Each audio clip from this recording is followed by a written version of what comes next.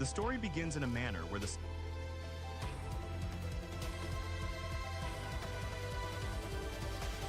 Yo.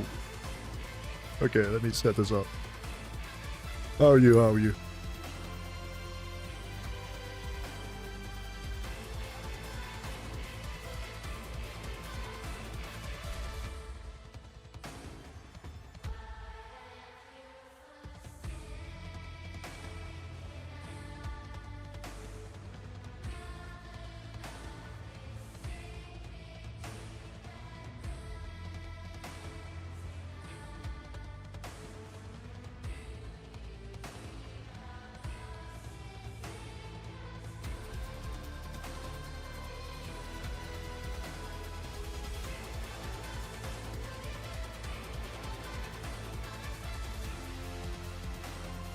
Ooh, okay.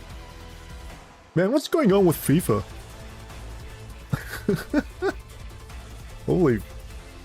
Holy balls.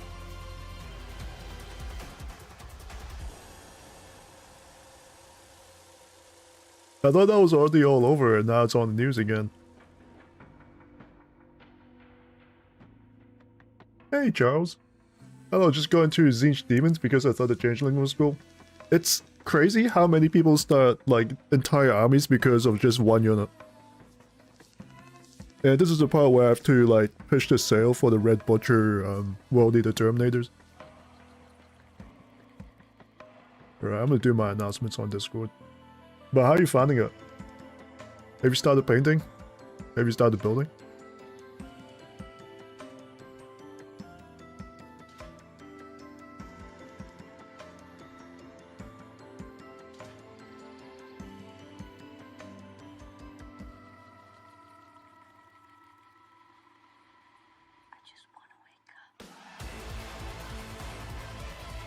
Building, not painted? That's alright. Just take it slowly. Oh, speaking of getting into the hobby, Asmongold got into 40k. That's gonna be the new... That's gonna be the actual like news segment. Well, part of it. I've got like an entire little dossier written up here. So I thought this week would be like a pretty slow week. I thought this would be just one of those like in between FAQ weeks where nothing really happens. You know, we're in between like model releases and all that. But actually looking at it closer, a lot of stuff has happened. Like there's a whole thing with StarCraft tabletop game actually ramping up. I got a little bit of news there. Because I think they're actually going to seriously compete with what 40k, I mean what Games Workshop is trying to do right now. We've got the Baneblade news, which is kind of like old news, but I think I should talk about it anyways. And then for the main segment, there is the Helldivers collab. There's obviously, you know, big streamer getting into 40k, which is actually kind of like a good thing, I feel like, but I'll talk about it more later. And there's some Dawn of War news, along with the Northern Exile, if we want to actually get into it. And NELLOP might be joining us as well. I'll see if he's actually busy. Because I feel the subjects that we're going to talk about, he probably wants to talk about it as well. So we might as well just like roll everything together. Anyways, I'm gonna like put everything together right now because there's like a Windows update.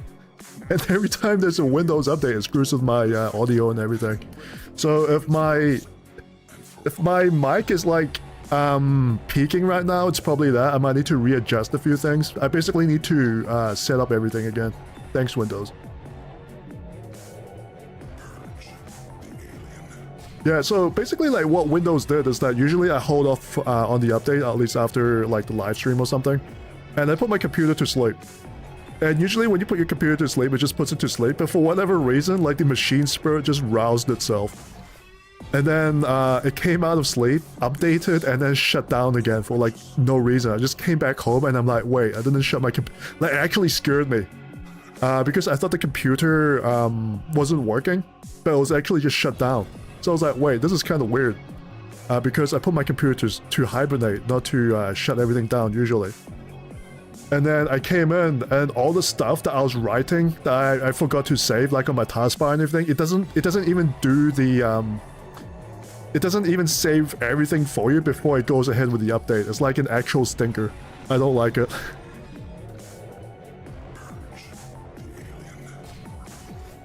But let me get my tabs ready. I think it's probably gonna be like 2 minutes, so you guys can get some water and all that.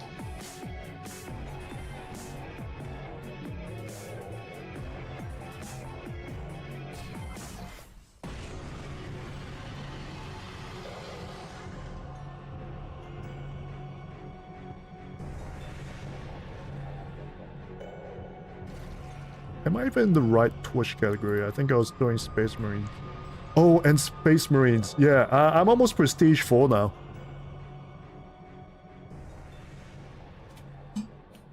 I think ever since I kind of clicked into the game after Korn gave me that advice on how to actually level up that weapon, I actually got into it a lot more.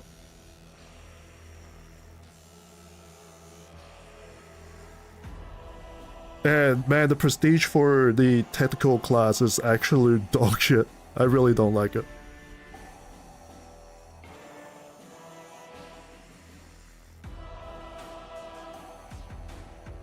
Playing Space Marine 2 right now? Oh, nice. Did you ever get your, did you ever max out your Prestige 4? I thought you were going for it. I thought you mentioned that something like that. I could be misremembering. Nice. I have to say that some of these stratagems for Space Marine 2 are just absolutely stupid.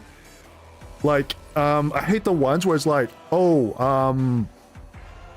I am going to completely invalidate, like, melee, even though I think melee is probably, like, 75% of the game interactions. And they're just throwing, like, zoanthropes and shit out there where you need some actual shooting to actually, like, deal with them. But the shooting is probably the weakest part of the game, in my opinion.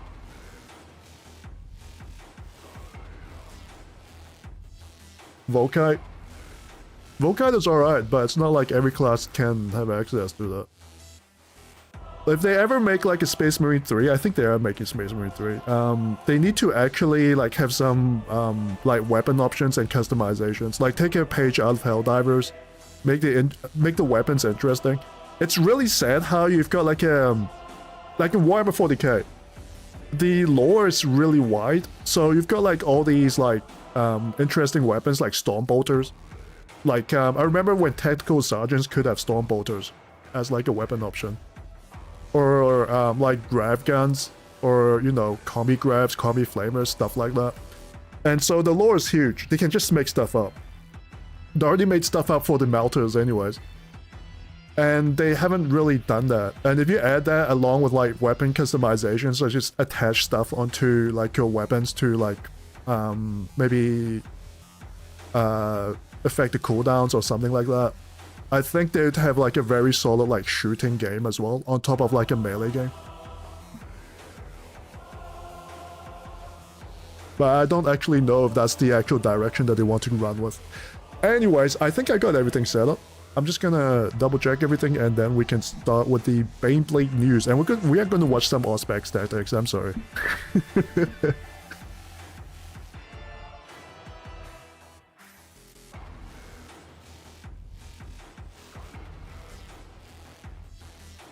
After World Leaders, what's your favorite legion or faction? Okay, so I know this is gonna get asked a lot, but I play a lot of factions. After World Eaters, my favorite faction, not in terms of lore, but in terms of like just enjoyment, and I guess the lore as well. Dark Eldar, funnily enough. Should I do like a show and tell? Actually, yeah, I should do a show and tell right now, since I just turned off the music. Let me pull up my folder. I need to show you guys my armies. I haven't done that in a while. Hey, let me go and find it. I got like 4 hard drives. This might take a while. One moment.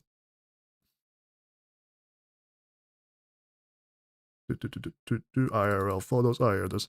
Okay, so besides World Eaters, I really enjoy playing Dark Eldar. And specifically when I play Dark Eldar, I really like playing the Covens. So I'm just gonna like share some models that I've been making or collected. So this is one of them. So this one, the hands needs repairing.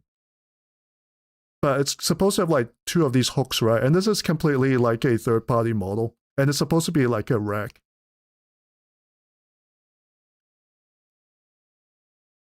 And let me see. This is another third-party model. And so if you play Dark Eldar, you'd probably recognize some of these.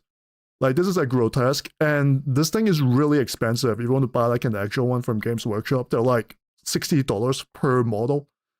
$60 or $40. Was it like... No, it's not that much. No, $30 a model. And you need like 3 of them to form like the smallest squad. You can have 6 of them, right? But you need at least 3. So I bought these like off eBay. These were 3D printed. I never actually got the proper ones because they were really old resin models as well. So I got these ones and the Artel ones. Let me try and find the Artel ones actually. Where is it? I need to... Is this it? No, that's just a normal Dark Eldar. No, as much as I like the Artel ones, I haven't actually taken that many photos of them. I know it's here somewhere. I know it's here in my folder somewhere. I might as well show off my Chronos as well, since it's up here. This is the one that I was making. I really like the entire theme was just basically like Resident Evil / Silent Hill. That was my entire like Dark Eldar theme. Like check this out. Check this out. Imagine you're playing like Space Marines, right? You're playing Warhammer 40k, and then your opponent comes in with like a Silent Hill themed like fucking horror army. Like this looks so gnarly to me. It's like these like blood-soaked butchers like coming out, just carving the shit out of everything. And the grotesque have such cool lore as well.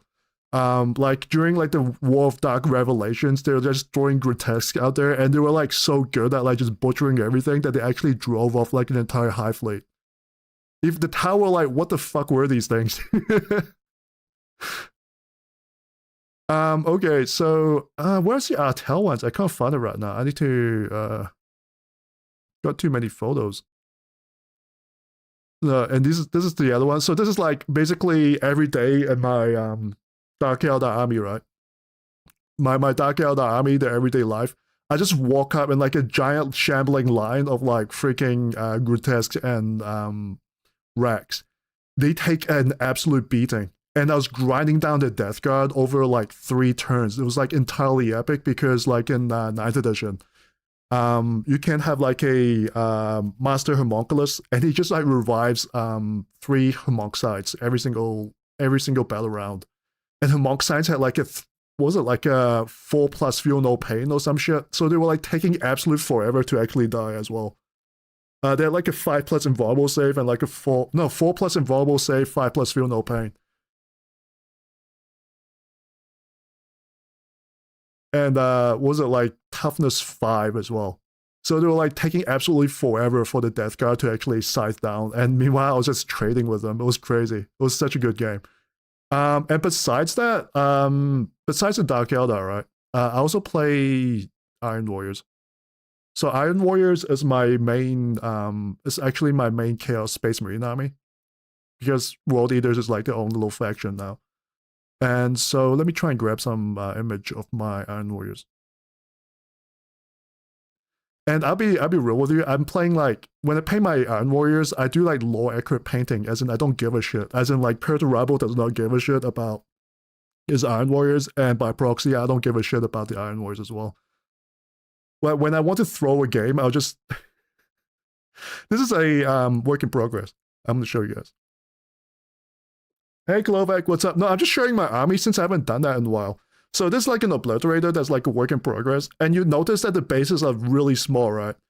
And that was when I wanted to field mutilators, and mutilators run off a smaller base. So what I did was that I stacked this on top of a larger base, and if I wanted to run mutilators, I'd take it off a base because they're like similar size.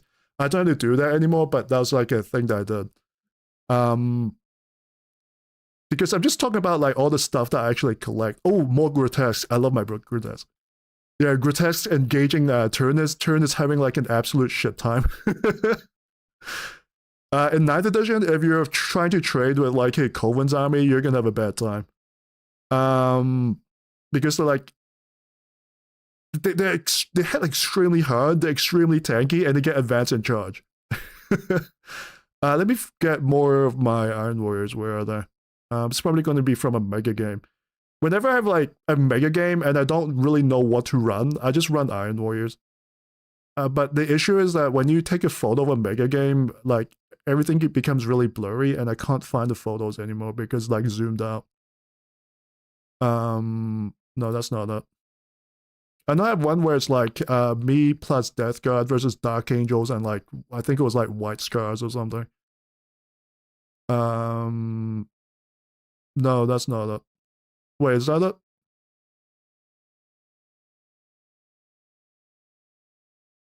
No, shit. No, it was me and the Death Guard looks like my Rex as well. Oh no. I'll just show you. I just show you guys this photo right now. It's not mine. This one's not mine.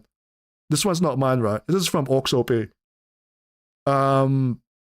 So I think Horn was talking about like mega tanks like a week ago, and that's Orcs OP. My Orc OP is my co-host, by the way, when I used to do the podcast.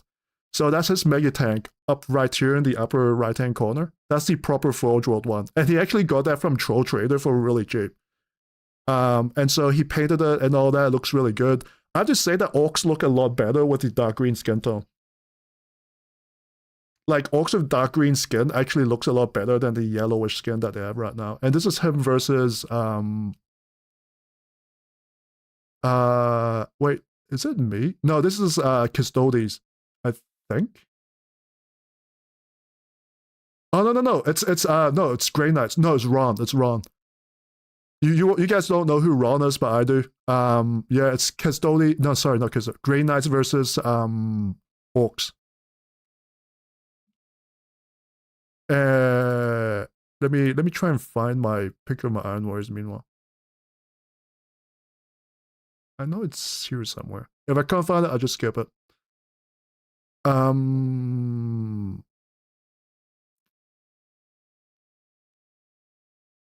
No, I can't find it. Alright, it's fine. Oh, and another army that I play that I was pretty serious about is that this is another one. I used to collect, like, I'm pretty serious about Grey Knights, but it's just that they haven't released anything good for Grey Knights, so my passion kind of petered down a little bit. And I have to say, this, like, 3D printed model for a Dread Knight, it's absolutely awesome. It's such a good conversion. I've got one that's like fully 3D printed. The whole thing is an STL, and one is like the conversion kit. And I'm trying to find the one that's a conversion kit right now. Well, so this was it while it was this is the full 3D one that was when it's unpainted. It looks really good. And so this one, the plan was, let me get you guys a better one. This one at least is base coated because the gray can looks wait. Do I ever have a version of that when it's base coated at the very least? No, I'll just go back to this one. Yeah, so the entire plan with this layout is to have like this shield here, and there'll be someone like huddling here, like the shield is protecting them, and then the Grey Knight being like an entire chat and just moving in to like protect the person. I know Grey Knights don't really do that, but that's like the power fantasy that like little diorama is trying to tell. You know, he's trying to be a good person. And then here's two of them. And the one on the left here is actually a converted one, right? So the one on the right with the two swords is a full STL file. That one is fully printed. I bought that off someone. And the one on the right is half plastic. That one is actually the Games Workshop Dread Knight, and then it's got the upgrade stuff pasted over it. Yeah. And dude, when you have this actually painted, when this is actually like done, it looks so fucking crazy. Because like a Grey Knight will probably have like 4 to like 5 of these dudes, and your entire army just has like full aura maxing. It looks so good. Let me see if I have like a work in progress one. Yeah, this is one that is not painted, obviously. It's like a 2v2 game. I've got like 2 of the Dread Knights out here. Do I have one where it's like almost painted? I know I've got one that it's like 90% painted. It's just missing the head that's being painted. Where is it? I showed it off once in the video, and then the photo just went missing. Give me a moment. It's here somewhere.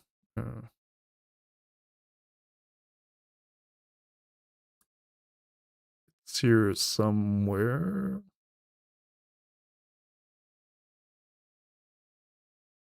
There's sometimes you've got so many models. Like I've got so many models I like hallucinate which ones I've actually painted. Oh, here it is. Here it is. Found it. Okay, so the head is not actually painted. That's why there's no head. It's like blue tacked on.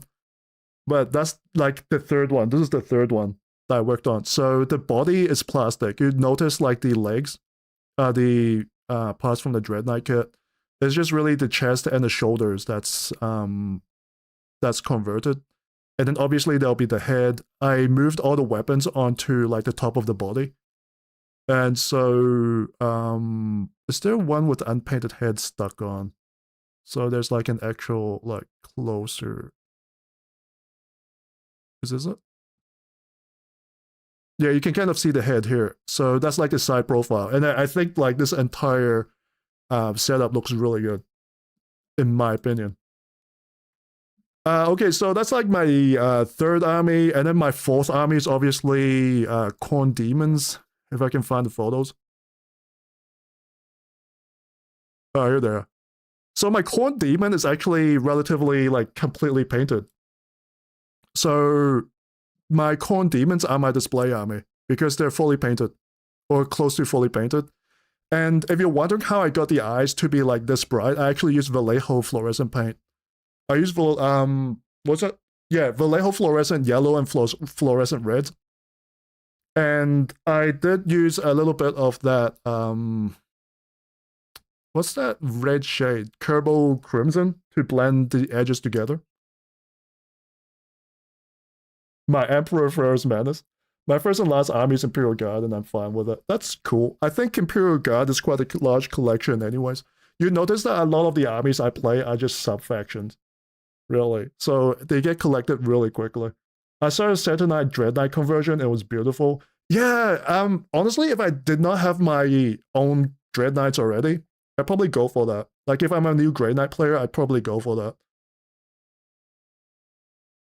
Yeah, so a lot of the armies I play are like sub-factions. They're like World Eaters, Corn Demonkins, Dark Eldar, especially the Coven side. So they're not really that big collections. So even though it sounds crazy that I play, you know, so many factions, it's really like a bunch of smaller factions. Because if I collect Imperial Guard, I probably just stay there the entire time. Oh, this is my Kaitan being built. Yeah, this was my Kaitan when it was still being put together.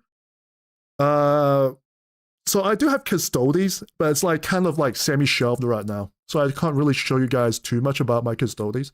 There's probably like 1,000 points of it that's actually like put together. I'm thinking of getting the one with the new jet bikes. I don't know, because like the whole thing with the Custodes kind of put me off. But I got my Custode models like really, really cheap as well. So it feels like a shame not to actually use it, like way under half price. Because there was a store that was closing down. And he was like, oh, you like Warhammer 40k? I was like, yeah. It's like, okay, I got these Custodes models you wanted. I'm like, okay, how much for it? And then there was like 2,000 points of Custodes for like a quarter of the price. It was nuts. Oh, and check out this old model. I did say I collect the Dark Eldar, and this is like a completely beat up. I can see like a bit of the fin and one of the cannons missing. I have the parts, but I just haven't repaired it yet. This is the old Vect model on his little Dais of Destruction. And obviously I got some old Dark Eldar stuff here as well. You guys remember this? The old Dark Eldar metal witches. I can honestly, they look quite good. I can honestly just like strip them and it'll be quite a good model if I bother to paint them up properly. Like, you guys check this out. These are the old Dark Eldar Scourges that I got. And really, I think like the Dark Eldar model, because they're like Eldar aren't really like Space Marines. right? They've got like skinnier proportions.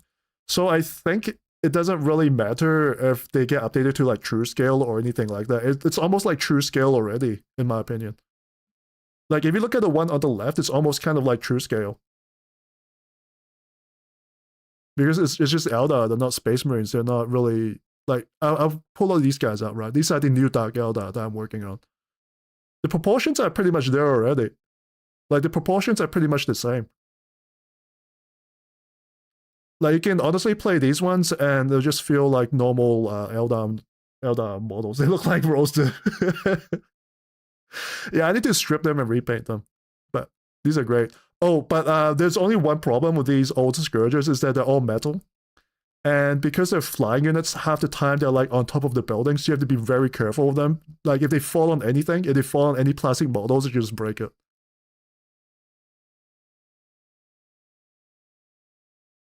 And this is the Chad right here. This is my oh crap, I forgot his name. I really like this character, but I forgot his name just suddenly.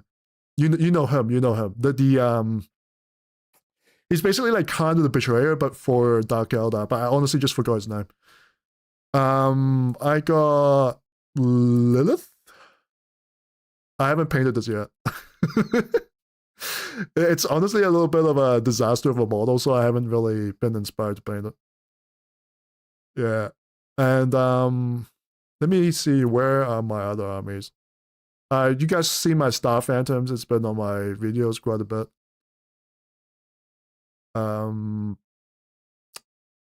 Yeah.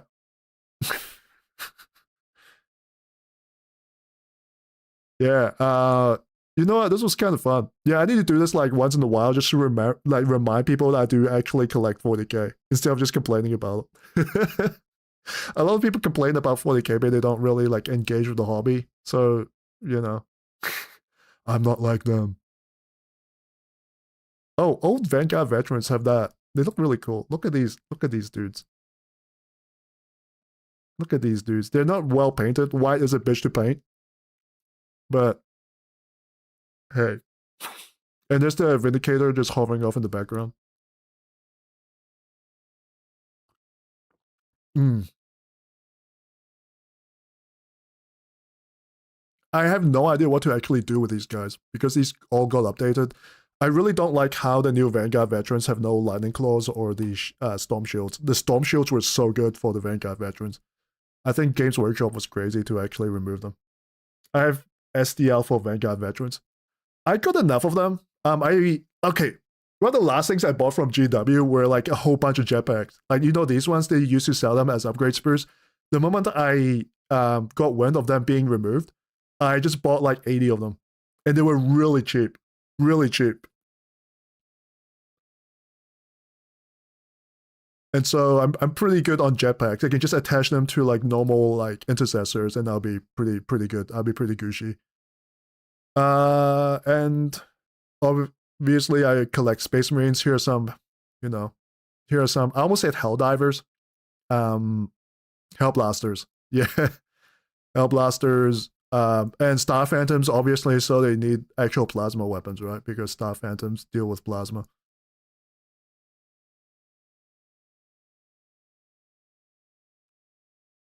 And I got my Chaos Knight somewhere. I don't think it's in this folder though. Yeah, so besides that, I've got Chaos Knights as well. I was working on them on stream. Like if you're really early onto my channel, I think I worked on them for like 6 months. I'm still working on them right now, trying to get the magnets working and everything. But yeah, that's basically my collection, I guess. Let me try and find like a few outstanding pictures that I want to share.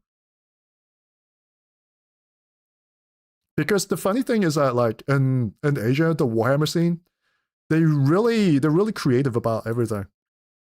Like the standard is actually quite high. It can be very low, but it can be very high as well. And people do a lot of kit bashing. Kit bashing is like one of the oh, let me show you guys this photo. This is crazy. Have you seen like a battle like this? How long have you played 40k and never seen something like this? That's like a Titan on the right hand side, and it's like a vampire, and I think that's another, I think that's a Forge World plane on the top there, and then there's a vampire on the bottom. That was a mega game. That was crazy. So yeah, like the standards of like the kit bashing and painting over in Asia, they're very passionate about it. So I don't know, Games Workshop's planning to move into Asia, so they're gonna get more of those, I guess. These aren't mine, by the way. These are someone else's. I'm just sharing them from my old hobby group. I'm trying to find the Gundam army because someone converted the entire Tau army into Gundam, and it's here somewhere. It's quite cool, and I'll show that, and then we can carry on with the show. But I can't find them right now for some reason. Oh, here it is. Here it is. Here it is. Oh, check this out. This is like total nerdgasm if you're into anime. So this is a friend of ours. He has a Tau army, but you notice that his entire Tau army is Gundam. So Commander Farsight is a Sazabi from Shah's counterattack. He's got like another suit here as well. That's Shah's custom Zaku 2 as like another, I guess that's like a crisis suit. Or no, I think that's a Cold Star, approximate Cold Star. The Tau normal warriors like whatever. The bigger Tau dudes are like Zaku's. He's got the Doms, he's got the Goths. He converted like all his freaking like devil fishes and painted them out like Murasai's. You see the Doms in the background. Yeah, this is crazy. Playing with this guy was like an entire spectacle. Also, OP really likes playing against him because he loves Gundam as well. Yeah, there's like Dolben Wolf here as well. I'm like gushing over this. This is so cool, man. And his Storm Surge is the, I can't pronounce the name, but it's the thing from Gundam Stardust Memories. Yeah.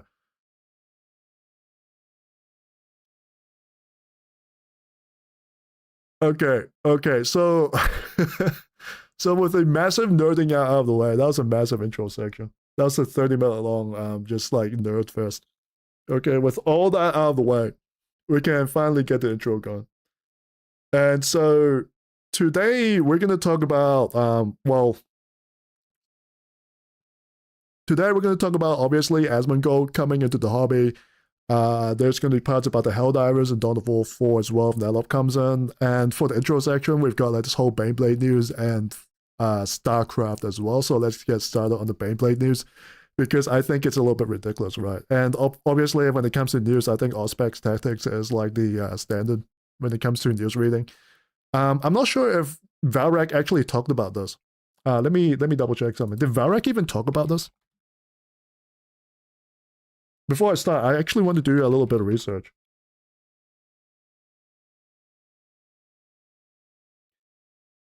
Because I wouldn't put it past him to just like not even talk about it.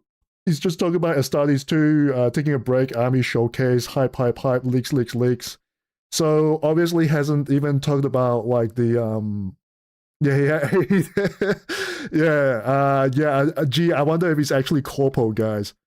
Is he a corpo shield? I wonder. Anyways, and by the way, this was like the news at the start of the week, I believe. Like Monday to Wednesday, my feed was just filled up with this. Straight back, and it seems that Games Workshop just basically wants to take a sprue out of the box and charge you extra for the same thing that they were selling before.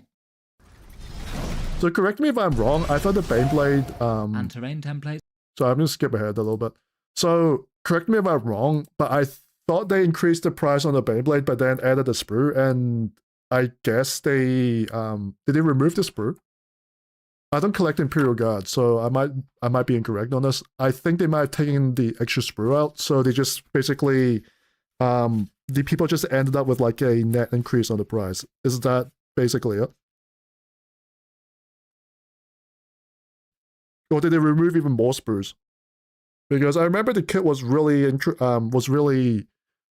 popular with the orc players because it scab off like bits of other people. You can actually split a box with like an orc player pretty easily. It's a big, solid, and pretty iconic kit that people really wouldn't want to see go away, and there was very little chance it was getting a new model at this point. Games Workshop first marked it sold out online, and it was just not listed on the web store anymore. I guessed it was just for a rebox of some sort, maybe potentially redoing a sprue in the box. I don't think they were going to remove it though, some sort of because there's no sense removing it when it's going to be in like Total War games. New format, and despite a few people fretting there wasn't too much chance it was gone for good, last weekend Games Workshop announced that it was coming back, seemingly with a tiny price increase in the USA, now $200 when it was $197. With a price tag of £120 or €155, the same as the Night Ruinator. It wasn't too clear why they'd done this. Certainly didn't seem likely that a $3 price rise in one region was enough for them to bother to take the product out and then put it back in again. So I think the $3 price rise was not really... that does not include the previous price rise when the sprue was added on, I believe. I was expecting that we might find out either by the product descriptions or when people got their boxes. It seems that we now have an answer to the small mystery, and frankly it's not that great, just a straight downgrade in what Games Workshop's offering. When the Saturday pre-orders went live, it looked like the... So I guess Games Workshop really wants you to buy that sprue.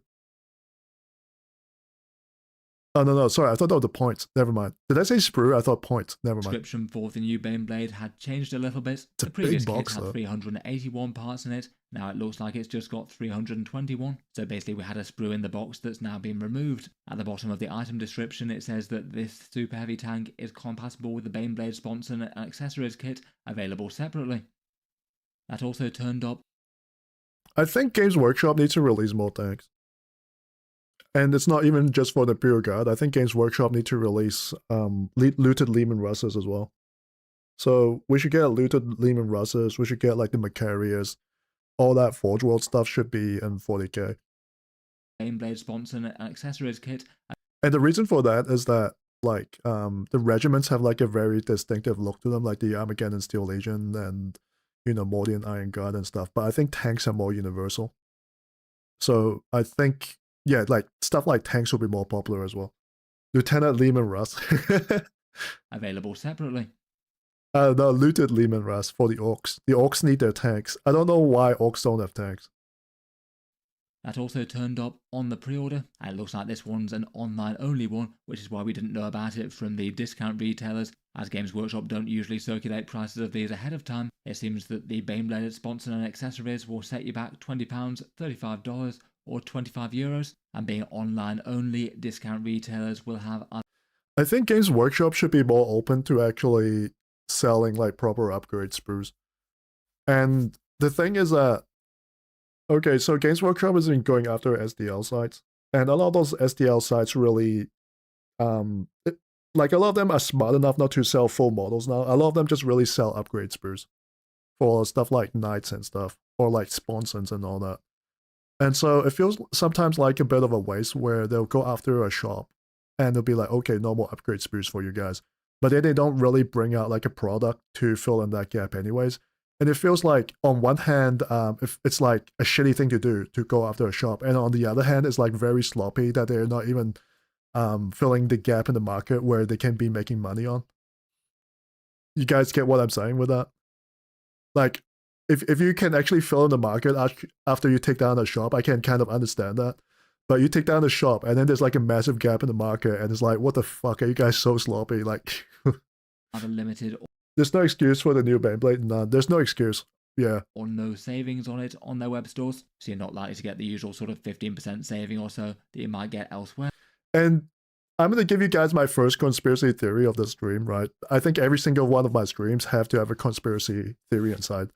I think the plan for the CEO now is to basically increase the stock price as much as he can through nickel and diming.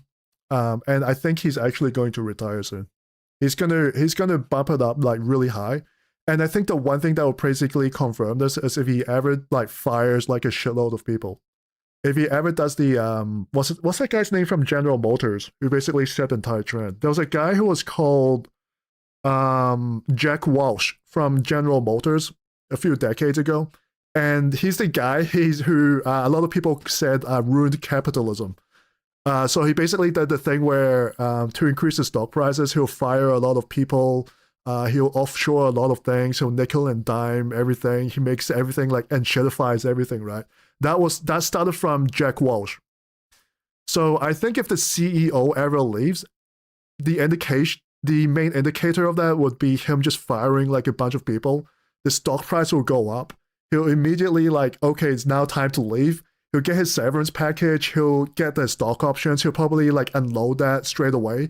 Just like the CFO, that woman who left, who used to be the CFO, right? The moment she left Games Workshop, she just sold all her stocks because it was like at a high at that point. And then that's their entire like retirement package. And no, the shareholders are, yeah. It happens every single time. And the reason I say that is because the CEO for Games Workshop, he's been around for, he's been there since like 2015. He was working in Games Workshop previously as the like chief accountant and stuff, right? But as the CEO, I think he's been around for like 11 to 12 years. And the interesting thing is that the medium like duration for a CEO, the average like medium duration is about 4 to 5 years. He's been CEO like twice or like 3 times or twice as long as normal CEOs in any position. So I think he's probably hoping to just like pump up the stock as much as he can, like within like these 5 years. And I think within these 5 years, we should get the Amazon show as well, because I think they hired a new writer or something. So on the high, right, this is where like Total War games are coming out. This is where like Dawn of War 4 is really going to take off. Maybe we might get like Space Marine 3 as well. Everything is going to be like fucking like giga steroided up, you know, strong, money. And then he's just be like, yeah. Oh, by the way, we need to do our, okay, so every single stream, we need to check the stock prices for Games Workshop. What's it? What is it right now? What is it? It's actually gone down quite a bit. It was at 22,000. Holy fuck. And now it's down to 19. I'm telling you, man, this what is like the equivalent of like view botting, but for stocks? Is there like an actual term for this? This is bad because I'm like I'm supposed to be like the professional here, right? But like what's the term for view botting but with like stocks? It feels a little bit like that sometimes. But anyways, that was all allegations, by the way, if there's any lawyers watching. Basically, the set is just the Baneblade Sponsor Sprue. In the pre-update box set, we had... I'll say something, but I know you're streaming on Twitch, so I can keep it to myself. You can put it on Discord, I can read about it. 2 sets of the 2 sponsons, as it can take up to 4. Though now in the new box, it looks like it's just got the one of these, and then if you want the second set of them, then you have to buy it separately. No, because the stock does look like really sus sometimes, right? Like the whole like spiking up and down thing. It's almost like when they start botting and you see like streamers, the entire like pool of, what was it, like the entire graph just hit straight down. Essentially, if you want the same plastic as you had in the previous Baneblade box, it's now going to cost you £140 rather than $120, or $235 rather than $197. All allegations, by the way. Basically raised the price on this and also made it not as easy to get via discount retailers as if you want the full 4 sponsor Baneblades. Not every discount retailer will be stocking this extra sprue.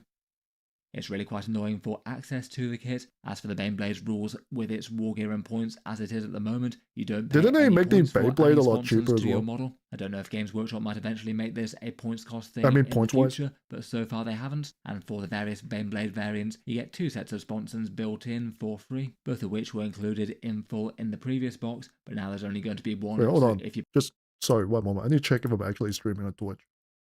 It looks like I am. up the core one, you're not going to be able to equip a Baneblade with the strongest possible rules. It means that if you want your model to be fully what you see is what you get, there'd be a good incentive to pick up that additional sprue. Yeah, because I heard that like coincidentally the points dropped when they made the kit more expensive. It's like, I wonder, guys. Games Workshop do keep that as the optimal way to field them though. In casual games, I'm sure most people will be absolutely fine with your proxying. It's not like heavy bolters and las cannons aren't represented on the model, it's just that you get more shots than you might guess. You could potentially convert something, maybe represent those weapons not even necessarily as sponsons but elsewhere on the model. Or perhaps use some 3D printed upgrades, which do seem to already exist with a quick search on the internet. A very quick search brings up a few examples for me. One of them seems to be on eBay in the UK. It is pretty annoying stuff, a pretty flat downgrade in the thing that... 35 points. How much is a Baneblade in terms of points? It's like 400 points, right? So it's gone down about 10%. That's actually quite major.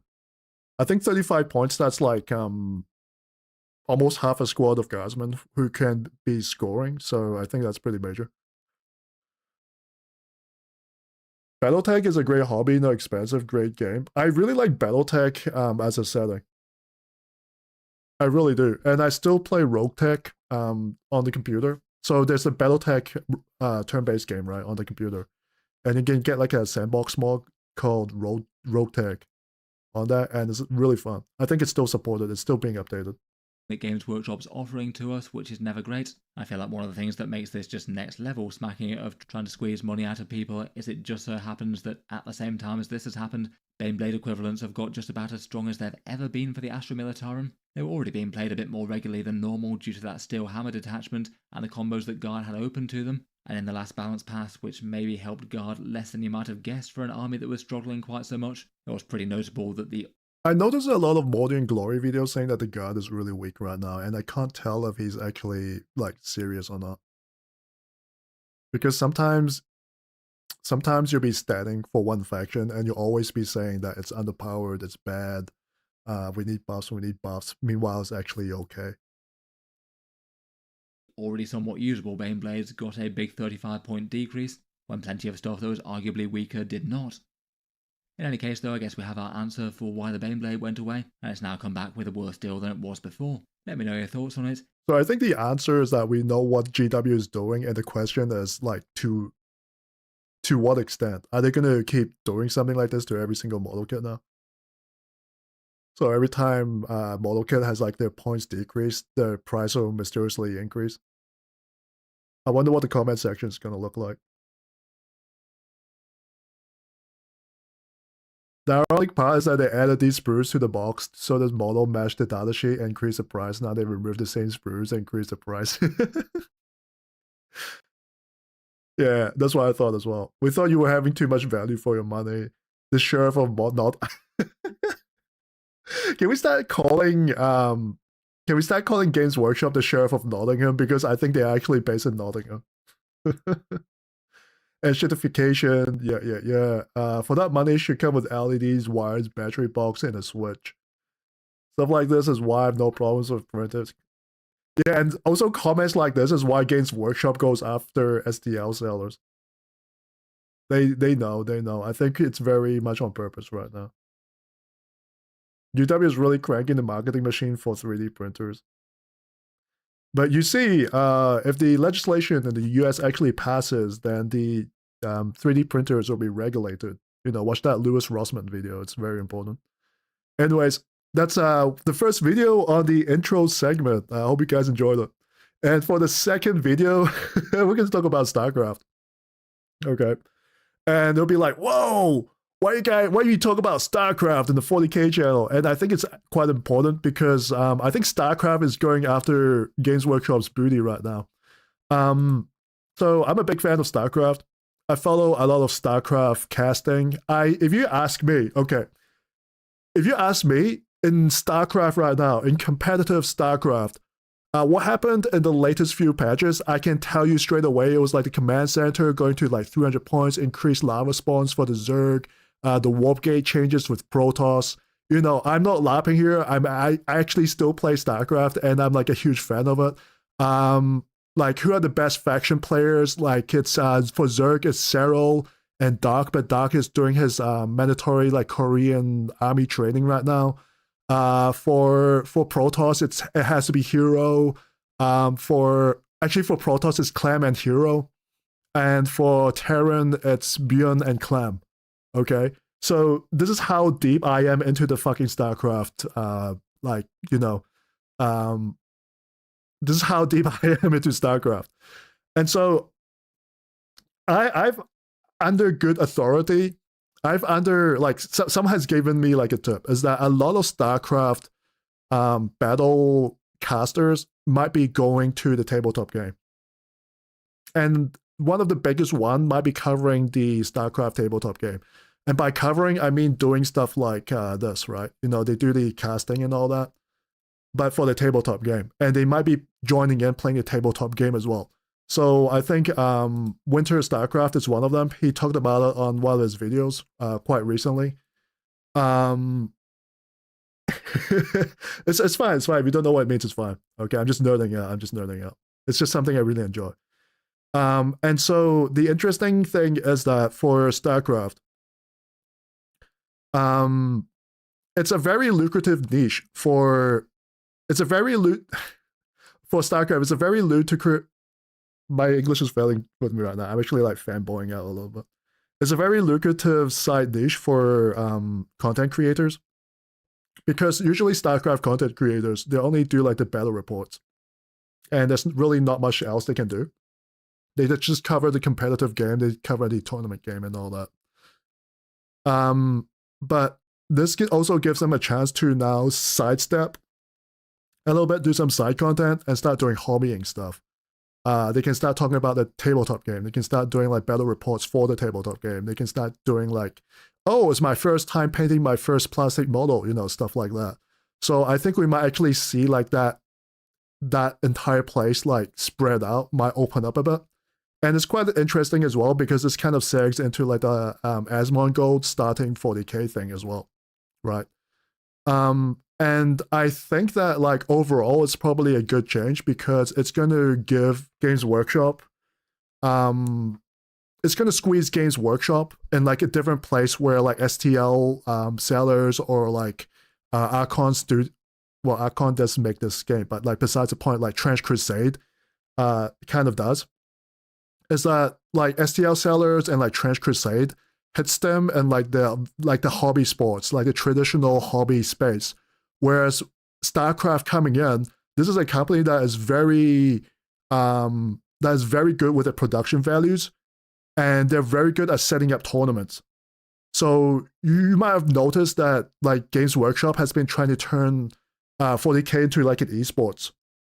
They're trying to turn 40k into like 40k esport. You know, they're trying to do like this whole thing with 40k, stuff, shit like this, right? Well, all of this came from, well, Blizzard and StarCraft. You know, shit like this. This came from them. So I think now Games Workshop has like the competitors like through Trench Crusade and like, shit like that. Conflict 47, the traditional side is going to be like competed against. And now on the esports side, so you're going to start getting squeezed by Blizzard and StarCraft as well. I think overall it's a good change. Competition is always good. Anyways, I've been yapping quite a bit. Let's actually watch the proper videos. Kind of a short one, it's only 2 minutes long. I wonder if you can proxy a lot of these models as well. I bring tidings. So volume's a bit up. Oh, that's Zero Tool! He's supposed to be dead. That's not low accurate. Yeah, spoilers alert, Zero Tool kind of dies in Heart of the Swarm.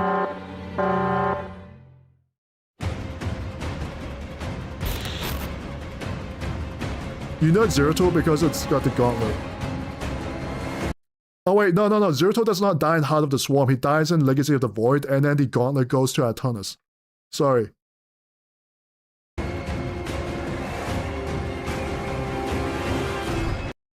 Trench Crusade is cursed. STLs are broken. Guys don't take accountability for the mess. Yeah, I think Trench Crusade was like a bit of a misspeak on my part. I meant to really say Conflict 47. Because I think the Conflict 47 people are a lot more competent than the Trench Crusade guys. Sorry, that was a misspeak.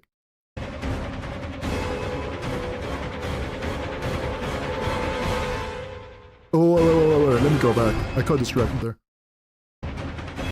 Because, like, putting out good models is one thing, but what's really important is not, like, the individual offerings they can bring out, it's the entire organization behind it.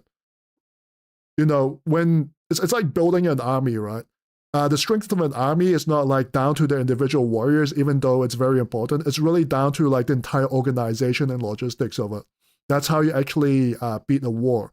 And doing business is basically an economic war. And I think the Warlord Games people, since they're like ex-Games Workshop and they're mainly like veterans in that industry, they don't really rely on like startups or anything. They're basically playing like New Game Plus for them.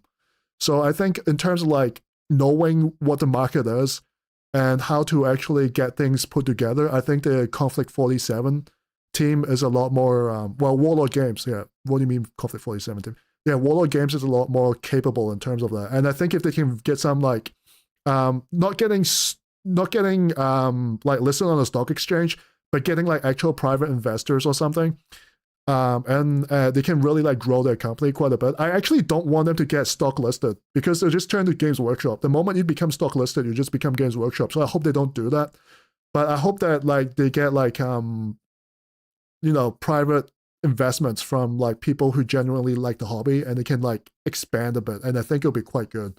Like to actually carve out their own space and eventually have that compete more with Games Workshop. Because every time there's competition in the space, it's only good for the consumers. Sorry, but he looks a bit like the combination of Tyranid and Kroot. You can say that a little bit, yeah. The Protoss, so he's a Protoss, right? He's really based on like the Predator. The main inspiration for the Protoss was like the Predator and Spawn. And there was like another dude from Marvel Comics as well, who I forgot the name of. I did like an entire video on this.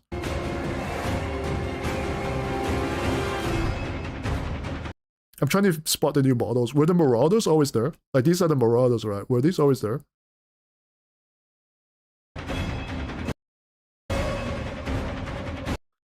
Wait, those siege tanks are new. So I didn't go back. Oh no, Games Workshop will have to sue them now because they brought in like a tank in a tabletop game. Can the siege tanks transform on a tabletop game? That would be crazy. Or are they always in siege mode? That's a Ravager. So the roaches like evolve into Ravagers. I don't think a Ravager is like one-to-one parity with a siege tank though. And by the way, I noticed that their entire color scheme is a little bit different now. I think this is like another new batch that they painted up. It's a lot closer to like the 40k kind of like grimdark color scheme. It's a lot darker and the shading is a lot stronger.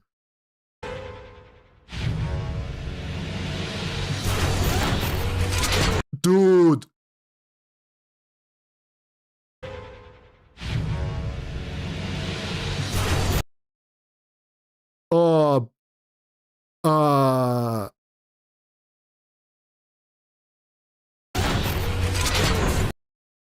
You know what the worst thing about this? You know what the funniest thing about this is?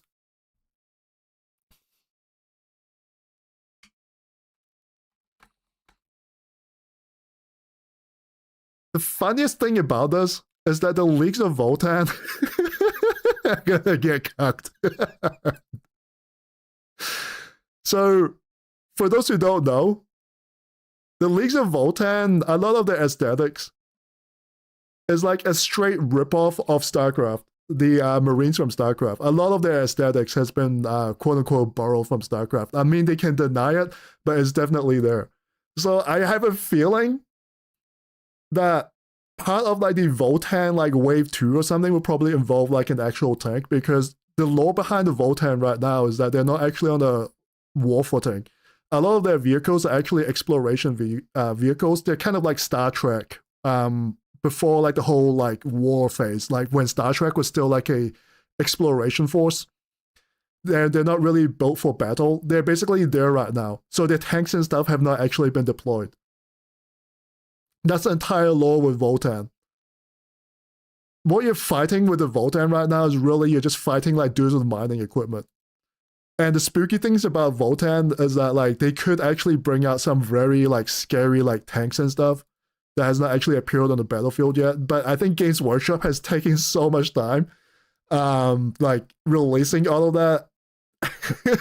They just came out with like, you know what, fuck you. You like to copy us? Nah, we're gonna bring this out first.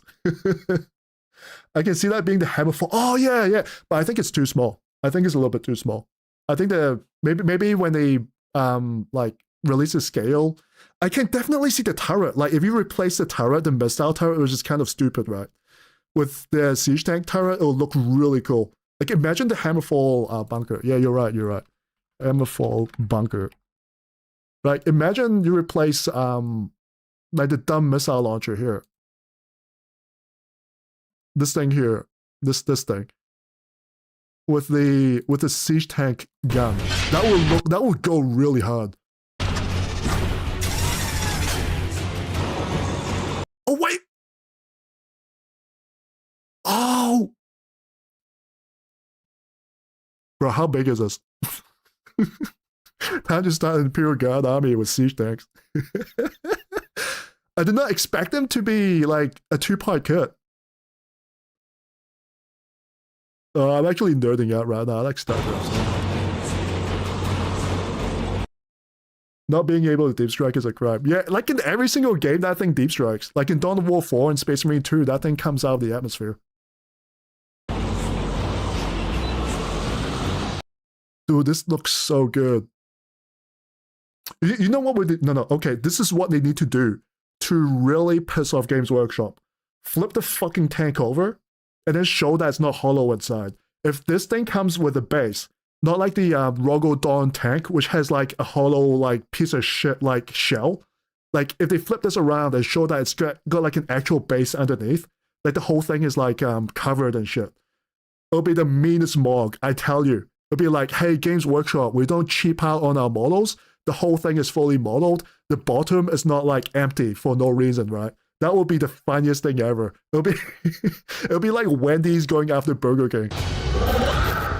Oh, Ravager. Yeah, I knew it.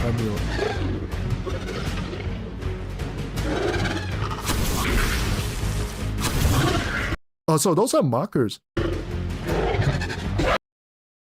Okay, so the lore for this is that the roaches, you can build roaches in the RTS game. And then you can do like a research and then, well, the layer research. And then they can evolve into the Ravagers. So they become like a siege unit.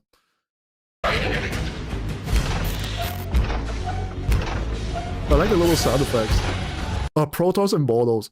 I would have preferred like the Dragoon because of Phoenix. Because Phoenix was a Dragoon, but then the lore is that the Dragoons, they lost the facilities to actually build that. So they all got converted into Immortals. So a Dragoon is kind of like a Dreadnought from Warhammer 40k, where they've got like a cripple dude and they put it inside of like a spider robot.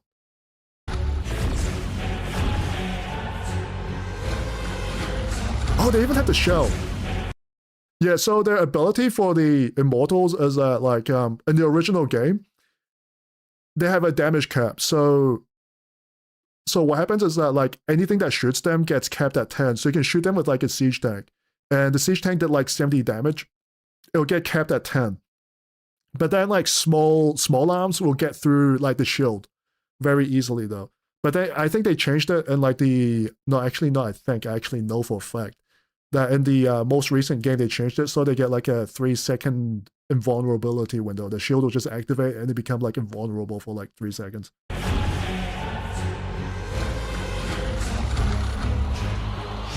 return to serve.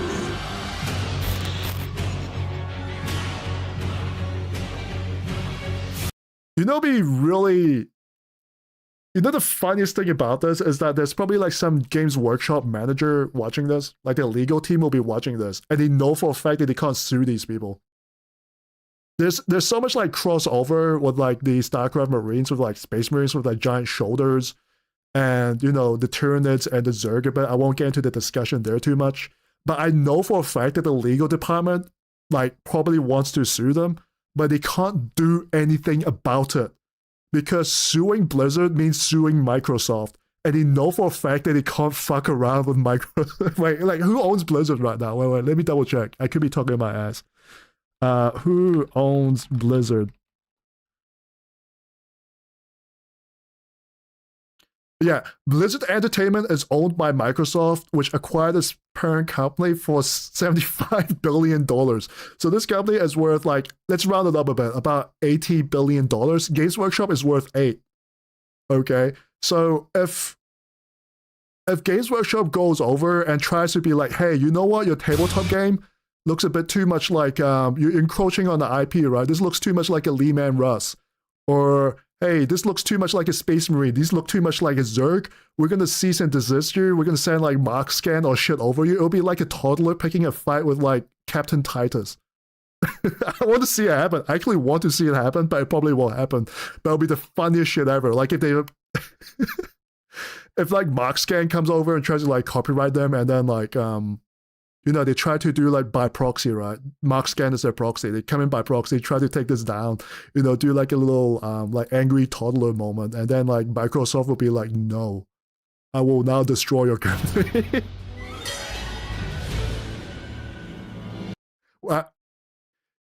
And by destroying means like buying them out. You don't destroy a company. Like you don't really destroy a stock listed company. You destroy their value and you buy them out. Would be funny though. Control the high ground. Okay, I feel like that is talking directly to 40k players.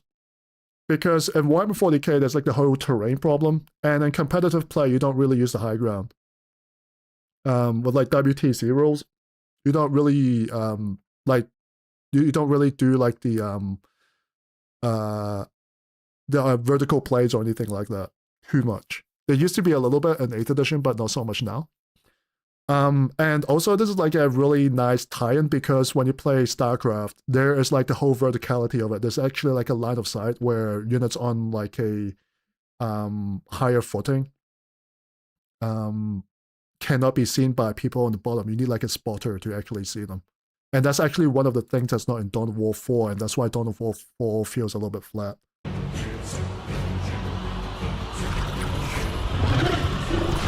So there's probably gonna be like line of sight in this game, but it's gonna be instead of just L-shaped terrain, there's gonna be like up and down line of sight as well, probably.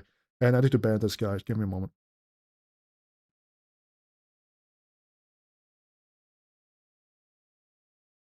There.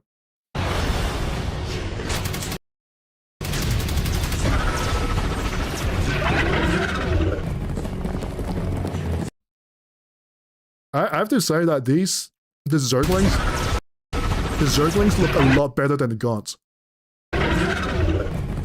Like these Zerglings, you can't see them, it's a little bit blurry, but I think it looks a lot better than Gaunts. I think they repainted everything. It looks a lot more shaded and it's a lot more grimdark. I think they might be trying to push into the grimdark aspect. They know that Warhammer is popular because it's grimdark, but right now the way that the models are presented in Warhammer 40k, and they're not painted in like a grimdark way at all. It's almost like Marvelish. They kind of like moved away from, they're like the golden goose. They laid the golden egg, but then the goose like fucked off somewhere else. So the entire egg is just leaving there by itself. And so I think Blizzard is just coming in to just pick up the egg now.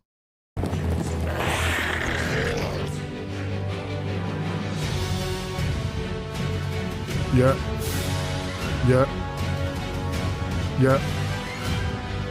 I want to see how expensive this is. Because if it's cheaper than Warhammer 40k, then Blizzard might be in trouble. Not Blizzard, Games Workshop might be in trouble. Between Bandai coming into the tabletop space with like their own Gundam kits and like a smaller scale kind of like Kill Team-esque game, with Conflict 47 being very competent, being very likable, and attracting the like Imperial Guard niche with their story writing and the aesthetics, with Blizzard coming in with like StarCraft, you know, doing the whole sci-fi fantasy thing in like a very grimdark way. I think that like Games Workshop is actually actively being besieged right now, and on all sides. They're the actual Imperium of Man. They're getting sieged out. And for good reason, because Games Workshop is a company that has cut so many corners, they've actually lost their edge. And everyone is looking at that, like, everyone is looking at this, like, giant rise on their stocks, like, going from, like, 7,000 to, like, 20,000, and they'll be like, you know what, I want a product that's very easy to make, that can fit in our portfolio. That can give us this.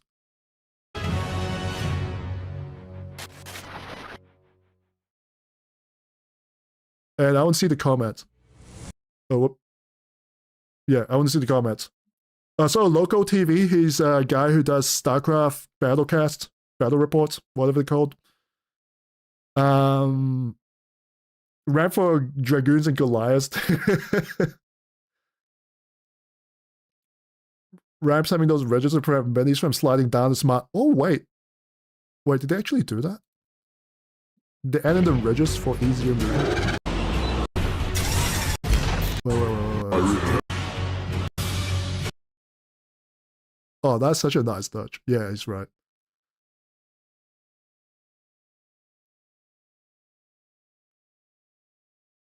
Sick ass tank. I think the tank is like the best looking unit here. I wonder if they're gonna bring the Valkyrie, because that thing can transform as well. Yeah, what are they gonna do with Archons and High Templars? How many views did this get? Archon Studios, 66k views. It's pretty good. Ooh. What's going on Discord? Hang on. Someone DM'd me.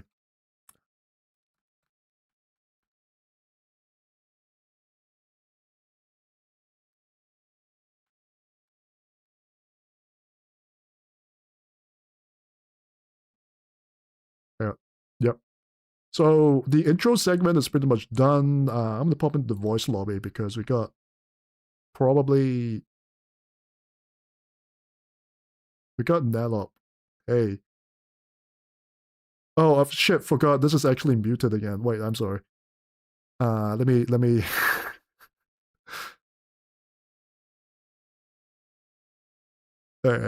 try and fix this.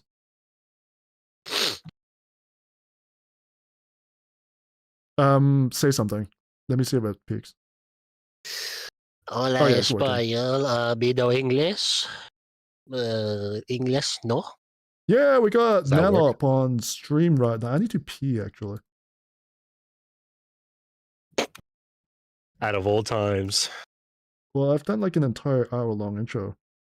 Is this even working? I got the like little PNG thing for you, but I'm not sure if it's working properly. Should be. NELLOP being autistic. Maybe. Oh, okay. So I'm gonna leave you guys for about like a minute. You can, if you got questions, you can talk to NELLOP right now. I need to pee. It's been like an hour. I've been drinking. This is a great start to the stream. 90% of the audience won't even speak to me. They'll be like, damn, this guy. Fuck this guy. All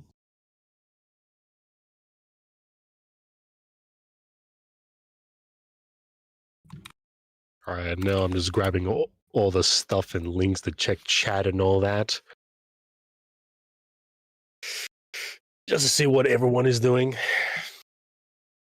Hello, everyone. Where have you been? Did you bring us milk? I'm working on it. I'm working on it. I'm just waiting for the people to give me the milk, to bring the milk. You know what I'm saying?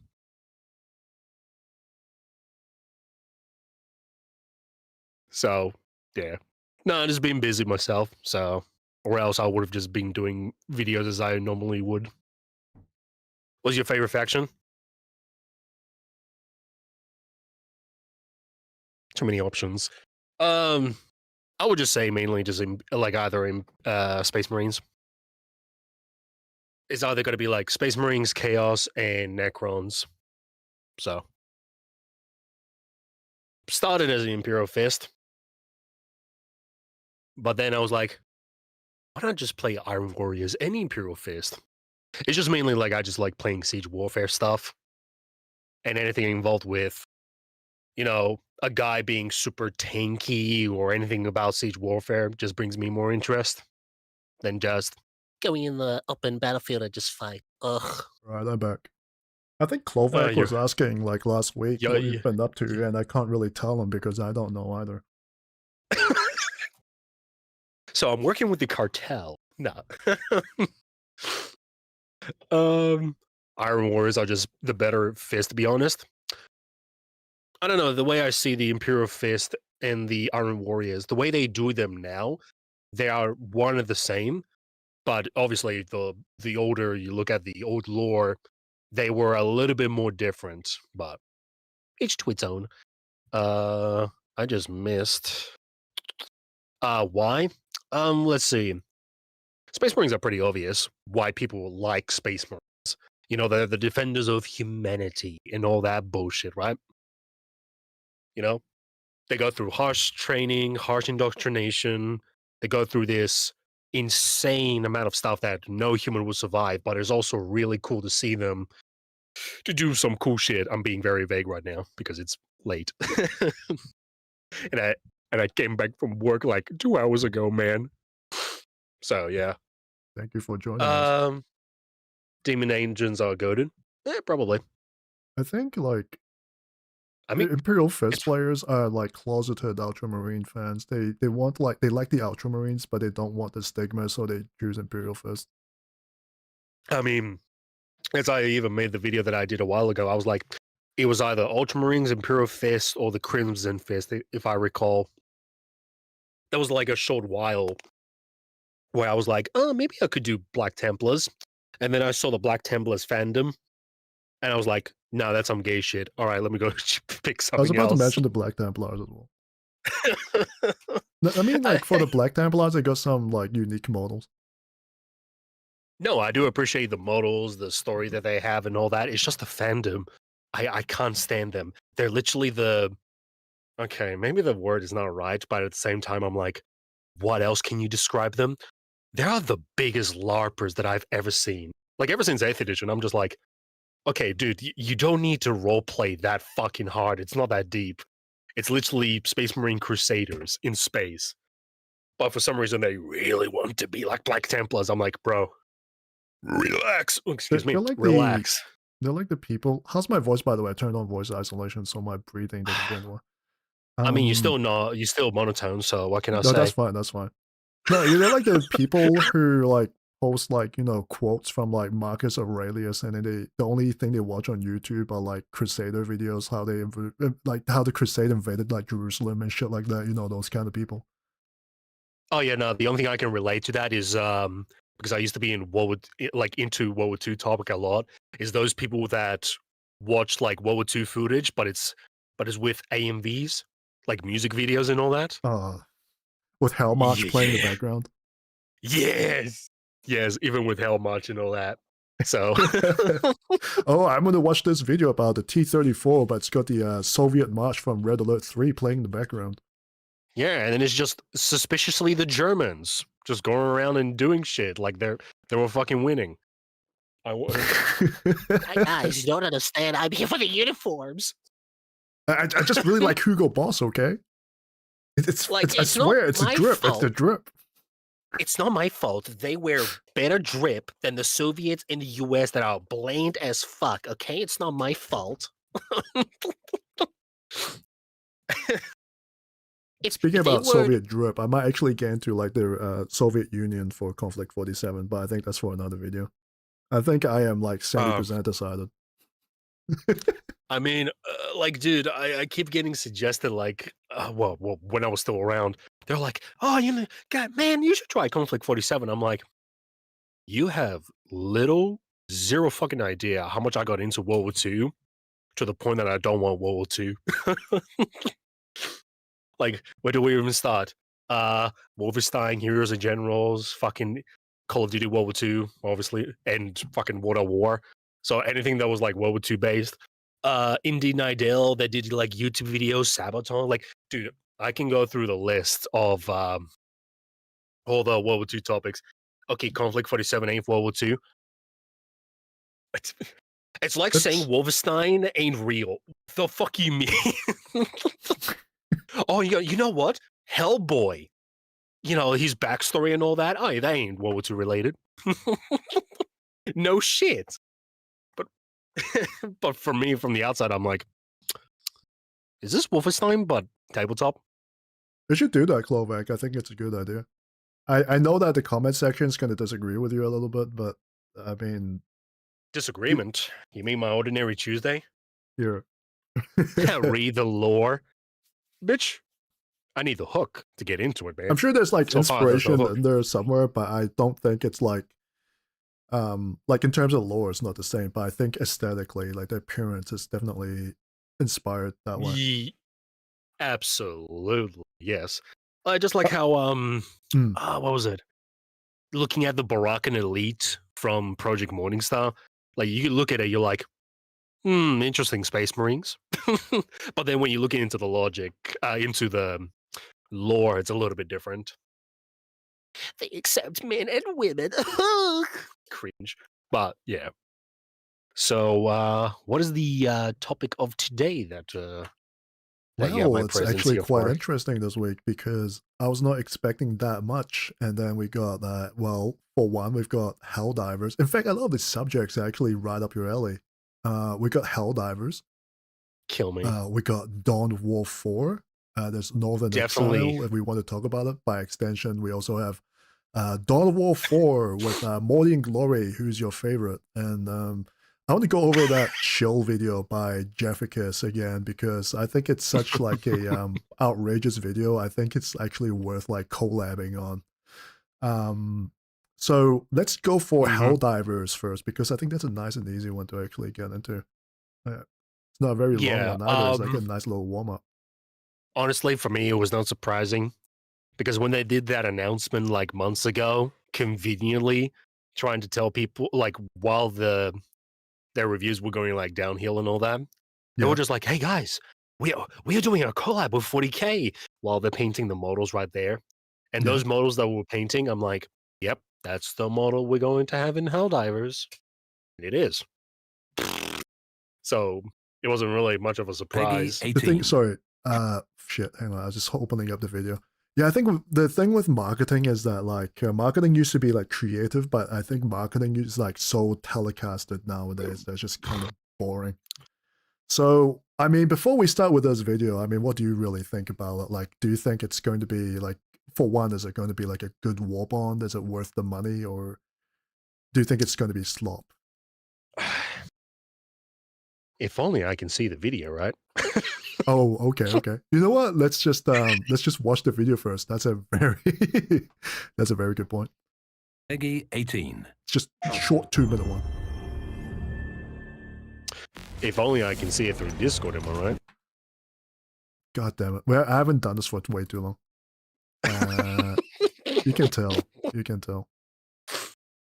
Yeah, no, that's fine. Like, we haven't done it for a while. I was like, oh, I'm going to do my own thing. Honestly, I don't even know what's the up-to-date news since I was like that busy. Probably. It's my screen share. Yeah. So, okay. Is your screen shared? You know what? Why should I ask you? Oh, don't worry, I'll ask the screen. Have you shared, buddy? No. No. Yeah, it's sharing. You know what it reminds me of? The Sopranos scene with the coffin and all that. The what? You know what I'm talking about? The what? I didn't hear you.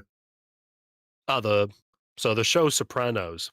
Yeah. The one in the scene with the coffin, the funeral. You know what I'm talking about? No. So someone goes and tells Tony Soprano, and he's like, "Hey man, can you stop smoking?" Dude, it doesn't even affect anyone.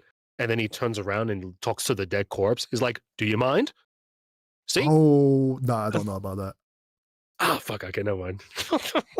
Yeah. Like the only funeral scene, like coffin scene I remember was the one where he like got body checked when he was going to like a church and had like a heart attack. Because he can't tie shoelaces or some shit because he was way too fat for that. I can't understand how that feels. He was faking it.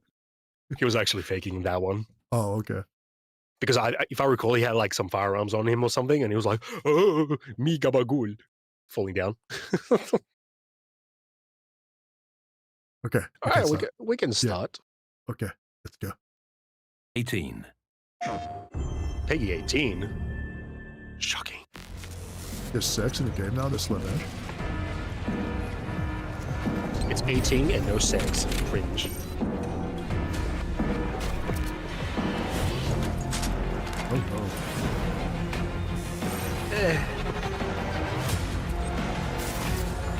It doesn't really scream like Grim Dark. Obviously, it's Let's watch our own thing first.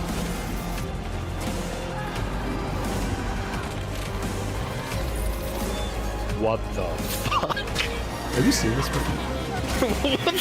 What the fuck? Is this your first time? Is this your first time reaction? First Yes, VTuber dude. reaction. I'm not fucking around when I say I've been absent, like I've been a little bit out of touch. I have not seen any comments. I have not seen anything new other than like what people just spam me with. They're like, no, look at this thing. Like, yeah, sure, buddy.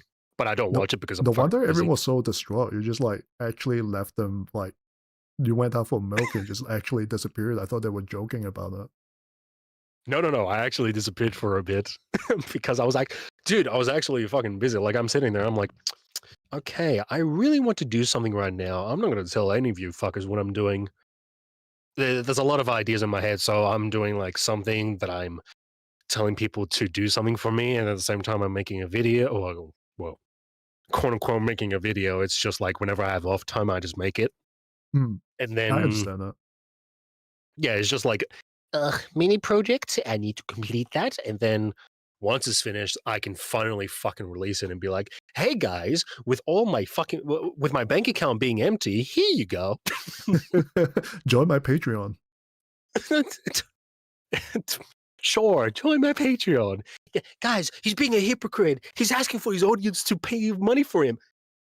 Yeah, Shut the fuck up. I've seen like tiny, like really small channels or they have a Patreon. So I don't think there's any shame in asking for that anymore.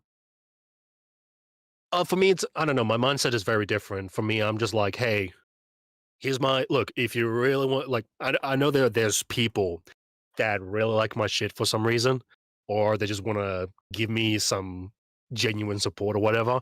I'm like, okay, you know what? Here you go. There's a platform. Do whatever you want with your money. I ain't gonna stop you. I don't know. My attitude is very different. They compared to someone else, they'd be like, "Hey guys, you want to support me? Go to my Patreon." You know. Anyways, go back to Helldivers. What the fuck is that suit? Yeah, I was looking at that. I was like, wait, this does not look like Warhammer 40k. That's like that's feels more like out of Japanese anime or something. And I'm not even joking. I'm not throwing anime out there. It just feels like something out of like a isekai. Is this? Do I have to look in the Imperial It's literally a boiled egg for armor. What kind of regimen is this? Someone needs to look into it. Is this going to be like a new release? Like Games Workshop is going to release like a new model. Like is that the new Cadian armor because they're poor as fuck now or something? I can't wait for Morty and Glory praising GW, meanwhile criticizing them over again for something else, and I'm like, shut the fuck up. I don't know why that irritates me a little bit. We're gonna get to the stream where he's gonna be like, I've never played an RTS game before, but I know for a fact that Dawn War will be fucking awesome, but I've never played RTS games, and guys, I totally played Dawn War 1 though, guys, right? Oh, Dawn. No, this armor looks like Killzone armor more than. Dude, if he pulls that bullshit off, I'm going to compare him with Arch. Because Arch does the same fucking thing. I don't know much about Helldivers, but let me tell you that this is wrong. Let's continue. It's crazy because it feels like you've pre-watched all the videos that I'm going to show you, but I know for a fact that you haven't. Let's keep going. I have not. You'll be shocked. Ow, bolt pistol. Remember when the bolt pistol had like a bit of lore behind it? Anyway, sorry, let's pause for a minute.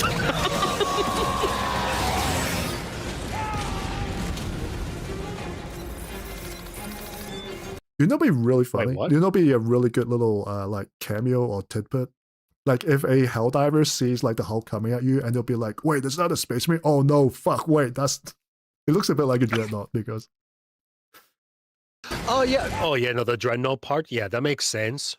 Yeah, but I know a lot of people like even myself, like I compare the automatons with a little bit with 40k inspiration, but then you go and play the first game, and then you can actually see where the inspiration is coming from. Yeah, so I think it'll be like a really nice like trivia bit if you're wearing like the Imperial Guard armor and you see the Hulk coming at you, and there's like a little voice line that comes out where he thinks it's like a Space Marine Dreadnought, but it's not, obviously. Anyway, Korn makes a very good point. They keep pausing.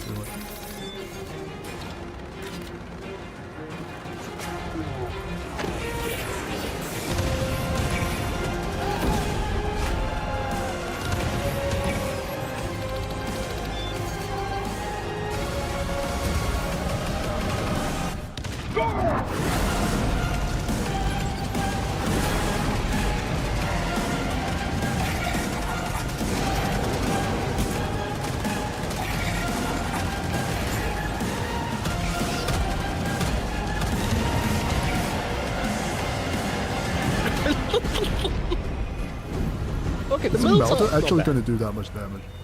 I really don't like that second armor on the left. the melter. I'm like, that's going to do strength 4, that's for sure. What do you think the pan on the melter is going to be? Honestly, I haven't played Helldivers 2 for a while since the invasion of Cyberstan, and a little bit Yeah. after that.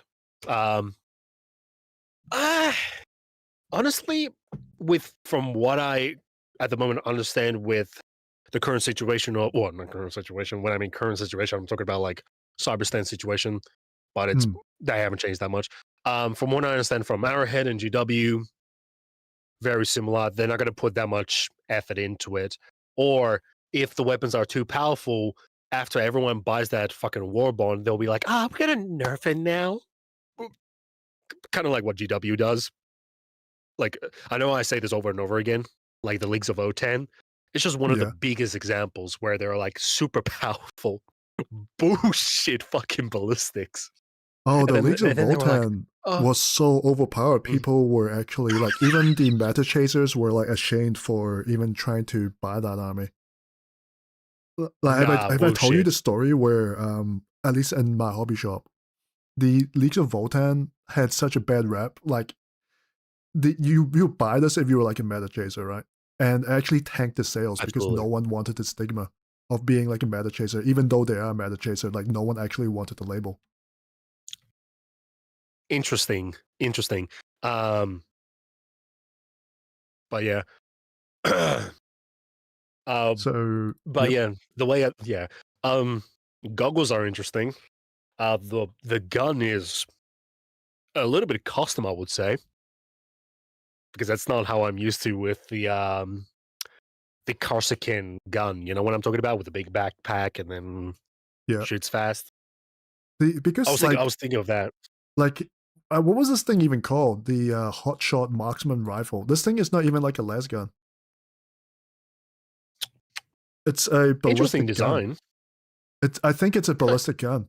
It's got like ammo and stuff. R40K.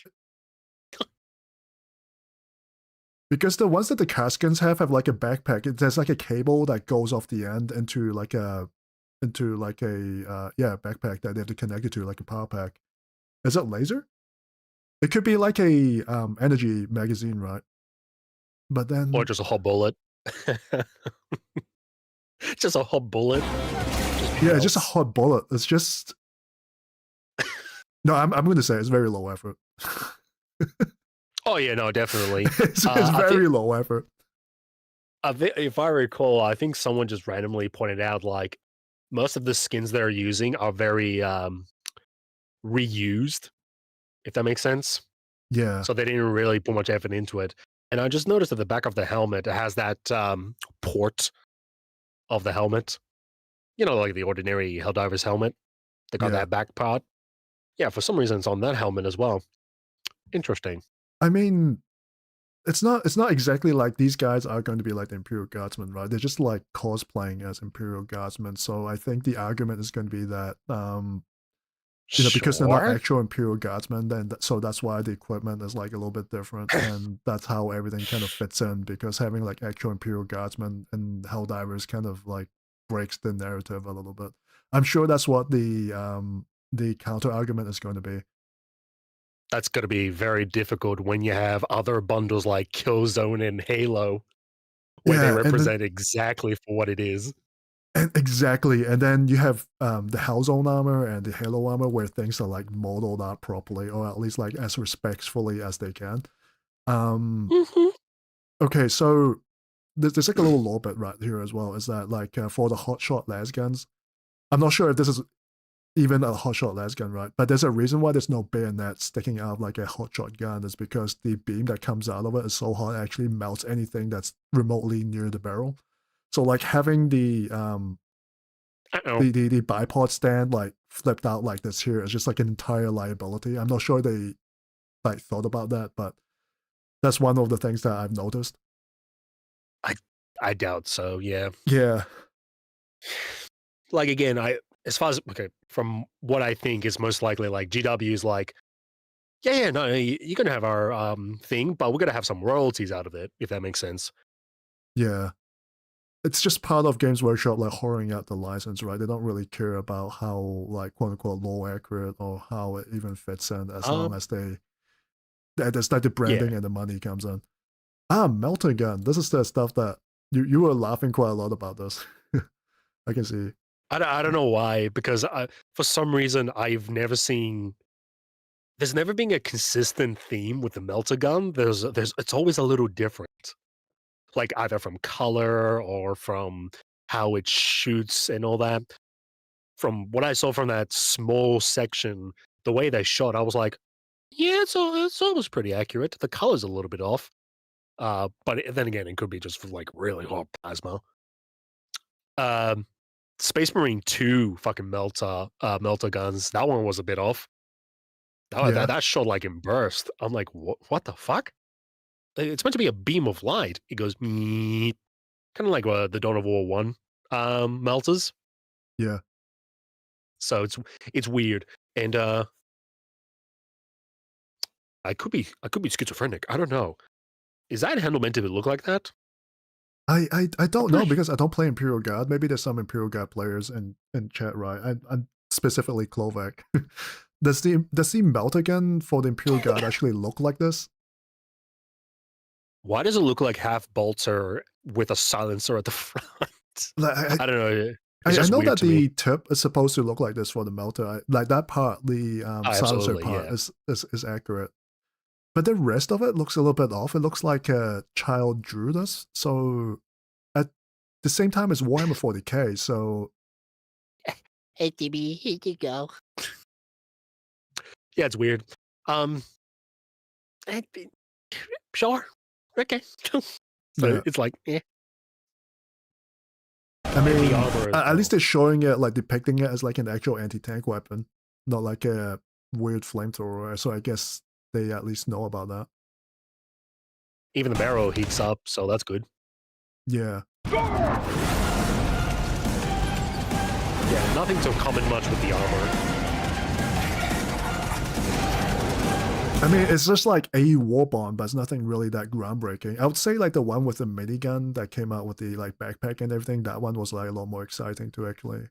Oh yeah, no, that I like the grenade launcher backpack one. That it was just me along with the armor. And with the gun with the little flamethrower underneath, yeah, that was a lot more groundbreaking. This one is just like, here, gun. And the worst thing about this, right, is that it doesn't really sell me that Warhammer 40k like grunt fantasy, like quote unquote like grunt fantasy, right? Like it doesn't feel Warhammer 40k because even let's say all the weapons are bad. Let's say it's all like low and inaccurate. Let's say take everything out. At the very least, I want to like look like someone who's like from Warhammer 40k. At least I get that fantasy power, fantasy grunt fantasy, something fantasy out of it. But I think half of the stuff in this Warbond just does not scream Warhammer 40k to me. There's no chainswords, there's no anything like that. You get the bolt pistol is probably the most accurate thing out of everything here.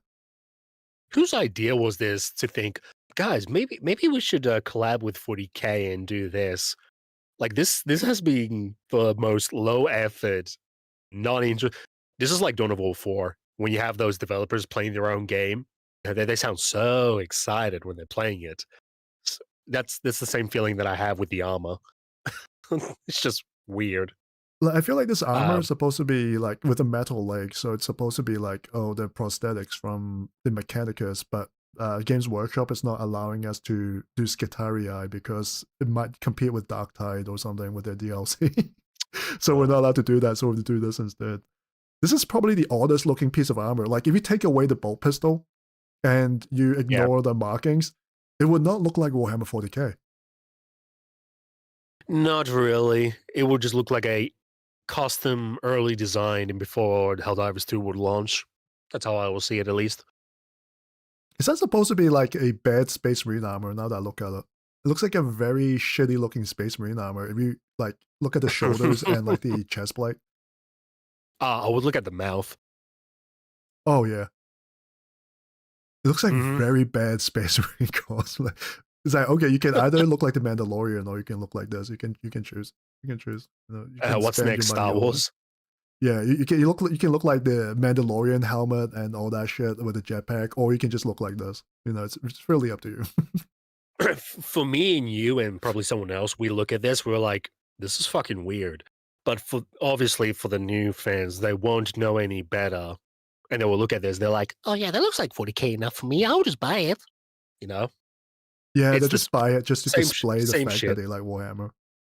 Oh look, I LARP 40K. I love 40K, buddy. Let me just buy these guys to LARP even more about 40K because I love 40K.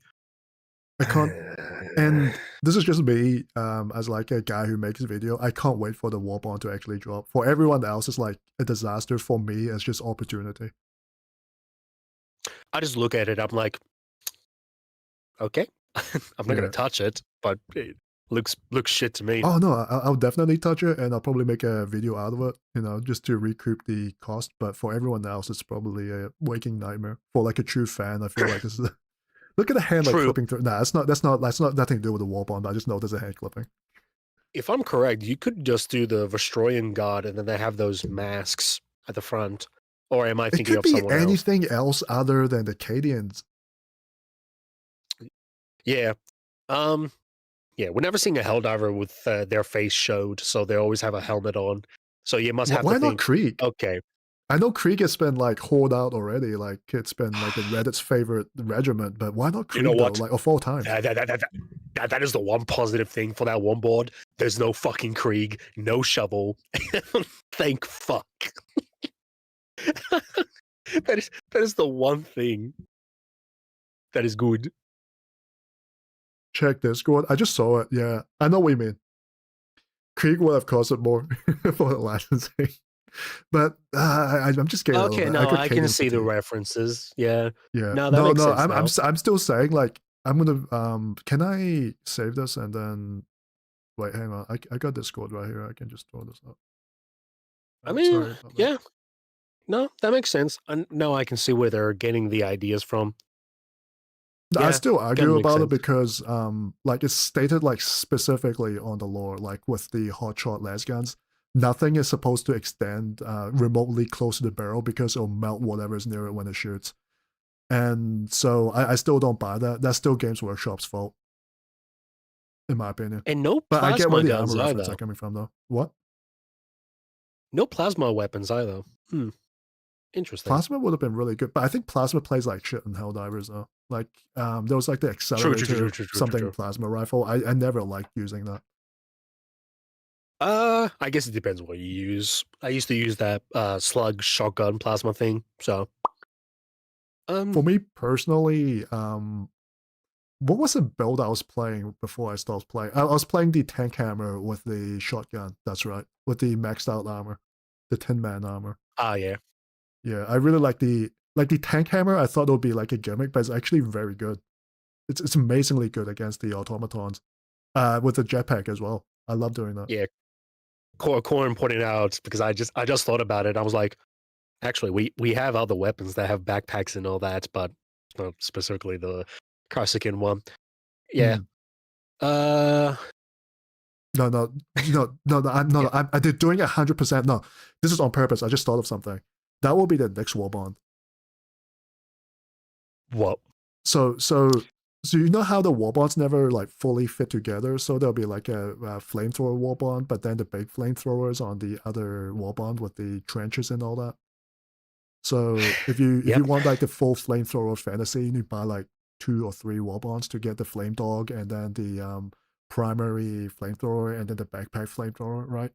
So I bet you they're gonna release this, and then they'll release like a laser like backpack weapon with like a Gatling laser or like a heavy machine gun laser with a backpack, so you can complete the entire Power Fantasy. No, I think this is on purpose. Yeah, maybe. Yeah. There's nothing much I can comment on other than, trying to merge 40K with Helldivers is just weird. Like they don't fit in a way.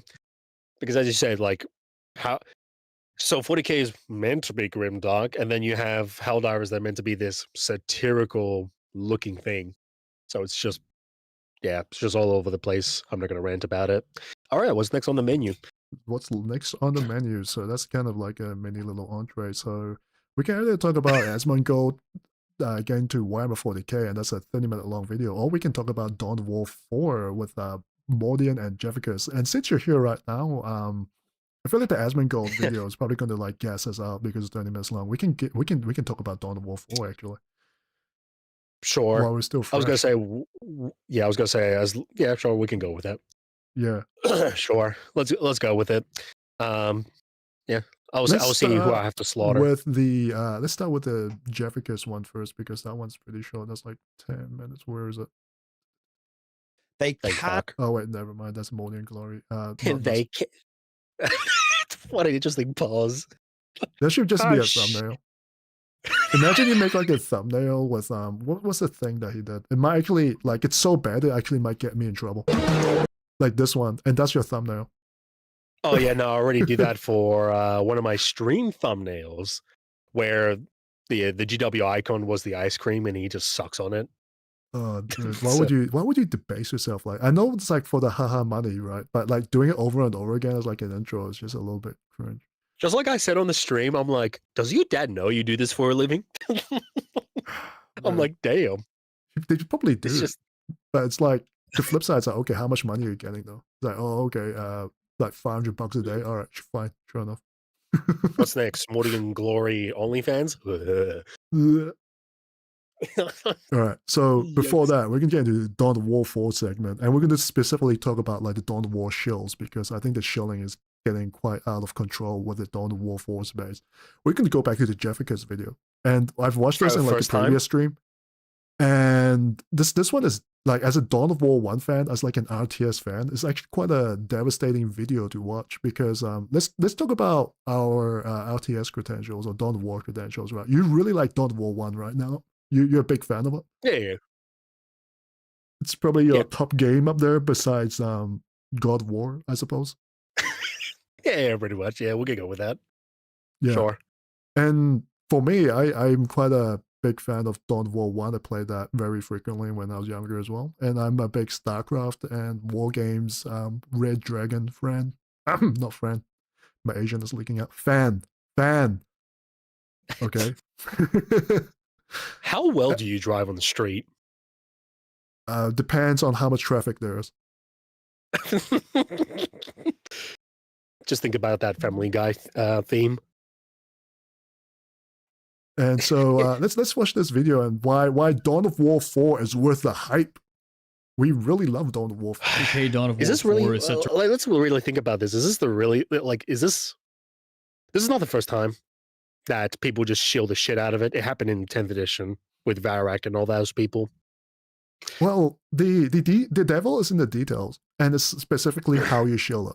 Because you can shield it in like a very technical way by like breaking things down and then doing like a lot of like reaching and assumptions and then, you know, code maxing to fill in the gaps, right? Or you can just shield it by just saying that it's great, with zero substantial proof, or even worse, with contradictory proof. And I think this video is actually the second one. So pretty much Varak, but for Dawn of War 4. And then It's Varak if he got everything wrong. True, but yeah. Sorry, I'm just laughing because I'm like, well, you see, Varak didn't prove that he was actually blacklisted. The same goes with Mordian. No, I don't think. You know the whole thing with the Baneblade price going up. You might have been gone during that. Because I've heard a little bit. Yeah, there was news this week. Of all the things, I did not talk about that. Yeah, okay, different story. I didn't hear about this. If it was recent, then yeah. So apparently, Games Workshop they took away the Baneblade, and actually, I need to go further back. Let me repeat from the start. So a few years back, Games Workshop increased the price on the Baneblade, but they added in an extra sprue, and people were okay with that because their model kit had more stuff inside. So what Games Workshop did recently this week, they removed the sprue, but they kept the old increased price. Okay. And the reason for them to pull in that sprue in the first place was to say that it now matches the data sheet. That's like a whole like data sheet, competitive reason. Now they took it away, but the price is still expensive. And everyone was kind of shitting on Games Workshop for it. It was like the big news for this week. And there was like Auspex Tactics not being too happy. There was like Morty and Glory not being too happy, and you get all the people in between. And you know how much Valrek likes to actually chase the news. But for some reason, he did not talk about that. Hmm. He was talking about like, I'm now going to do 40K battle reports now, guys. And some other rumor and stuff, his usual spiel. But the big one, he did not really talk. I think even Kyrioth was talking about this. I could be wrong. But yeah, it's very suspicious, isn't it? It makes you think. Maybe he wasn't being told Maybe about he just it, does or not he's play going the to cover it later. Yeah, or he's just not playing competitive. Yeah, many assumptions, but just baffling that he didn't cover it either. Because, everyone talks about the price rise, but Valrek doesn't talk about that. Okay, sure. Anyways, here we go. Yeah, just go. To release on September 17th of this year, and honestly, I think that all of the hype surrounding the game is completely justified. Any doubts that I may have had before the developers of the game, King Art Games, revealed raw multiplayer gameplay showcasing all 4 of the game's factions have been completely cleared up. You see where I'm heading? You see what I mean? Sorry, all I'm hearing is dick sucking noises from him. Anyways, so in summary, wow, the battle report was so good that I am now a convert. I love this game like unconditionally now, right? And the funniest thing is that there was like another video that came out, and this is like this might be slightly off topic, but there was a video that came out. Let me try to find it. That actually disproves everything that he said. That actually said that, wait a minute, we looked at this video like this one frame by frame. Okay. And we're not gonna watch it. I'm just gonna slip through this, right?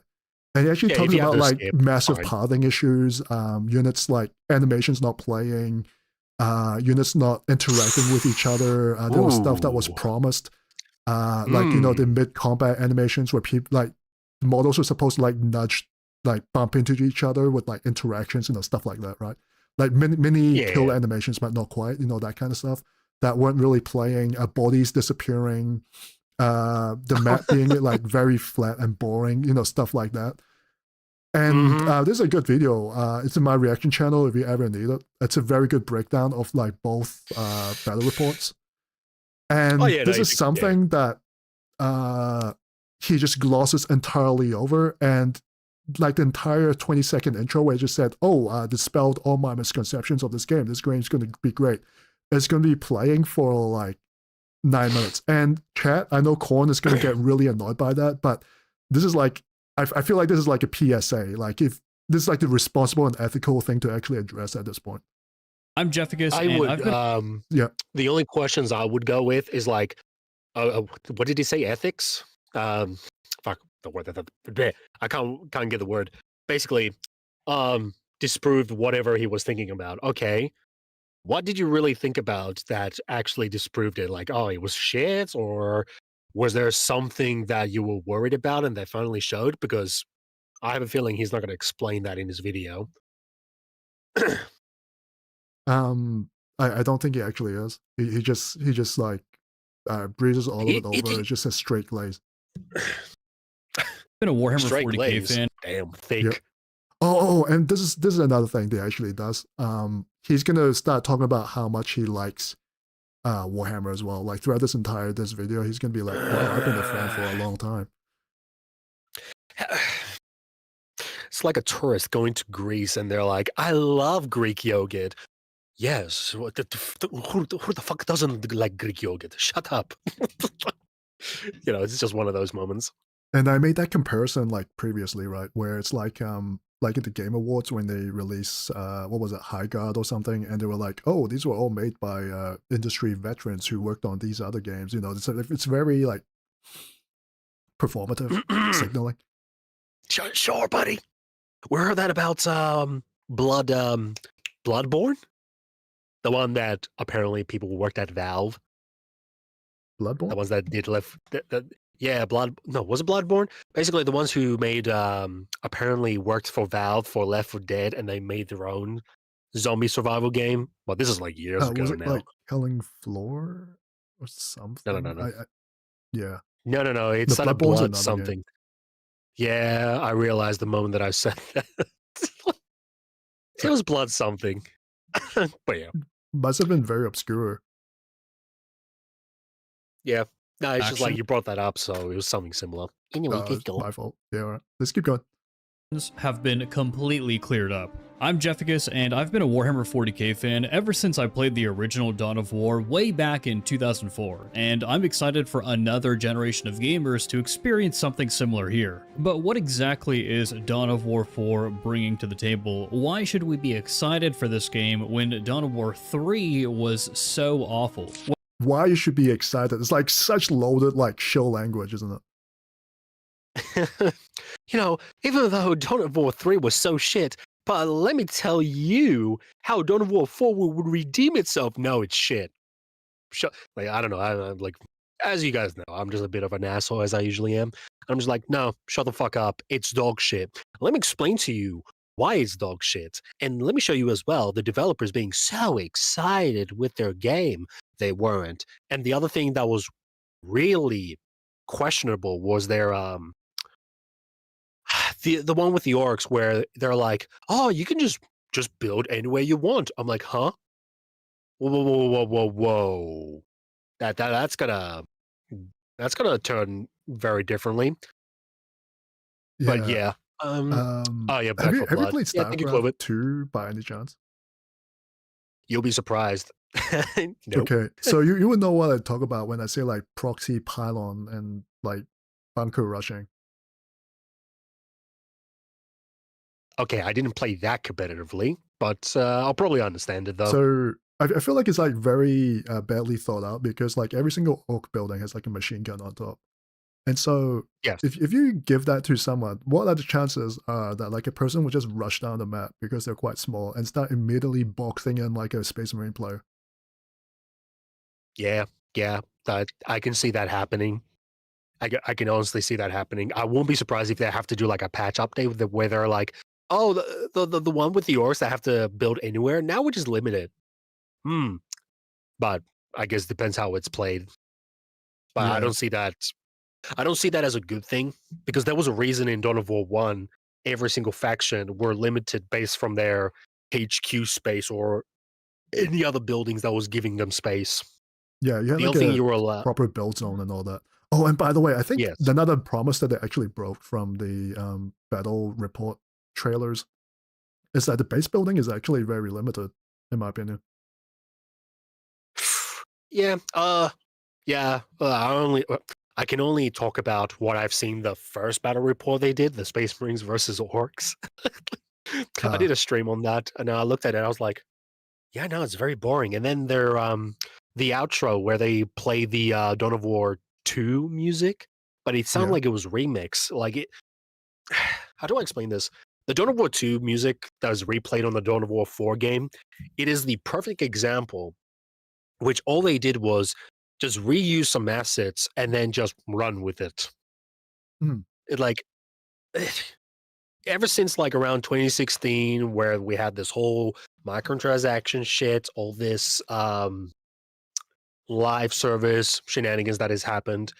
Like I've seen over the years where it's just become less and less about making a good game than just throwing it as a product to the customers, and some of them will just eat it up.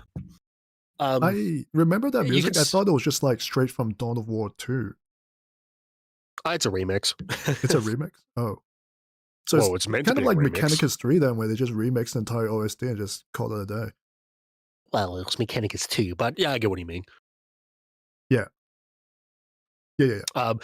There's nothing really to comment about. It's just that Dawn of War 4, like I can already see there's going to be a dedicated player base, just like Space Marine 2, but it's not going to be it's not going to be as popular or as successful as any 40K fans think. 40K fans think like the games that are putting out are just so good, so successful, but in reality, they don't play that much, or there isn't that much dedicated player base because the developers aren't giving them much shit anyways. Mm. And also, a game that is going to be half released and you have to pay it full price is absolutely fucking abysmal. Mm. And this is the one thing think that that is completely true. Like if you look at their like release schedule, like the prologue is like a month like after the main campaign. I don't know what the thinking is there. Oh, some dickheads were like, well, Dawn of War 1 had limited factions and all that. That's not what I'm saying, you fucking dickhead. Like, these guys, the way they're doing Dawn of War 4, they're only giving you multiplayer first, and then campaign, Yeah. and then another fucking DLC, and all the other rest that have to be combined together. So basically, they split the base game into 3 pieces, and then they give you the fucking DLCs. That's my fucking problem with it. And you have to pay it full price on pre-order. What do you not understand that? You fucking Neanderthals. But anyways, before I go and I think rant, these are like arguments coming from people who are just looking like willing to throw anything at the wall just to like defend their argument, the position. Little do they fucking understand of how confronting I can be, and their little mindsets will just run away. Oh yeah, well, yeah, we know about that. You know. But the people on Reddit or people on Twitter that trying to circle jerk themselves in the echo chamber, you think I ain't watching? I know where you live. But overall, how do I say this? Overall, the way I see in my eyes is just like they're little bitches. If you got a problem, why don't you just talk to me in Discord? They're not going to do that. Ooh, no. I think you're referring to someone right now. Oh, what? Oh, Lumi? Oh, yeah, I can refer to her as well. That's going to be like another thing entirely. Yeah. Herc, you might need to make a video addressing her, and then she might have to make a video addressing you, and it'll be like one of those like 1980s where you're just selling.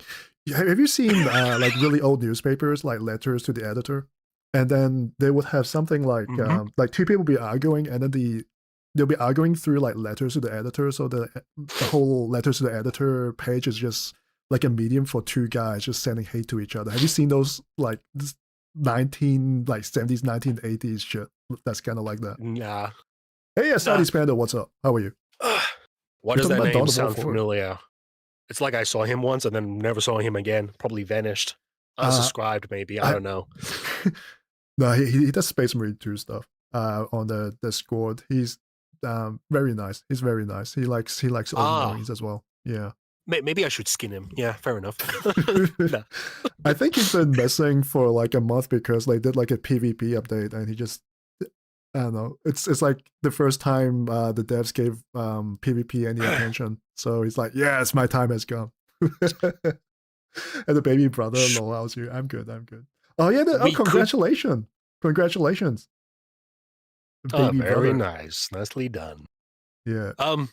Yeah, no, like, dude, if you want me to talk about the Lumi stuff, it's not gonna be a shocker for me. No, I'll be I'm like, just joking. But you know, we're very we're not very clean here, are we? We do like to do a bit of shit talking all the way around, and they can shit talk us. It's fine. I mean, sure. If it doesn't break the law, then I think it's above board. Oh yeah, no, like we can do shit talking and all that, but some people don't really get that when I try to do shit around. So, you know. And sometimes when people are talking shit, they're not really talking shit. You know. Sometimes they're just like being honest. Like I think it's just society nowadays, and just going off topic a little bit. Like any type of like critique, they think is like super personal, right? It's like, do I really hate this person? It's like, no. Do I hate like Valrak on like a deeply personal level? It's like, no, not really. I don't really care. I just find his thumbnails really annoying sometimes. And you know, I know what he's doing. I can respect, you know, that a little bit, but at the same time, it's fucking annoying. But do I really want to like hate him and get him like deported to like Detroit or something like that? Is that no, not really? Well, I mean, I'm talking about myself. Hey, Light, yo, what's up? I told you to give it to Core. I must have missed that message. Hey, it's funny how Light came back, and then it's the one stream that NELLOP is back as well. Yeah, welcome back. I don't know. It just makes me laugh. I might as well take this time to address this. I saw your membership, but I already uploaded the video, so I forgot to add you to the thank you credits in the last video. I am sorry. I have to say that like right now. I credit all my members, but it happened at like such an awkward time. By the time I uploaded, it's like ding is right there. Yeah. Why do you need to apologize? Anyways. No, I have to say that because it's like when the person in my comment section, he was like, oh, why do you like everything? Don't you read everything? Like some of the comments are negative and you still like them. And then my reply is just like, I think it's just polite. If they took the time to leave a comment, I'll just like it. Unless it's deeply like abusive, I'll just delete that shit. But if it's like, oh, I don't agree with you about Major Kill. I think Major Kill is the best person ever. And I want to like, I just want to throat him all the way down. I'm like, yeah, okay, thanks for the comment. Thanks for the algorithm. Yeah, my approach is very different. Like, I would just do a reply and put a love heart on my own comment. And then there will just be those people there just saying, oh my God, he likes his own comment and all that. And I'm like, yeah, I like what I said. Thus, I agree with it. And I liked it. Dumbass. What else do you want? It might be because I'm like, kind of like old, and I like to have like discussions with people. It's like a crazy idea, but I like to have discussions with people even if they disagree with me. And so like even if they pull in like a hate comment, I'll be like, hey, thank you. The only thing I will comment about the Lumi card, wait, hang on. Klovak just gifted Klovak a subscription. He just gifted a subscription, but thank you. Yeah, but I like having discussions with people even if they like disagree with me, and I try to worm that out of them if I can. Like I'll try to worm out like a discussion. I'll be like Dr. Phil. I'll be like, okay, how do you really feel about this? Why are you so gay for Major Kill? Why are you gay? Can we talk about this? Can we address this? Why are you gay for Major Kill? Why do you feel like you have the urge to like click into a Major Kill video and then start like watch the entire video and then start defending him in the comment section? I really want to know, right? I'm that kind of person. Yeah, nah. If someone was questioning me like that, I'll be like, gay. You mean men's club? No. No. Like I'll be very upfront with it. Like, I don't know, maybe it was just like my past, the trauma, but it's just more of like I've experienced before where people just drag on and on and on and they don't fucking say the thing what they want to say. And then when it does, well, it hits them hard, but afterwards they do it often and they're like, oh, okay, it's not too bad. Kind of speaking for myself, but at the same time, I've seen people, especially when they want to go tell a girl like, hey, I like you, but they do this thing of, girl, I'm kind of like into you, but not really. Kidding, but what if we are? Shut the fuck up, please. That is tell her what you feel like. Really like defensive. What the heck is that? Oh, no way! I just gifted myself membership on accident. But yeah, you were about to say. Thank you. No, this just like I think it's just defensive posturing really, and I think it's because like I think it's really down to society nowadays where people get like offended so easily, so they have to like get the disclaimers all out there before they can actually say what they want to say. It's like your grandfather or like your older uncle or something, where they're very straight to the point because they live in a different generation and people kind of respect that. That's the shit that I like. I like people who just come out and be like, dude, it's my channel, I'll do what the fuck I want and I'll just make money out of it. I'll be like, you know what? Respect. That's partly where I kind of like gave respect to Bricky for a bit until he unlisted the video, where I was like, damn, he's going out honestly. Damn, okay, I'll give him respect for that.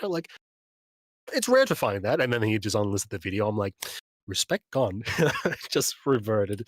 But yeah, no, like not that many people are just scared what the outcome will be without even knowing what the outcome is.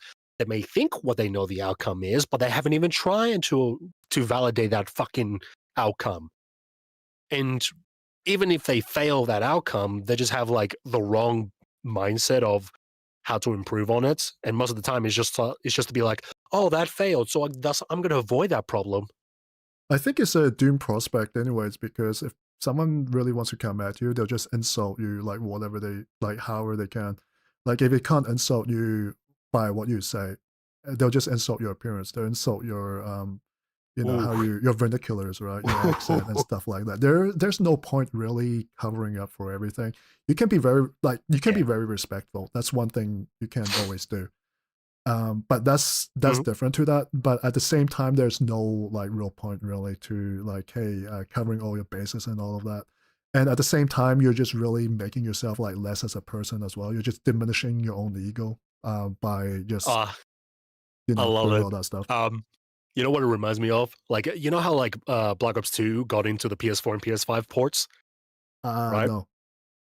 Oh, okay. So Call of Duty If you Black can't Ops tell, 2, I'm more of Black an Ops- RTS gamer than like an FPS gamer. Even though I played a mean Yeah. game of Bad Company 2. I was a demon in Bad Company 2, but that's about it. Well, myself, I was a COD player years ago. Oh, well. Yeah. Yeah, okay. Oh, Battlefield what was are you gonna good. say? Throw it out, pussy. No, what are you gonna this say? Bad Company 2 was so Battlefield. I'll be honest, I played both.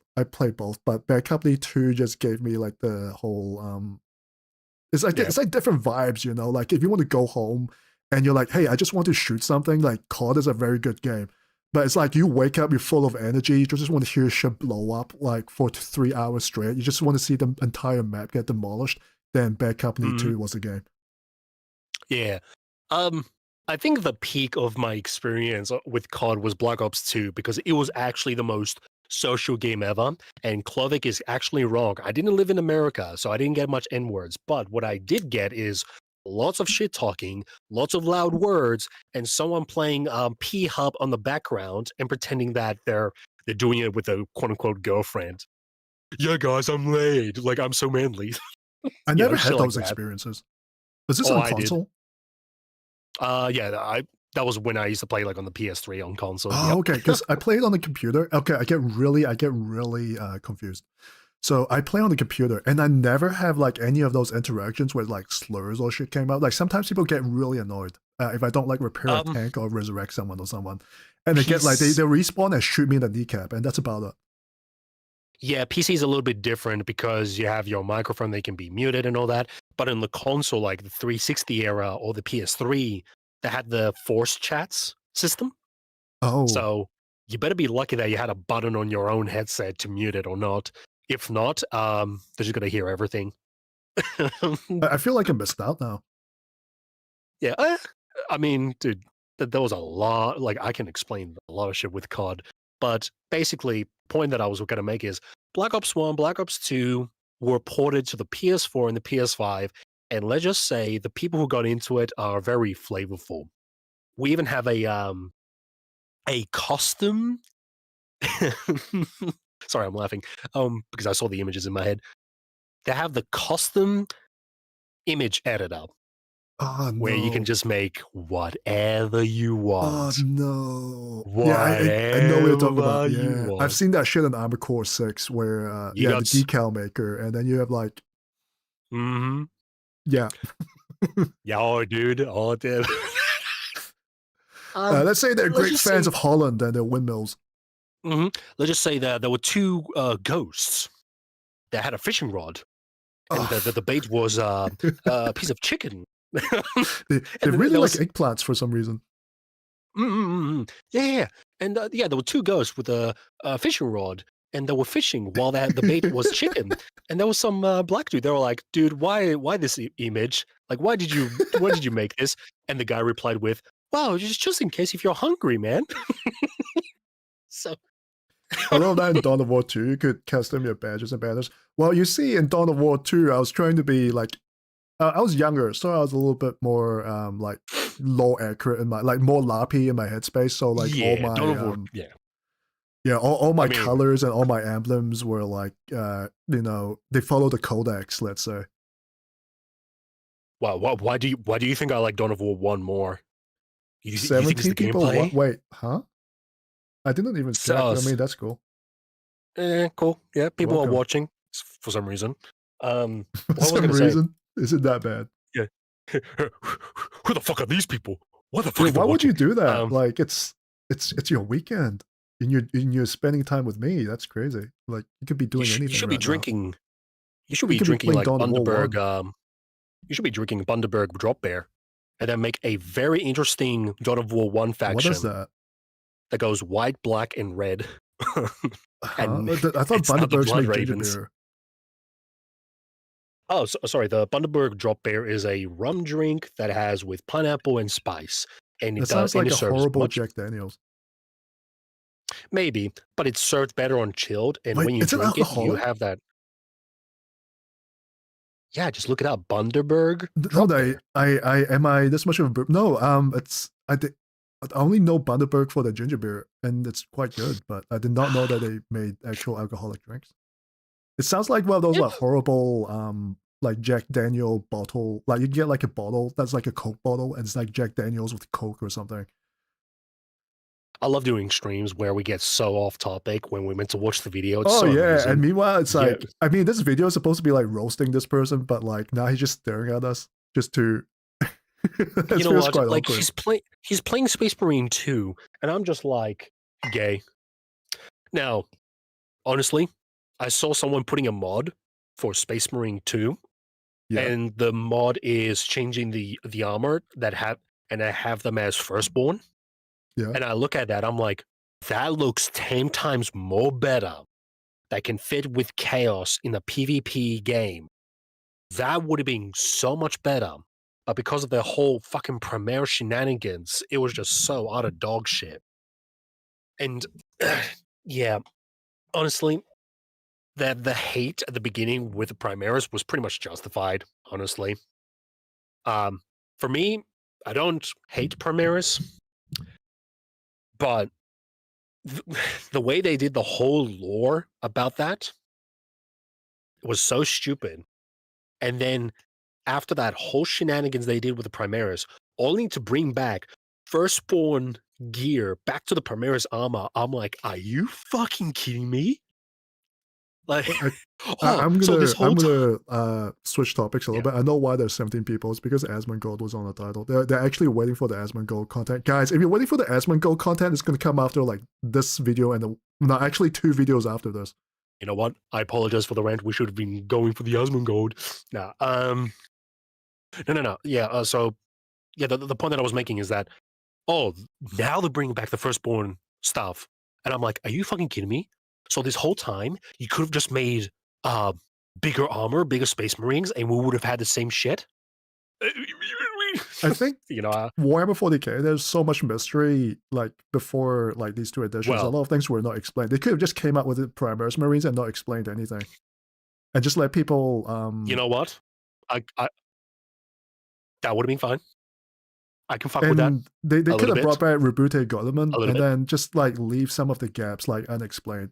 And there's so many stuff in like Warhammer 40k, like with the Terminus Decree, and like all the little like show not tell bits, right? They could have just been like, hey, there was a guy, there was a really big dude. He's probably a Primarch. We're not sure if he's a Primarch. But he's definitely probably a Primarch, and he's doing all this shit. And then there's like all this stuff like moving in the background. Like, this is in general for every other IP, like movies, games, and all that. In a way, you kind of try, like the way you're implying it, you're implying like, they could have just done this. Conceptually, yes, but the problem is we don't have competent writers to do that shit, unfortunately. Like, there are some writers that are maybe good, and then they're probably handicapped, or some of them are just actually dog shit, but they're being praised like they're actually good. Oh, that's like an entire video idea. I'm gonna give you a video idea right now. Yeah, absolutely. A lot of people praise a lot with Dan Abnett. Like, we're not gonna ignore his earlier books, like the Eisenhorn series. Like, I can tell they're probably pretty good. What the hell? What? I don't know. All right, I'm gonna interject a little bit. I'm gonna give you a video idea, since you're on this tangent. My hot take, my whole idea about this is that I feel like some of the writers are treated way too much like celebrities nowadays. And I'm not even like singling out any one writer. It's just that, have you noticed that every time they release like a Warhammer game, they'll be like, oh, was it like John French worked on this? It's going to be working on this game. I think it's for, Yeah. I forgot which game was it? Total Henry War? Cavill treatment.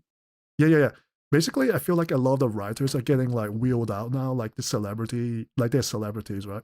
And the one thing that really annoys me about that, and it's not even like their like competency at their writing it. Like, what happened to the artists? Like, they do not credit their artists at all, and this is really annoying because like we've got the was it like John Blanche? Yeah. Who passed away, right?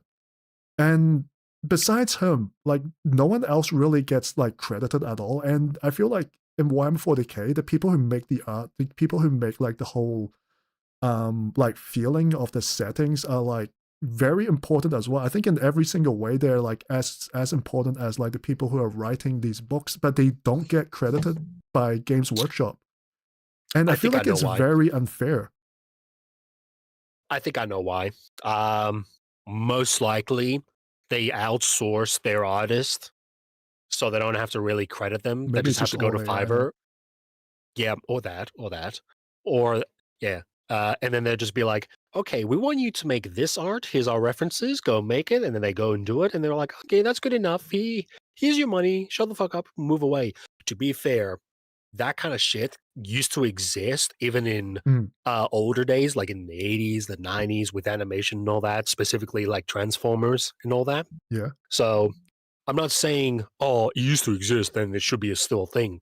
But, you know, so, yeah, that is absolutely correct. Like, they don't credit their artist. But if I have to guess, most likely the writers are just getting like the lion's share of the attention and the praise. And like some people might agree with that, some people might not. I lean towards like the not part because the writing really has slipped nowadays, and they're treated like a brand in themselves. I don't like fully agree with that.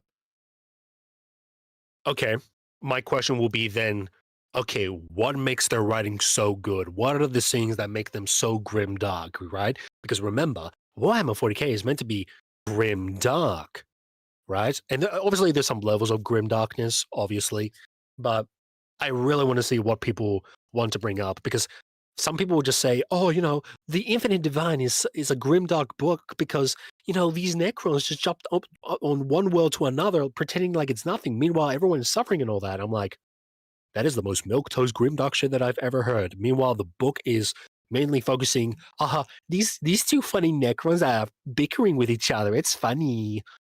You know? I it's feel just like, shit like that. a part of it is like, yeah, it's the writer's fault, but I think a part of it is that they also write to order for Games Workshop for their marketing, and I feel like a part of that is due to their editors as well. Because I think it was the person who wrote Gaunt's Gold. Was it Dan Abnett who also wrote Gaunt's Ghost? Yeah, he the wrote Dan book was Abnett's. actually quite decent. And then you can tell like a lot of the grittiness kind of faded away over time. And I can't tell if it's the actual writer like mellowing out because he's like older, right? So he's like writing in a softer way. Or if there's like an editor who's like, no, this is too grimdark. No, you need to make this more Marvelish. This needs to be more Disney-ish, round these parts out of it.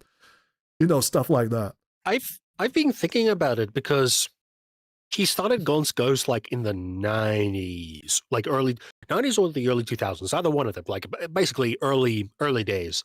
He wrote Gaunt's Ghost.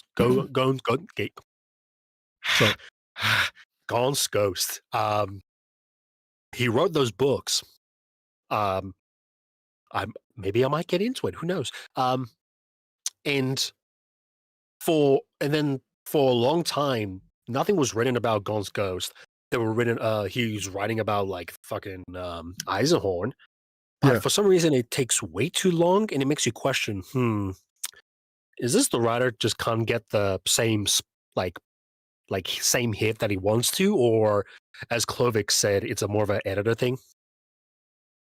Yeah, I really wonder about that. Like, did the fire go away? Like, did the rock and roll like phase of his life go away? Like, he stopped listening to AC/DC and switched to like I don't know what do people listen to nowadays? You know, stuff like that, right? It reminds me of Bungie, where when they made the first Halo, they just wanted to make that first Halo and move on to another project, which Yeah. kind of makes sense because you're like, oh, we had this cool idea. Let's make this cool idea, and then we'll just move on to the next one. But then when it succeeded, they're like, oh, okay, let's make another 3-4 games, and we're that's really like The fucking Boys. bored. Is that The Boys? That entire show went on for too long. Yeah. Oh, I heard some other arguments. They were like, oh, it's anti-Trump. It's a political statement. I mean, yeah, I guess. But I thought it was a little bit different. But yeah, no, like sometimes maybe Dan Abnett just wanted to make but I'm guessing, right? I'm not saying that is the truth. I'm just thinking, okay, when he made Ghost, maybe he just wanted to make like a trilogy or something and just wanted to end it there. But for some reason, they just kept pushing him to do these shit. Or he had to pause Ghost because he had to write the Horus money was Heresy. just too good. I mean, why wouldn't you? Like, if you're Eisenhorn. really famous, like as a 40K writer, let's say he's got other projects, but this one pays the bills and it gives him the most recognition. I can see why he would do that. He would just stick around. Or be like, Yeah, I can't blame him. But then again, it kind of reminds me of J.J.R. Tolkien, the one who did Game of Thrones, where he not never finishes the book. Martin. Almost committed like a literary sin there. So yeah, no, I just can't get the names right. But It's yeah, fine. Martin. Yeah, he didn't finish the Game of Thrones books, and then he had that whole show, and then yeah, he just I don't know. It just makes me laugh. It's like you live long enough to be the fucking villain kind of moment, and yeah, people who wrote about 40K are just not the same people. But people sit there, they're like, oh, they did this thing. They were at the beginning of a GW. They must be good. They were good when they were in their 30s because they had that fucking hit that they want. They had ambition, soul, and all that. But same with God of War, same with Call of Duty, same with any other fucking IP. Those same people, they're not going to hit the same, just like how they used to. Yeah. And I just think personally, it's just more of they keep doing the same shit over and over and over and over again. And because there's no new things they want to experience with, that's where they start reminds lacking. me of like you know how people would say AI. like don't turn your hobby into a job, and then like at the start it'll be like a passion. Like you really like drawing, it's like a passion. So you start making like really good drawings. You research ways to make your drawings better, and then since your job, it just becomes like more and more soulless until it settles into like a grind to the point where you just stop kind of like giving a shit about it, but you have to do it because it pays the bills. That is true. Yeah. To a certain extent. Yeah. And also it depends like which project you might be working on. Maybe there might be a project that you really want to work on or something else that you're just like, yeah, whatever. Actually, that kind of, well, we're speaking way too long. I keep adding like more additional as well. But one last point before I go God. to get some water because my voice is getting really hoarse. I want to see a battle report on Warhammer Plus where like all the GW authors play like Warhammer 40K against each other. Because they're the guys who do the lore, right? And then they'll obviously bring like the most lore accurate army. You know, you get like what's his name? Something Leon who did the Deathcore books, and then he'll bring his like lore accurate Deathcore army, and then be very sad that it does not work on the tabletop like it's the way he depicted. It'll be like, oh shit. Well, I did all this lore for you guys, and I can't even do this on the tabletop. Like, what the fuck? Yep, suck shit. They were expensive, and this is the size of your army. You're the writing department, but the game is made by the marketing department. I'll be right back. I need some water. I'll be right back, and then we can get on with this video. I contain myself with too much water. So I'll let you entertain the chat for like a tiny bit. I'll be back as fast as I can. Motherfucker gonna be sprinting. He's gonna do the Naruto fucking sprint. All right, chat. Hello. All right, most of you are just fucking lurking and shit, but I don't see any of you chatting. Probably you're fucking busy with something, to be honest. So I can't really blame you.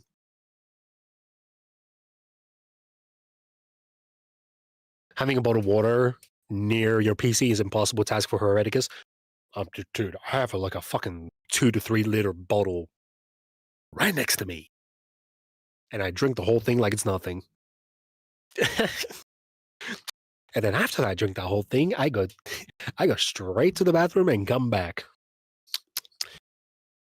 But hey, it happens. But then again, when you're on your desk, like the moment you sit on your desk, you don't really think much. So you're like, I'm gonna be here, gonna do all this shit and all that. And then once it just starts to kick in, you're like, oh, I need water. I can't be fuck getting up, man. I need water. Shit, I have to move my fat ass. And then you start walking to the fucking kitchen and get some water.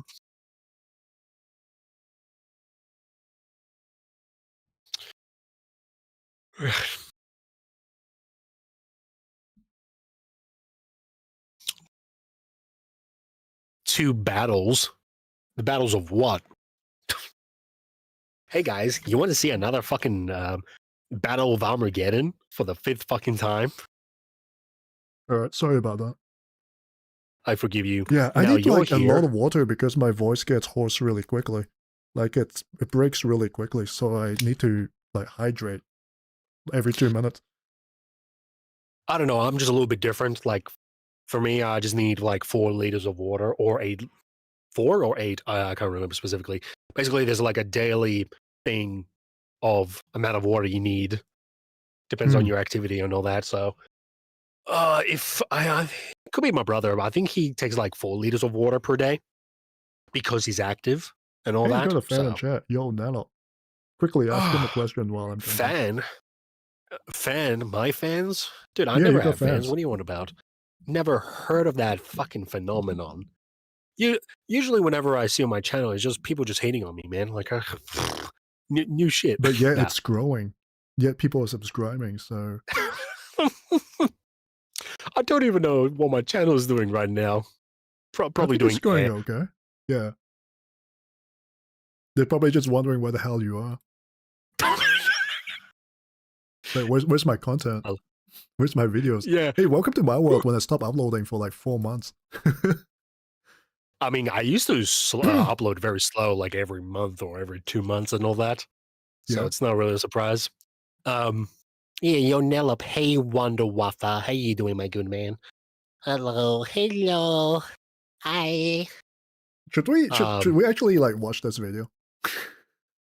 Really? Just I finish don't it. know. We're 40 seconds into a 9-minute video. We can sidetrack more. I love this. Let's watch this. We'll get through the Mordian. Okay, so for the folks at home, the Asmongold segment is coming. We just have to get through the Dawn of War 2, but so there'll be Mordian after this and then Asmongold. Yeah. And shit that I'm sidetracking. Let's go. Well, let's dive right into whatsoever. Sorry? I have not missed this sidetracking whatsoever that people fucking hate. I mean, it is a good discussion. It's a needed discussion. Okay, how does COD relate to this fucking video in any other topic? I mean, it happened organically. I mean, I'll look through the video again and then I can answer you. Yeah, we were just talking. So, everything that we know about the game's gameplay, story, and its future. The gameplay of Dawn of War 4 is inspired by the original Dawn of War, but it doesn't play. You see what I mean? Okay. He was about to say the other thing. He was like, "Oh, you know, it's playing like the original, but it isn't exactly the original." No, I don't think he's played Dawn of War 1. It's nothing like Dawn of War 1. The maps are different. The base building is different. I guess I think he's referring to the sync animations, but there's not even bodies left over when they die. I would say he's saying it vaguely as well. So there's no cover either. How do I say this? If let's just say, for example, for some reason, why the fuck you've not played Dawn of War 1? If you haven't played Dawn of War 1, but you really want to praise Dawn of War 4, you have to be vague as possible. Like, I was a Warhammer 40k fan, and I love Dawn of War 4, and the gameplay is so good, it's almost like the old games, but there's some difference with it. You know, it sounds very vague, and it just tells me a little bit that he has not played Dawn of War 1. It feels like someone trying to sell me new Coke while compared to, like, old Coke. Crack. Coca-Cola. YouTube, it's Coca-Cola. Anyways. Exactly the same. Crack. Additionally, it's not going to play like Dawn of War 2 at all, and it's definitely not going to play like Dawn of War 3 at all. It's saying it's not going to be like Dawn of War 2 at all, and you see...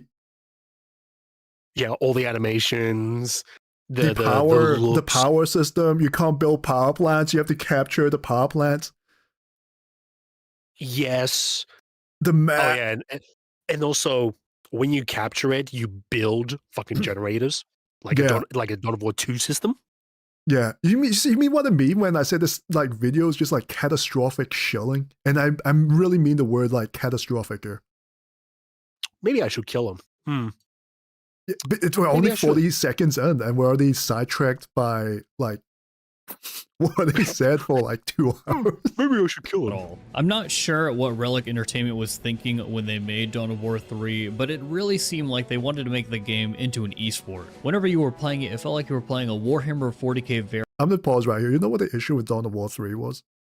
And I can't really blame them for it because they were just chasing the money, right? But I can blame them for the incompetency. So what happened with Dawn of War 3 was that they wanted to make a MOBA game without actually adding in the MOBA. So they changed the entire game into like a League of Legends type game, like type I map, hate type them gameplay. doing this.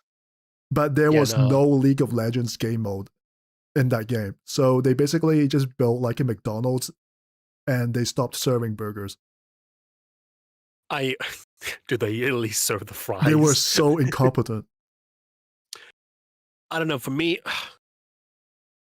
I could see it differently. Maybe they just didn't want to make this project, so they just slap it on the side.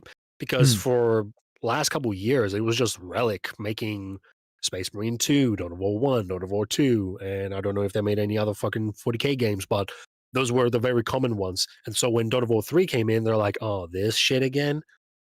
But the one thing that I don't like what they do every fucking time, whenever they make a new installment of Dawn of War, they have to rip the core fundamentals of the gameplay and shove with a new one in. Why? You don't need... Dude, it's almost like... It's like building the first Call of Duty game, rip that core gameplay out, and add... I feel like it's another team. And you get this a lot when ego gets in the way, and it's kind of like modern day like TV drama writing, right? Where the writers come in and they want to own that like IP. They want to put their own mark onto there, so that means like changing things around. They need to change it so it's just their idea. They need to own it and make it theirs. I think that's what it is. Kill me. Yeah, especially with that Harry Potter TV show. I haven't even looked into it. I know that I know the whole thing about the Odyssey, and that thing is just this could go. Of StarCraft 2. Dawn of War 2 didn't quite hit the mark either, specifically because the pacing of the game is dramatically different. Dawn of War 2 focused very heavily on micro gameplay. The fuck do you mean different? It looks the same to me. I actually prepared the clip for this. I prefer the clip for this. Just listen to what he says. Dramatically different. Dawn of War 2 focused very heavily on micro gameplay. Oh, it focuses very heavily on micro gameplay. Number one, he did no microing here. And I would argue that like Dawn of War 1 has more micro gameplay. And by the way, micro gameplay in Dawn of War 2 is very, very I'd say it's about on the same level as like Dawn of War 1 actually. And I'll show you some micro gameplay, right? And it's going to be like it's just going to be me showing my StarCraft, like it's going to be me gushing over StarCraft again, because let me show you guys something. For me, I was so he's talking about microing, right? And this is what like actual microing and like an RTS looks like. Is there energy recharge? Indeed there is. Uses it. And the storm softens up many of the hydras. The mini-map is a mess out here. As Cyril has said, what the things all over the place right now. Condensing on the center base, but the storm's condensing even faster into that energy. So this is like a bit of a segment, right? That's just... Sorry. So when he talks about like micro gameplay, I'm like dramatically different. Dawn of War 2 focused very heavily on for Dawn of War micro reference. gameplay. for Dawn of War reference, if you want to see micro gameplay, just go watch Dawn of War 1 Elder gameplay. That one requires so much micromanagement that you can't fuck around with them, because you have to do the fleet of foot bullshit and all that. You have to turn it on and off, go fast, get out, be evasive, all that shit. Blah, blah, blah, you know. I don't feel like there was a lot of micro gameplay in Dawn of War 2 either, because it was a lot of it was just setting up behind cover and suppressing people. The maps were a lot closer as well. Yeah, no, we're talking about you're talking about Dawn of War 2. I'm talking about Yeah. Dawn of War 1. Yeah, because he's the arguing first that game. Dawn of War 2 is micro. Not really. You can just bunch up your units and all of you can just shoot at one thing. But then again, comes from me who didn't play as much as Dawn of War 2 compared to Dawn of War 1. So when he said that, like, Dawn of War 2 is more micro than, because let me replay that statement again. Go for it. Dramatically different. Dawn of War 2 focused very heavily on micro gameplay, basically the moment-to-moment gameplay of the combat that was happening between your armies. It lacked What? I know you paused so we can focus on the micro, but I was curious what extra he was about to say. macro RTS mechanics such as building and research, which meant that the entire game's focus was specifically centered on combat. This is fine, but it's also formulaic. If your opponent brings out a... You know what I mean? Oh, by the way, my entire YouTube just crashed, I think. Did I can crash still on see the YouTube? chat. Oh, okay. No, Never mind. I'm It's watching just Castle Labs fucking up. You get what I mean? With this entire video? Yeah. Dawn of War 2 is heavily micro thing, even though Dawn of War 1 is very different. Much more micro, I would, in my personal opinion. And for him to say like, "Oh, it's heavily on combat," I'm like, the best way I can say this, he's not played Dawn of War 1 or maybe 2 and 3. He probably just read some articles what the game is like, and then he just assumes he has the rough idea what it's like. Do you think it was ChatGPT? Most likely. And especially for him to say, well, it's like a Dawn of War 1 or Dawn of War 2, but not really. Meanwhile, the mini-map on the bottom left and literally the icons on the right. What the? In the top left, which is from Dawn of War 1, and the building structures from Dawn of War 1. What the fuck are you talking about? Yeah. So, yeah. Oh boy. Interesting. Yeah, let's keep going. It only gets worse. unit, then you're going to want to counter it with another specific unit. Macro elements such as research, base building, and map control are extremely important in great RTS games, because if you're doing those things, then by the time you reach endgame, then you'll be coming out ahead of your opponent. Where's the servitors? That's the one thing that I noticed when I was watching the gameplay. I looked at it, I was like, wait, no servitors? So they don't build your shit? So you just place a building and it'll build itself? What the fuck? This is the part where I also like realized he did not play RTS games, because he did not mention scouting or harassing at all, because those two are like a very big component to like every single RTS game. Doesn't matter if you're playing like Wargame Red Dragons or like Company of Heroes or whatever. Like scouting and harassing, like even at a very low level, is super important. And it's just something that just glosses entirely over. And the reason why is that I don't think there's actual harassment in this game. Like there's no flying in this where you can just drop off out of their base to like attack their economy or anything like that.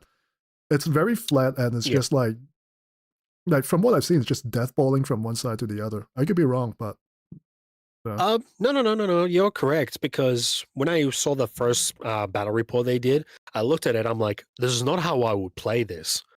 Like, I would actually aggro early stage while capturing some objectives around. I would not fuck around and just build and all that shit, right? At least how I play in Dawn of War 1. Yeah, it depends how you play it, but dude, if you play like the hardest difficulty of insane AI on Dawn of War 1, they will not give you any time to build. If you don't aggro early, it's gonna bite you in the ass. I saw you playing with Based If True. Was it Based If True? Was that his name? I forgot his name. Oh yeah, no, it is. Yeah, man, he just got rushed orcs. immediately by the orcs. That was pretty funny, actually.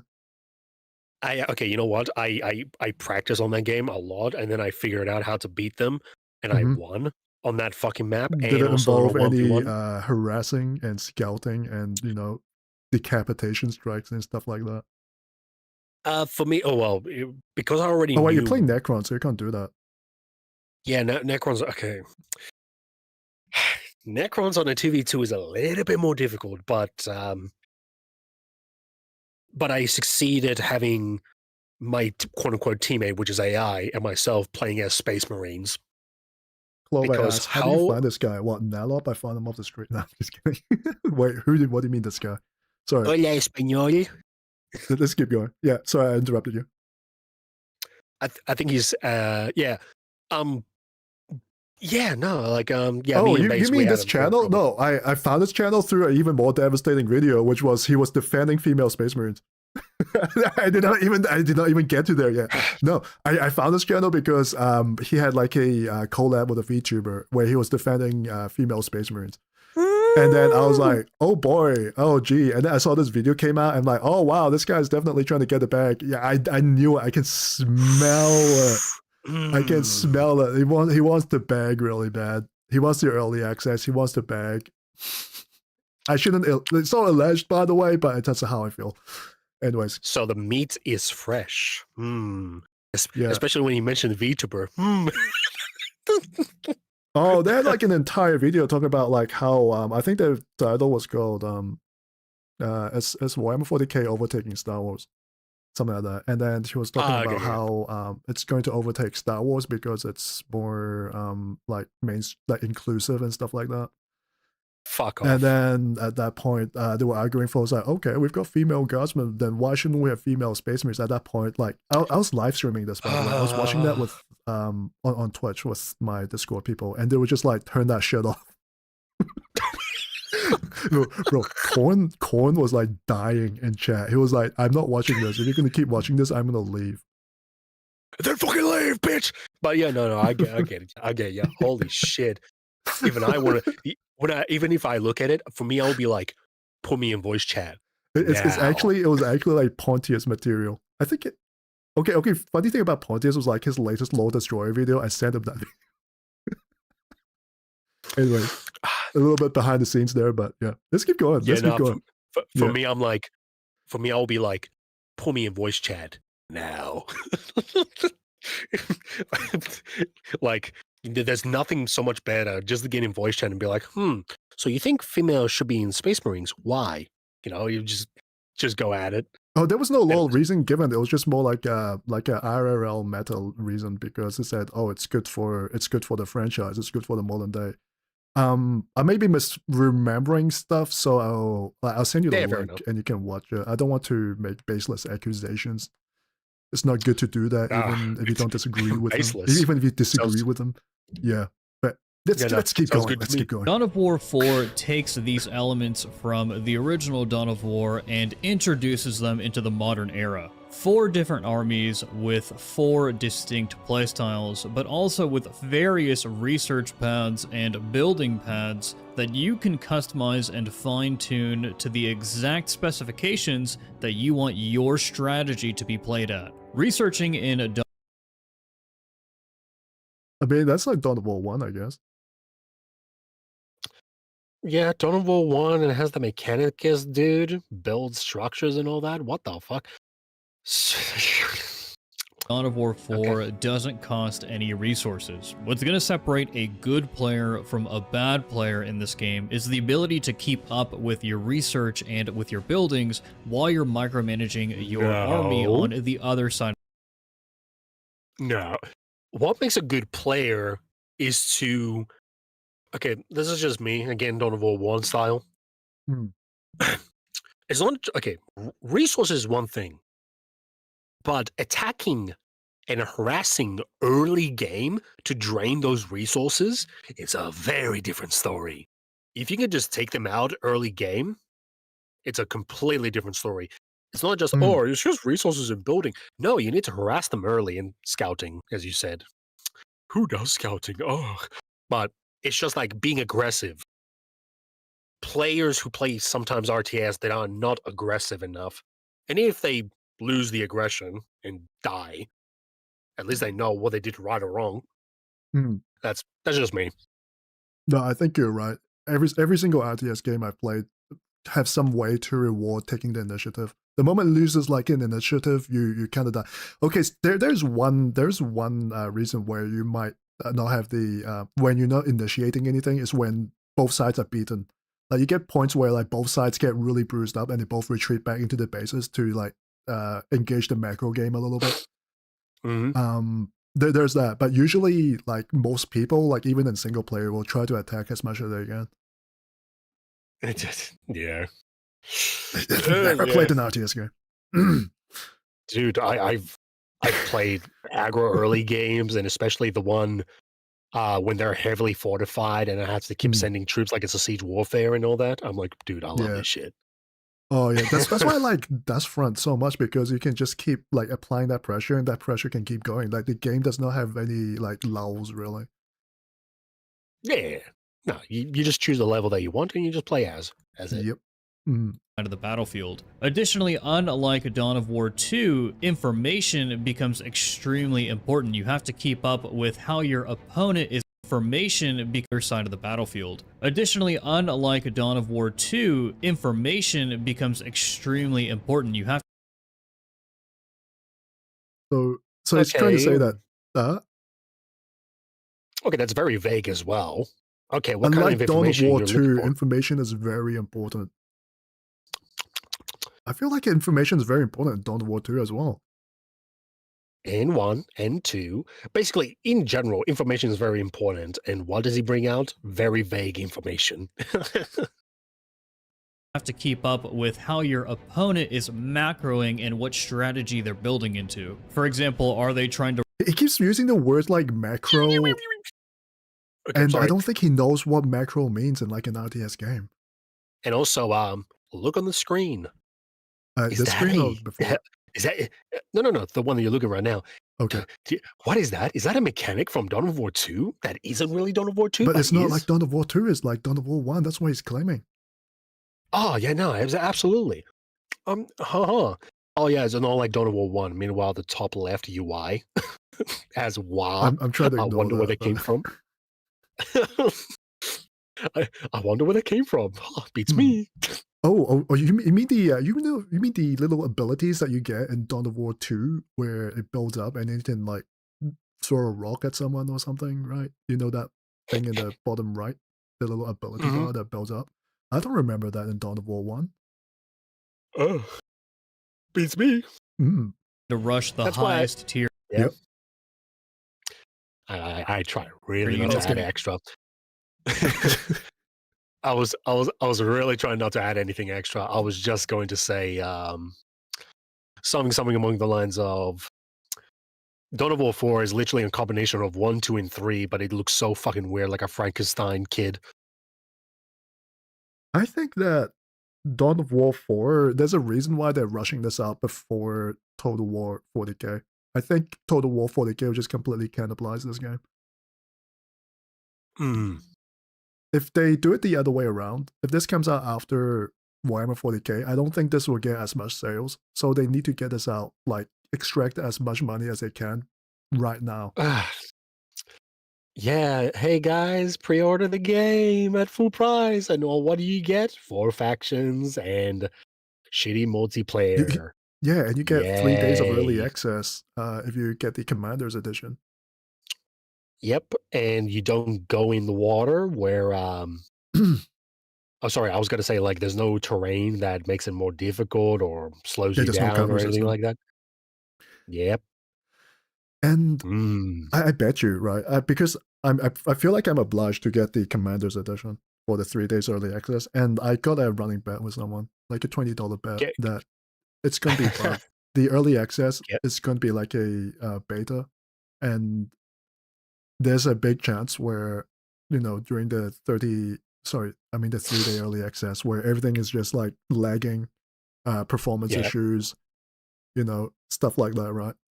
And it's just going to treat the 3 days as like a test run for the actual release, like quote unquote release. It might be bugged even after the release until like the first month where the prologue actually comes out.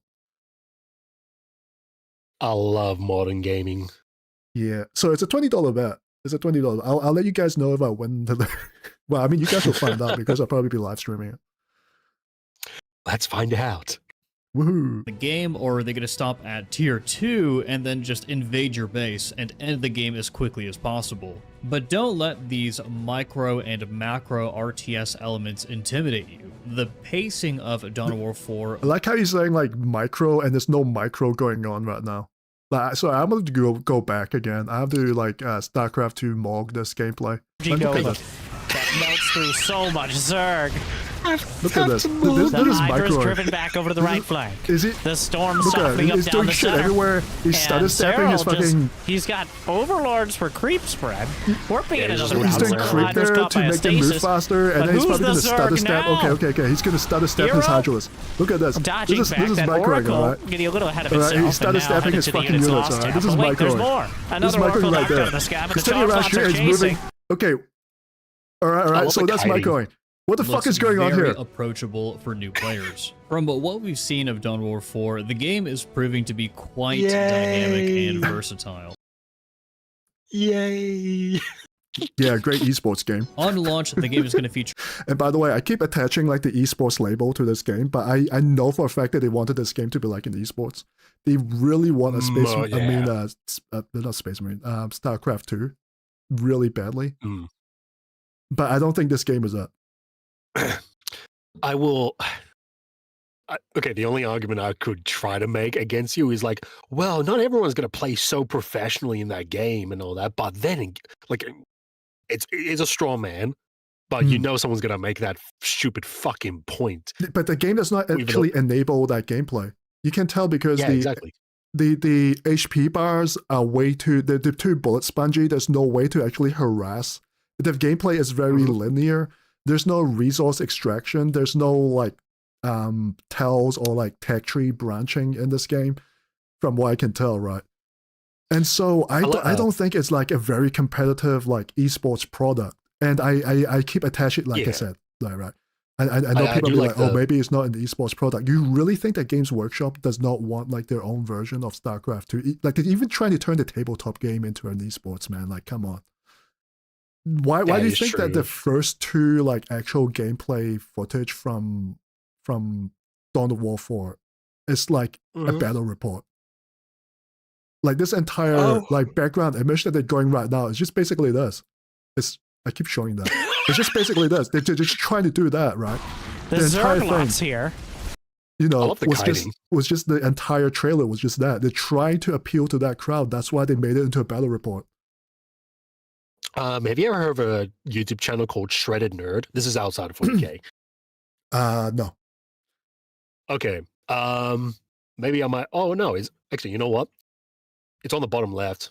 You see the thumbnail? Wait. Oh no, not bottom left, bottom right. With the under the video, that guy right there. Okay, not the Concord one. He has a specific video that you're talking about, and it's about the video. I think it was called "Stop Supporting Pro Players" or some shit. Because that's how games fail, because you're trying to appeal for the tryhards and all that, or for the esports and all that, even though it's meant to be the opposite. You know, kind of like you. Okay, how did he say it? Games are not successfully for one thing. They are successful based on variety. For example, he plays a lot of Halo, so he's like, people will play campaign, multiplayer, and you know, constant games and all that. You need people who they're not sweaty or tryhards, like they're there 10 hours a day or anything, but you need some of them to just log in regularly, like a dedicated fan base. You don't need tryhards. You need people who either plays most likely a variety of them, and just a dedicated fan base. And then you can add esports later when you have a good amount of people. But this one, as you said, they're jumping the gun. Like, well, look, the thing is just put them on the thing is that like how esports actually happen in the first place, because it's a very organic process. Like the StarCraft one come out thinking it's going to be an esports game. No, the entire idea was just entirely foreign when StarCraft 1 came out. The entire reason why it came out was because it was such a good product. There were so many layers to that game. There were so many ways to play that game that people got sucked in. And eventually when there's that amount of interest into that one, it's almost like, you know, a star like building up, right? Like there's so much gravity attracting towards that game, then naturally people will be like, okay, who's the best player in this game? And then that's how the entire like thing about the esports actually happened. So the game actually has to be like it has to be like a very good product first. It's like a very organic process, and you can't actually force that to happen. And that's why so many games fail, is that they place the answer in front of the question. The horse is, the cart is, the cart is in front of the horse. It's the wrong way around. And so, what I'm trying to say is that I don't think, from what I can see, I was going to say, there's not enough layers in this game to get to where I think Games Workshop expects this game to be. Oh, honestly, I think the expectations are quite low. I'll be honest with you. I think the expectations are quite low in this game. They probably want this to be more of like a DLC cash cow, kind of like a Space Marine 2, but for RTS, really. Someone pointed out this a while ago, and yeah, you say it's a cash cow game. That is partly true, but I think the way they made their argument was basically like, notice how every single game, recent games that have been coming out have been it's more of an advertisement than a game. So if we put out Space Marine 2, have titles and all that, and then we release the models to make people buy it, then that will be a successful advertisement. It's vertical integration. Yes. Yeah, it's exactly called vertical. And we saw that with the Total War 40K trailer, where they showed off the new hardboards, the orcs and like quote unquote Terminator armor. They showed up in the trailer, and then magically they got leaked. And Valrek talked about it, and they were like, "Oh, these guys are getting an update," because the old models were quite old, right? Yeah. Yeah, exactly. So I do agree with that. Yeah, that's how I see it with 40 games at this point. Why do they fail? Because they're not made as games. They're made as products to make you buy their models, because you're so invested into a game. So you're like, oh, I love Tyreek. Let me just have a model of him. That's pretty much it. And I think it's just emotional capture as well. So like it gets you into like a cultish mindset where you 40K is the only thing you think about. Okay, the ultimate goal is to make you spend all your money in 40K. So to enable that to happen, they sell you, here's 40K on your mobile, here's 40K on your computer game, here's 40K on your console game, here's 40K offline. You can start painting 40K even, you don't have the internet. So here are some books, here are some paint you can, fuck around with. Everything 40K. Yeah, everything will be 40K, right? And so when the only thing you think about is Warhammer 40K, that's where all your money is going to go.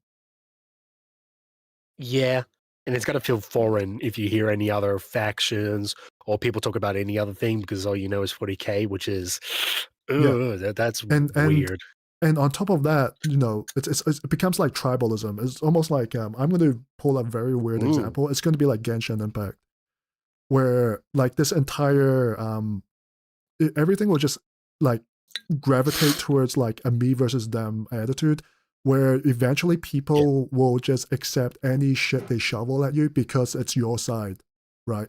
And then there'll be other products that will come out, like K47 or like Trench Crusade or StarCraft, the tabletop game, for example. And they may be better product, they may be superior product at a much cheaper price. But because you are already so emotionally captured by this entire IP that the other product could be better, but you will just totally ignore that. In fact, you'll be hostile to that because your entire personality, your entire ego is already captured by Games Workshop. And I think that is the final goal that they're trying to do, because it becomes like Disney, right, with Disney adults. Yes. But even with that, for some reason, Star Wars is making some good shit on the side, where I'm just like, okay. Kinda. Oh, I mean, that's kind of, I mean, with Kathleen Kennedy gone, who knows? True. What about that movie, Andor? Andor? Show? Oh, the show. I think Andor was actually, I think season 1 was like a little slow, but I think Andor was like overall like a good product for Star Wars. I mean, the newest movie, like Grogu and the Mandalorian one. That one was a yeah. That's why I said Jabba. That was like Yeah. People were talking about Oh, Bob yeah. Jabba more than actual Oh, Grogu. the son of Jabba the Hutt somehow, and then he's just beef as fuck. Holy And then some fuck. people in the comments, Yeah. and then people are in the comments are like, "Whoa, they were a warrior race, so that is pretty accurate." And I'm like, okay, like I mean, for me, I'm just sure. like, I don't watch it, so I don't care. I mean, you're the like completely just like screwed over the lore anyway, so might as well make it interesting, I guess. You know. I mean, Disney did the whole thing of Star Wars Legends and Star Wars canon bullshit, so they can insert whatever they fucking want to put in. So Cloverback is like, I kind of zoned out. Oh wow, that's very encouraging. You know what? Thanks for sticking around. Let's just keep going. yeah, no worries. Let's keep going. 4 primary factions to include the Space Marines, Orcs, Necrons, and Adeptus Mechanicus, a campaign consisting of 70 missions and several hours worth of cinematics and cutscenes. Last Stand. Does this not like play like an ad? Like, It plays you like know how an some ad. videos have like share space or like ground news like attached in the middle of it? Doesn't that And- sound like one of those ads? And he made some bullshit like, we're going to have endless cinematics and all that. I'm like, dude, you haven't even played the campaign. Shut the fuck up. And the trust is going, like, he is just trusting the developers completely. And that is the worst thing to do in the modern day gaming environment. You never trust the developers. Like, even Monster Hunter. Like, everyone was glazing Monster Hunter World. Like, even Asmongold was, like, glazing Monster Hunter World. It's like, yeah, you know what? You'll be safe to pre-order Monster Hunter Wild. The Japanese devs are fucking based. It will definitely 140%. It'll be a good product. Yeah. And then Monster Hunter heard Wilds that. came out, and then there were like barely any bosses. There was like the campaign was a complete shit show. There were optimization issues. The guy, I forgot his name. He's quite famous, right? The Japanese dude. He came out. He had to actually bow his head to the camera because of how shit Monster Hunter Wilds came out in such a bad state. You cannot actually trust it. Anyone telling you to trust modern day developers is a fucking snake. Or they're stupid. What? That guy that had to come up and apologize and bow his head onto them, I'm like, you know what? I can respect that a little bit, but at the same time, he's Japanese and it's Monster Hunter. It's like a big thing over there. Yeah, people were very upset over it.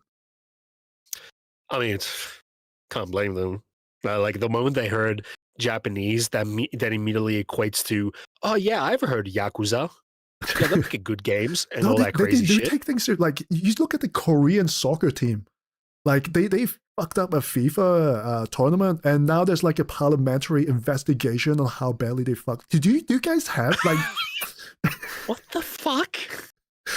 It's like they operate on like an entirely different level. It's like, oh, you fucked up, this hobby. Let's find out. I mean, I'm underselling it. Definitely, I am definitely underselling it. But can you imagine how seriously they take things over there? Why am I And surprised? even then, Monster Hunter Wilds was a complete shit show when it came out. I think it still kind of is. I haven't logged back in for a while. Oh, Hydrate. It's one of those games. Yeah. Why am I apologizing? The Japanese side is kicking in. For me, yeah, I don't know. Like, again, you have to understand, like, I've seen games from 2010s a little bit before and then a little bit afterwards. And the moment that I see a half-baked game, I will not see it again. I rarely give a second chance on a game. Because the problem is, right, the reason most of these games make it half-baked is to get those sales, but also people just buy them because their standards are fucking low. And I'm just like, and then I just lose respect on the developers. I don't know how else to explain this. It's basically they do it low effort on purpose. They don't actually try. And then they're like, here you go, done. What the fuck? The trouble is that they push out a half-baked product. And if people stop playing that game, they will never fix it. So I can imagine if Dawn of War 4 came out. Oh, by the way, I don't even need to go to Dawn of War 4. I can go to Dawn of War 3. When Dawn of War 3 came out, they promised a lot of things. They were promising DLCs and everything. And the moment the game bombed, they never fulfilled any of them. So the entire operation model Yeah. is this. They will push out a half-baked game. Things will be missing. Resources will not be properly allocated in. They will see. It's literally like a bait on the end of a fish hook. If the fish does not fucking hate bite, that. then they're not going to Yeah. invest any energy into it. Everything that they promise will go away, just like Dawn of War 3. I actually want someone to address that. Like, what the fuck happened to Dawn of War 3? And will that actually happen to Dawn of War 4? If people stop playing Dawn of War 4, will we actually get all these like epic campaigns that'll be, rolled out? All these DLCs, all these map modes, these maps that were promised, will they actually come out if no one played this game? This is why you can't trust modern day developers. They've lied for a lot. Yeah, no, that is a good question. Yeah, no, I can't say much. Like, the only okay, I know you say you don't trust we don't trust like modern day developers. The only ones that I've trusted so far is the developers who make the Forever Winter so far. Mhm. And so far from what they are doing seems pretty promising.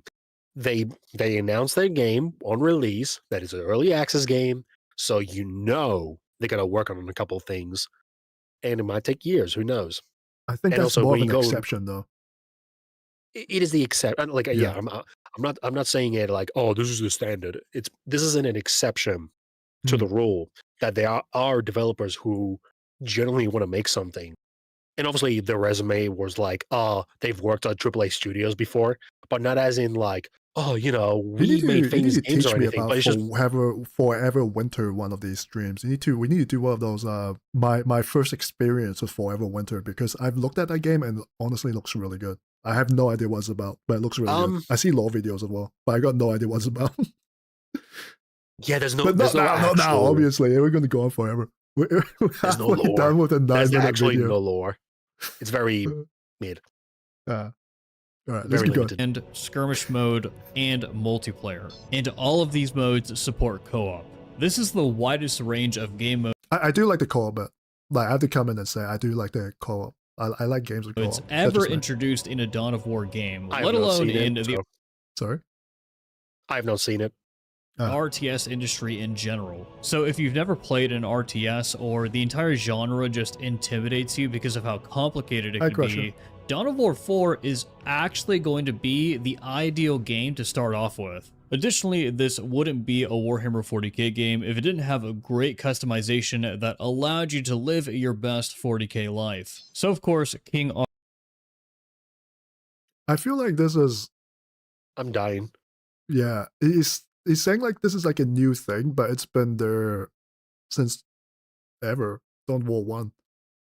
Yeah. Art games I'm just gonna is skip going to through be it. including the army painter from every previous Dawn of War game. I'll be shocked if Cool. there was no army painter. Oh no! I- Oh Wait. no! Oh no! Imagine if they make you pay for the colors like they did with Space Marine 2. I'm gonna. Okay. I'm No, trying to be I family did not even friendly. consider this. Like, Uh, I did not even consider this. Bro, I should be working for them. I should be working for them. Make them pay money to unlock like the color black and like white and like gold. or grind, or make yourself grind more on the game, and then you get credits to spend that in-game credits. Oh, make for them do that color. dailies. Yeah, make them do dailies so it looks like Time a lot is of people money. are playing this game, but like no one really wants to play this game, right? They're just doing there for the OCD. Oh my god, this is brilliant. I should be working for them. I'm gonna email them right now. You have. No, I like I say it like I'm an edgy fucking teen. Like, you have no idea how much I can manipulate people, but it's just like I just know a couple things how to do it, but I just choose not to. Like the inner Asian like businessman is coming out of me. Game. If they didn't ship the game with this, I would be worried. I'm But for the rubbing most my hands part, right Dawn now. of War 4 looks like it's going to appeal to two audiences: Warhammer 40k fans and potential Warhammer 40k fans. He's correct. Do you know where? I'm gonna let you and Crusher know what's coming. Crusher is Two gonna know what's coming. audiences: Warhammer 40k fans and potential Warhammer 40k fans. Which You know what that reminds me of? Have you seen blah, blah, blah, blah, blah. Jesus Christ, Lucas all over the place. Yeah, it reminds me of this. Okay, I'm not sure if you've seen this. No, I have not. Oh, okay. Shark footage. Because his head looks like a hammer. These Oh, sharks oh are my attacking God. Nicole Richie. Alright. Yes, the shark is a... What the... This shark places on Earth. Sharks can only be found in 2 places on Earth, the northern and southern hemispheres. Sharks... So let me replay that for you. For like a... No. Let me replay that for you, and then let me frame this again, right? 2 audiences. But for the most part, Dawn of War 4 looks like it's going to appeal to 2 audiences, Warhammer 40k fans and potential Warhammer 40k fans. And so I'm going to replay this part. Over okay. a decade. Sharks can only be found in 2 places on Earth, the northern and southern hemispheres. You get what I'm saying? It's like, oh, this game only applies to... this game applies to 2 type of people. 40k fans and non-40k fans. No, he said potential Warhammer 40k fans, but yeah, no, I get what you mean. I mean, when you say the word potential, you know... You know what that reminds me of? That, I mean, everyone's potential 40k fan. And that's a Greek joke, but I can't. I'm potentially Greek. I'm potentially a Kratos if I go to the gym. I don't know if I'm from Hellas or Greece. I don't know. Crazy. I was about to say, you know what it reminds me of? It reminds me of that video of a kid choking, and then the adult comes around and shakes him by the shoulders, and he says, "Are you choking? Are you choking?" That's what it reminds me of a little bit. I don't know. It's just stating the obvious, but it's so stupid. That's what it kind of reminds me of. This game could... It's like, this game can potentially be bad or potentially be good. Which is exactly what a great Warhammer 40k game should be trying to do. It's not trying to be an esport, and it's not trying to appeal to a wider audience. Oh, imagine esports. Trying to I be an missed that esport, and it's a great Warhammer 40k game should be trying to do. It's not trying to be an esport, and it's not trying to appeal to a wider audience. Okay, the esports... Okay, so if it's not trying to appeal to an esports, why is the first... Like, discounting all the trailers, why is the first gameplay footage and esports, like in an esports format? Your first gameplay footage is literally Space Marines versus Orcs as like a battle report in the same way as like this, without the person. You know, they were doing this. Man, I like he keeps showing this. I don't know why. I just like the dude kiting. He's running away, shooting, running away, shooting. So they could have played single player stuff, right? They could have played single player footage. They could have played some other footage, right? It could even be like a multiplayer game that's cut into certain parts. So why was it formatted? Why was it framed in an esports way with like actual casting, with like actual commentary, the same way that they do for StarCraft? Okay, I got an idea in my head right now from a little bit of our previous talk. If I walk forward, there are 2 potential ways. I'm going to go south or north when I walk forward. There's going to be a positive and negative vector.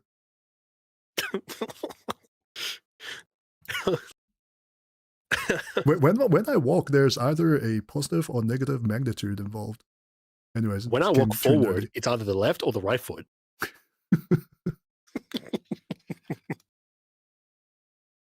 And this is extremely clear because Dawn of War 4's story is the developers' #1 priority. For the first time in... The story is the #1 priority, but they've never showed... Nah, I'll let we you take never this had one. story. Yeah, we never had story from 1, 2, and fucking... I'm malfunctioning, stuttering, and having an aneurysm of how stupid that comment was. The fuck do you mean this is the best story? I am showing you this video. You know what? We had George. Okay, that image right there. That image right there. We had George Floyd as a mechanicus motherfucker dies for his massa, and the massa just leaves. You know why I know that the story is not the strongest part of this entire like? Unfortunately, game? no. Well, #1 is the map. how the map is laid out. But discounting that, right? True. You remember when Dawn of War 2, like Chaos Rising? I think that is the most like story-driven Dawn of War 2 game. They were immediately selling the whole like the chaos corruption meter. They were immediately selling like all the new war gears and how the war gear some of it requires like chaos like corruption to actually equip, but you're doing like this RPG thing. What was it? It's been a while since I played Dawn of War 2 campaign, but basically, if I recall, either one of your boys get corrupted and all that, but very subtly because of the whole planet being exterminatus and all that because of the first game. But I think Dawn of War 2 did they did it a little bit more stronger with their story compared to Dawn of War 1. But Dawn of War 1 was fine. It was just that when people look at that, they're like, oh, it's a little bit boring and all that. And I'm like, no. This is quite accurate to what, Space Marines act and all that, despite of the high difference, but we don't talk about that. But overall though,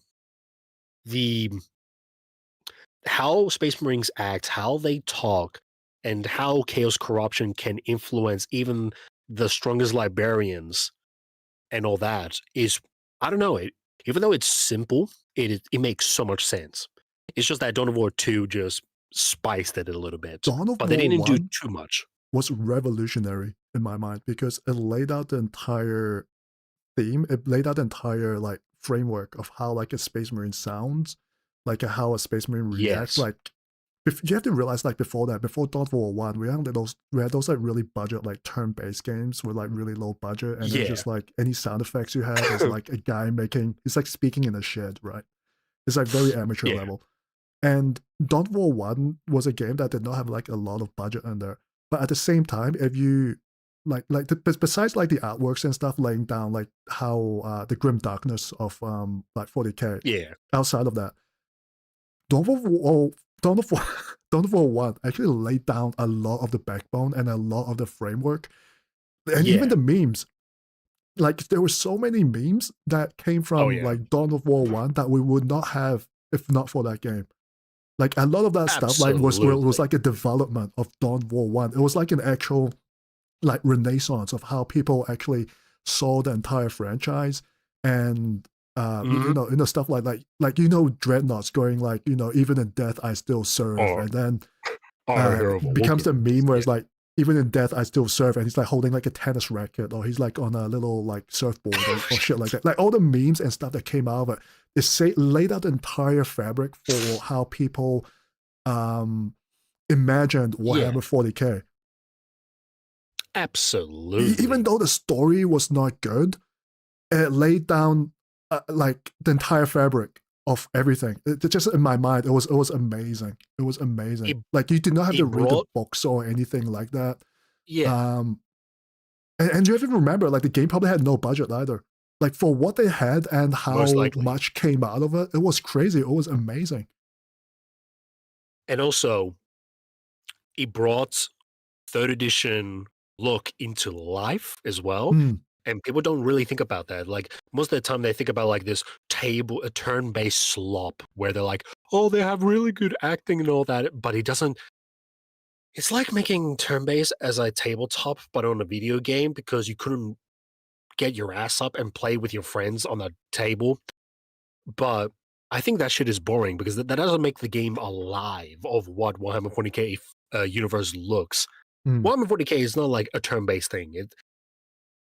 People move, they talk, they do shit around. They don't be like, oh, it's your turn? Okay, my turn now. Kind of bullshit. Like it's fucking chess. Oh, that's an entire like box that you can really go into.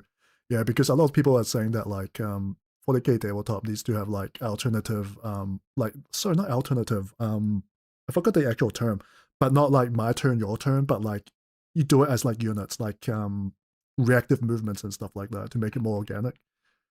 I've heard about that, yeah. Yeah, they had that in Kill Team. I believe they have that in Kill Team, but not like in the main game. And that's like an entire conversation because people like Kill Team for that reason. I think I know why they're still running that the same system where it's like, oh, it's my turn and your turn kind of thing. And they're grabbing that whole fucking idea from the 1800s, where all they have to do is like, oh, these units move forward and the other units moves forward, and then the first one shoots and the other one shoots. Basically, it's just a very old like wargaming idea, and then they brought it up. Yeah, I mean, it was a development of like Kriegspiel, where it was like the first tabletop. It was like the first tabletop war game kind of, and like Warhammer Fantasy and Warhammer 40K it's really just like based upon like the old Napoleonic type like shooting and charge games. And back then people weren't really that serious about the game, and they weren't really that advanced. They did not have like all these mechanics to consider, right? So my turn, your turn was like kind of the gentleman way to actually do it, but it doesn't really fit anymore. Like people have moved on from there, and people have experienced other things, so the requirements have naturally changed. And I feel like we're going off topic now. Yep. Yeah, we can keep it for later. Let's move on. Dawn of War's history, the developers are actually consulting a Black Library, aka a Warhammer or Warhammer 40K. Let's keep going. We already discussed this. Yeah, we already discussed this. To write the narrative for the writers are celebrities and the artists get forgotten for them. John French wrote the first Siege of Terra novel, Solar War. Is he good? Okay, it's been a while, okay? John French is mid. It's like, okay. And I liked he picked that fucking book out of all things. Actually, do I have a physical copy? Let me check. Now you got me.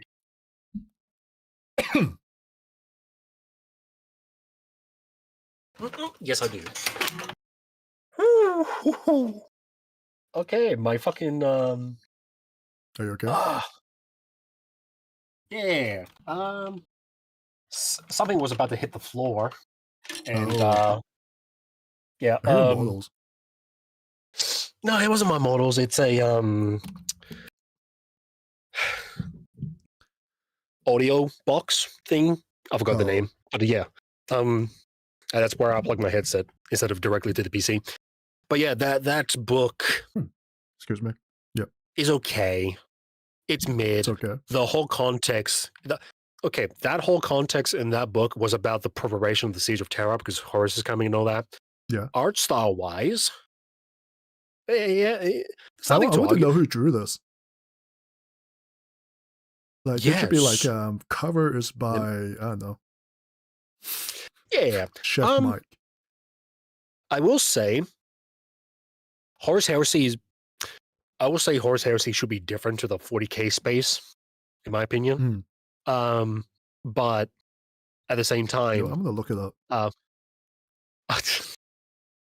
Do Horus Heresy credit this shit? What has he worked on? What has John French worked on? Oh, he's worked on Gaunt's Ghost. He's worked on Horus Heresy. He's worked on some of the roleplay books. Yeah, he's mainly more known for Horus Heresy, as far as I'm aware. But his writing style is just mid. I've never heard anything good about him. Like, oh, he made these series and was really, really good. He did the Crimson Fist. I know some people like the Crimson Fist. Dropside Massacre. I mean, okay, so I think the consensus is that it works, all right. Yeah. But the thing is that, like, I still cannot trust what he's saying, because if the story was any good, if the single player experience, maybe the story is really good, right? But if the single player experience is so revolutionary, if it's the actual hook of that game, I think that they'll probably put it in the trailer. Okay, there here's will the be thing, more right? marketing for it.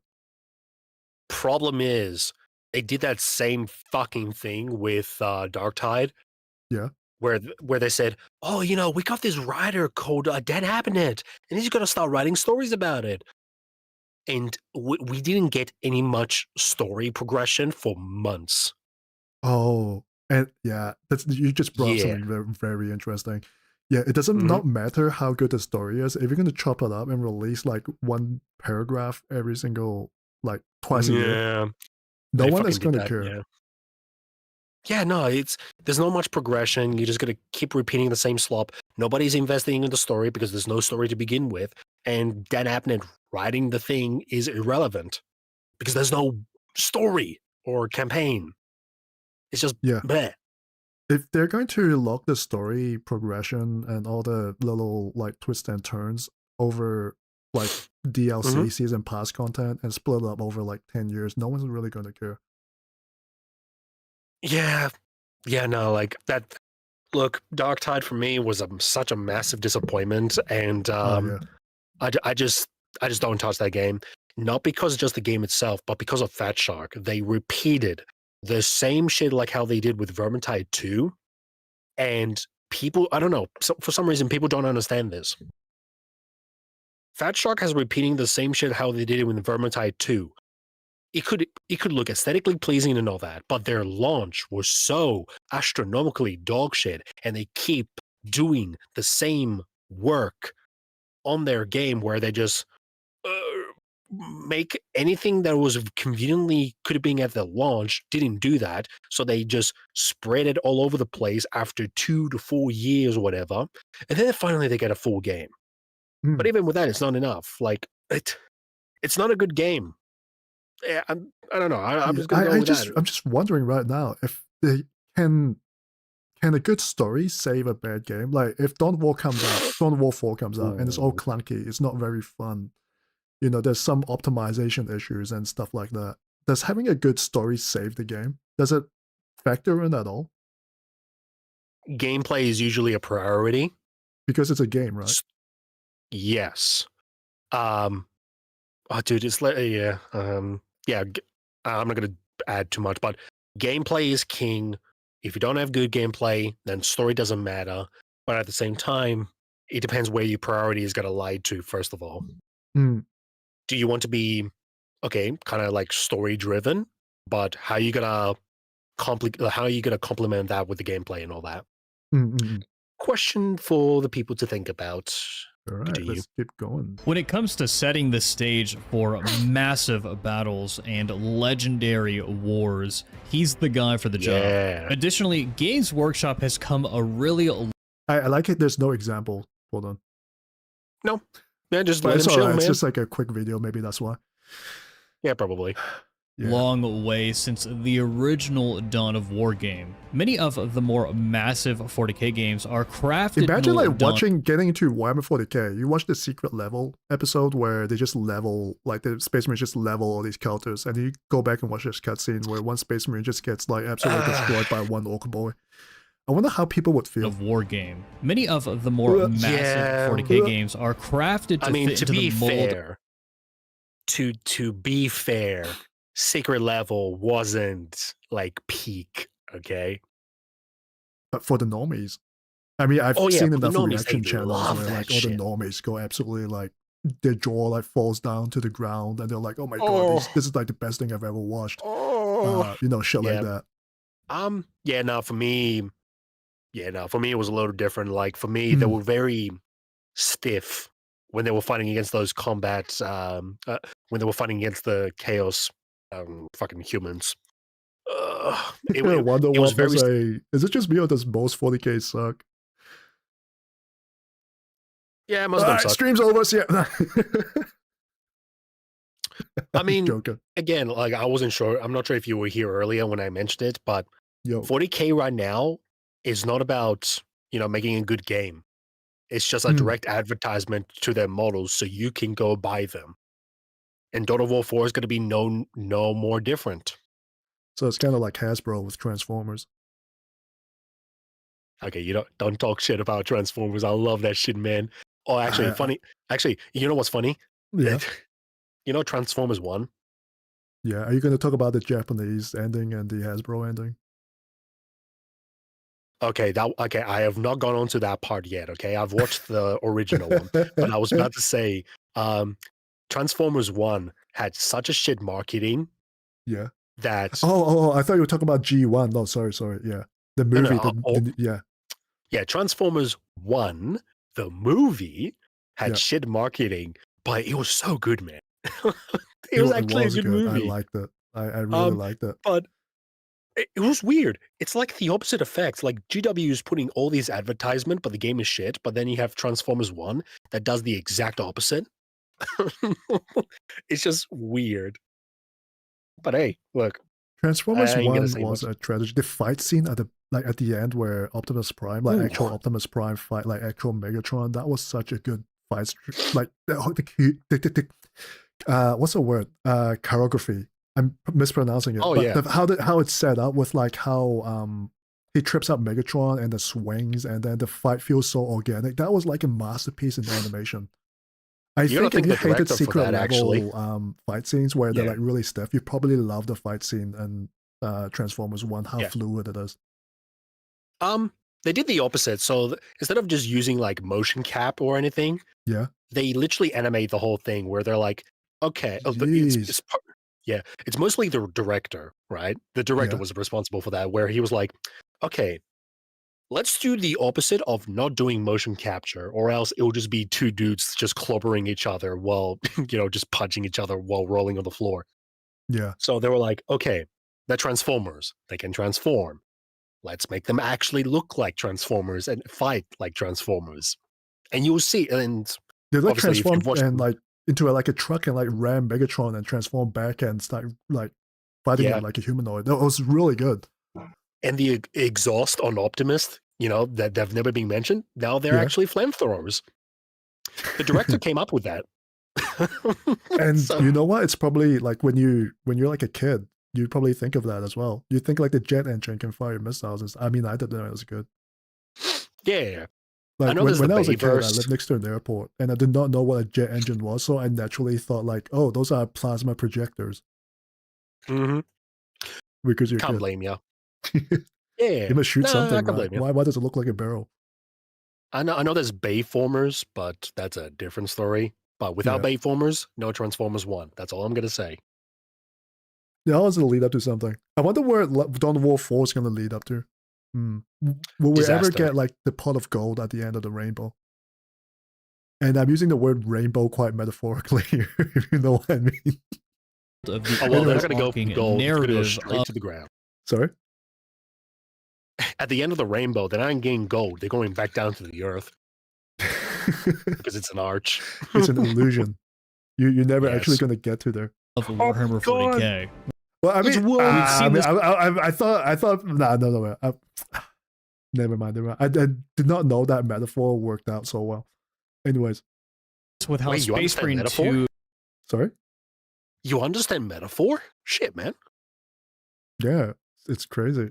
Marking a narrative of Warhammer 40k. We've seen this with how Space Marine 2 directly contributed to the overarching story of the Ultramarines with Captain Titus, and how Darktide introduced the Alpha Prime. Oh, it's your second favorite game. I like how I mean, I've obviously watched this, that's why I recommended this to you, but I like how you've never pre-watched this, but you're already leading up to it. It's like you can smell. I want to fucking die. Oh my god. Okay. Look, credit where credit is due when it comes to Darktide. Yeah. Aesthetically, with music and all that. Yep. It's not bad. I like it. Wow. Yeah. The story was probably good as well. It's just the developers. The story's mid. Okay, I'm not going to give that praise. Okay, that shit is mid.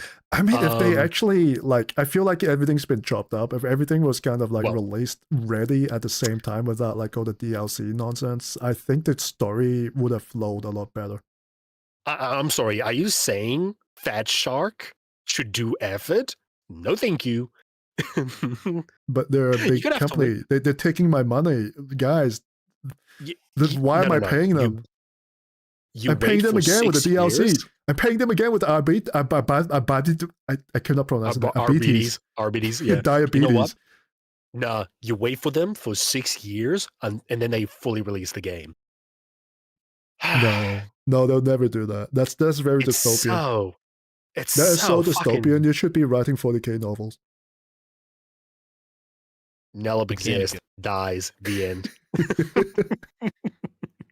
Dawn of War 4 is taking it to the next level. Not only are they going to continue the story of the Blood Ravens, who are... I'm gonna... Okay, I'll let you shoot I'm gonna let you shoot a shot. I know very short. I was gonna ask a question, though. when you look at those visuals, don't they look like a fucking mobile game? I think they're sharing assets. I just I feel would like not they're be sharing surprised. assets with like Total War 40k and the mobile games. Maybe, And yeah, Space maybe. Marine 2. Can't say. Sure. It's all if it's all run off the same engine, like if it's all run off like Unreal, then they can technically just use the same assets and shade them differently. They might retexture them differently, but if it's all on the same engine, then it's perfectly viable. Sure. But whenever you see ads, usually Yeah, mobile ads, you look at them, yeah. you're like, is it going to be a mobile game? And that happened a couple of times where people thought it was Space Marine 2. No, it's just a mobile game. Kill me. It's actually a gacha game called Arknight's Enfield. No, I'm just I'm Yeah, sure, referring fuck to it. that like cursed as you know, the clip that we play sometimes on our videos with like Titus doing the little heart. Oh, No, that was Charon doing the little heart. That was from I Arknight's love Enfield. that fucking thing. Yeah, I have it. Sorry, Still. I'm gonna go back like 10 seconds because I want to address something. Alpha Primus Skitarii for the Adeptus Mechanicus. Dawn of War 4 is taking it to the next level. Not only are they going to continue the story of the Blood Ravens, Hold up, I just who are noticed something. What? Go back. How far back? Oh, sorry. Is that 2 scopes? I think there's like 3 scopes. Maybe. What the fuck do you need that for? I don't know. Like there's even the scope behind the iron sights. He's got Cyrus like a not even scope in looking his at eye it. as well. What? The guy is like tactical maxing. He's like donut operator's like future descendant or something. He just likes to accessorize. Nah, he had to improve ergonomics, so he had to put 3 The gene seed, the Primarch was like Kentucky ballistics or something. I don't know. Fuck. Some Texan DNA got in there because I've never seen a gun like that, right? He just wanted everything. Hey, what That's accessories do you want for your gun? Yes. Cursed weapons, but 40k. What the fuck? But like seriously, it might be low accurate. They're Blood Ravens. They can't help themselves. They like all the bling on their gun. Considering they're Blood Ravens, this might be the most low accurate thing in this entire video.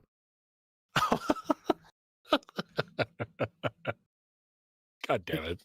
It is a joke, but at the same time, Blood Ravens, they like shiny things. taking it to the next level. Not only are they Like, imagine if the Space Marine starts looting the orcs. Like, how dystopian would be that? Like, usually it's the other way around. But you get, like, the Blood Ravens, like, looting the orcs back instead.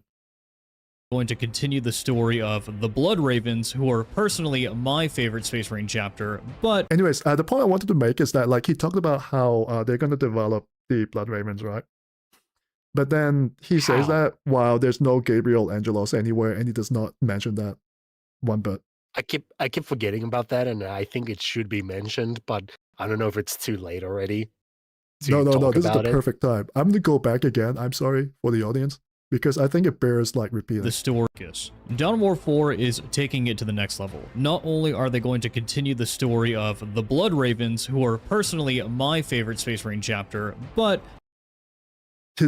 I mean, the whole, like, appealing aside, what are you going to mention Gabriel Angelos? Where is he? He just got cucked by Titus as the poster Space Marine boy, and then I don't know. He decided to pull a rope. I don't know.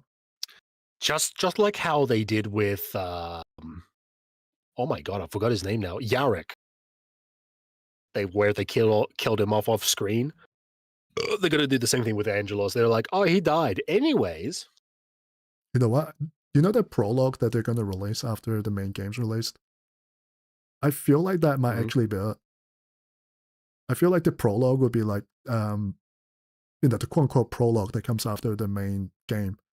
It's gonna be like Gabriel dies, and then like Cyrus becomes like the chapter master or something. Actually, that will make me laugh. Isn't he a captain though? Cyrus? Yeah. He's a scout sergeant. I think he's like technically he's a veteran. Like he could be like with how the organizations are placed in. I think he could be like a Stern Guard veteran type level, like a Space Marine veteran. But he chose to go back and actually become a scout sergeant to better guide the Space Marine scouts. And then he got Sure. really mad because like a bunch of them died during one of the older, I think it was Dawn of War 3. 2. Oh, No, I think it's 3 gonna- because he started cursing out. Wait,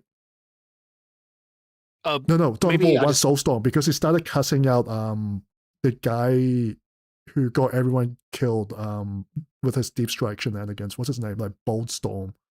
Boldeus, Bold something. Are you sure it's not Dawn of War 2? Because I remember. No, him because Dawn of War getting 2 was the one where he was cussing him out. we might get back to this a little bit later. I just can't recall right now. Sure. The Space Marines, they don't need scopes. Well, Wonder Waffle to spam that in chat. Actually- No, I get you. It makes no sense. No, at least put the scopes in like a, like, if you're going to put scopes there, at least put it in like an accessible place, not behind the iron sights and behind the fucking gun. You know what? Our stream is accurate to game developers. We give them promise there's going to be Asmongold, and then we're still on this fucking video. Oh, yeah. They're also introducing the Dark Angels and the Lion. To give you an idea of how serious Games Workshop takes the story or narrative of Warhammer 40k, the game studios serious. of every Warhammer 40k game or Warhammer game period need to meet with Games Workshop every single week so that they can make sure that the games or the content that they're developing for those games meet a certain quality standard. I'm not sure when. I'm losing brain cells. And it's like Games Workshop 1:30 quality. a.m. Yeah. This is much harder of a shield than Varrock, and it is actually that is actually impressive. Do you see what I mean? You see, I'm not underselling it. I mean, I'm not overselling this video. I'm actually like totally serious where I said this video is catastrophic shilling. We have never showed this hard, like this close to the warp. You know, flying close to the sun. We're shilling close to the warp now, to the point where it's like heretical. I really want to start making a video of this, but you might as well, because I feel like he's not going to stop. Time. I feel like he's not going to stop. He's just going to keep shilling. It's just going to be forever content with you. He's already talking about your other favorite game, which is Space Marine 2. Absolutely. This started. Don't you worry. Actually, you know what? What? I was like, at your own maybe I'll pace, just though. be At back- your own pace. I'm not like, I don't want to give you too many ideas. I know you're very busy. I get ideas and then I just put them on the side, and when I actually start working on them, I just actually work on them. It's Fair just a glue. It's like a sticky note. I'm like, oh, Yeah. cool. Blip. I'll get back to that when I can. Yay, That's how I content. think of things. Money. I don't know about money. I don't give that much. Relax. Okay. But Patreon memberships now. rest assured, this is common practice in the industry when you're working with Games Workshop nowadays. For Dawn of War 4 to Oh, he doesn't know. He doesn't know. Isn't it like just a Working with lot more Games Workshop. catastrophic, the fact that he says that? So we meet with Games Workshop every single week to get the law correct, but still, despite that, He doesn't know. Oh, He doesn't no. know. Those who know. no! Oh yeah, the Who monkey. Oh no. Wait, so where's the actual like developers base? So it's like implying if they are in the US or something, they have to take like a 24-hour flight to Well, Nottingham every single week just to go. where's their got- base? Bolter, where- Scopew, yeah, the Necrons are the shiny ones. Yeah, Orcs are green. Yeah, yeah, for sure. I feel like you know those like horror corporate stories where people say there's too many meetings, like meetings for the sake of meetings and nothing ever gets done. Like it could have been an email, you know, those type of stories. It just sounds a lot like that. Like, oh, low accuracy. This could have been an email. And also, weren't they like big Dawn of War? I mean, not Dawn of War. What? Didn't the developers say they were big Warhammer 40k fans? Uh-huh. They Yeah, did just the like entire thing. They were like painting models and like displaying the models on their shelf. talking about how they LARPing. were like, you know, big Warhammer 40k fans since before they were even born and stuff like that. The LARP couldn't be any more hard. Meanwhile, I'm just here like, hey guys, I'm here from 8th edition, and then I just looked at old material content, and here's what I think. But meanwhile, these motherfuckers are like, well, yeah, we're fans of 40k. We pay roles. We're just love like 40k. We know so much about Warhammer 40k. We have to fly over to Nottingham every single week just to get tutored by Warhammer 40k. Holy crap! Like we laugh at like the 40k coaching for like $500 every week, but this guy is like these people are spending like actual flight, like actual like travel money just to get like lore coaching from Games Workshop. I love sucking dick for GW, dude. Aren't we just so relatable? I guess that's what it's for. I guess that's what it's for. It's not I love it. Some other coach. I love it. Oh, jeez. Received permission directly from Games Workshop to use the Lion, a Primarch, which is one of the most important characters in the entire narrative of Warhammer 40k, is absolutely insane and shows how much faith Games Workshop has in this game. If Games Workshop trusts this studio to develop a great Dawn of War game, then so do I. And for me, imagine if the game comes out badly. I'm sorry, but fuck it out. I should save this video because it's like the type of video that'll get like unlisted if the game comes out and it's like Mechanicus 2. This is where the hype really starts to set in, because not only is Dawn of War 4 going to have a great story, not only is it going to have all of these game modes available. He's already promising stuff that he like has no idea about. There's nothing about the story that like the lion showed up. The lion showed up, and that's about it. There's nothing that's said about the story. No There's Gilliman? Nothing promised. It's just vaporware. No Gilliman? Oh, where Gilliman at? What are you gonna get him to DLC? Yvrain, whatever his name is. I really don't like Yvrain. As you can see in my little dancing PNG, I'm more of a mecha fanboy than like Yvrain. I don't like Yvrain. She's got no class. Sure. Did you know that Yvrain used to be like a Dark Eldar succubus? She's a fucking hoe. Like, why people like her? Meanwhile, Mecha is like a Farseer. And her dad's like Eldred. I can already answer you that, why they're preferring Rain over anything else. They're like, damn, if she's with me in bed, we're going to have a fun time. Yeah, I am just like Gilliman. My face is just blank. By extension, if I like her, then I must be Gilliman, which means I am very important and in shape. People listen to me. On launch, but it's also going to have a lot of post-launch support. In the modern era of... Again, if you just like ignore that this is a YouTube channel, you can almost like if someone wants to lie to you, right, and say that this is like a developer, this is the Dawn of War 4 developer talking to you, you would actually believe that.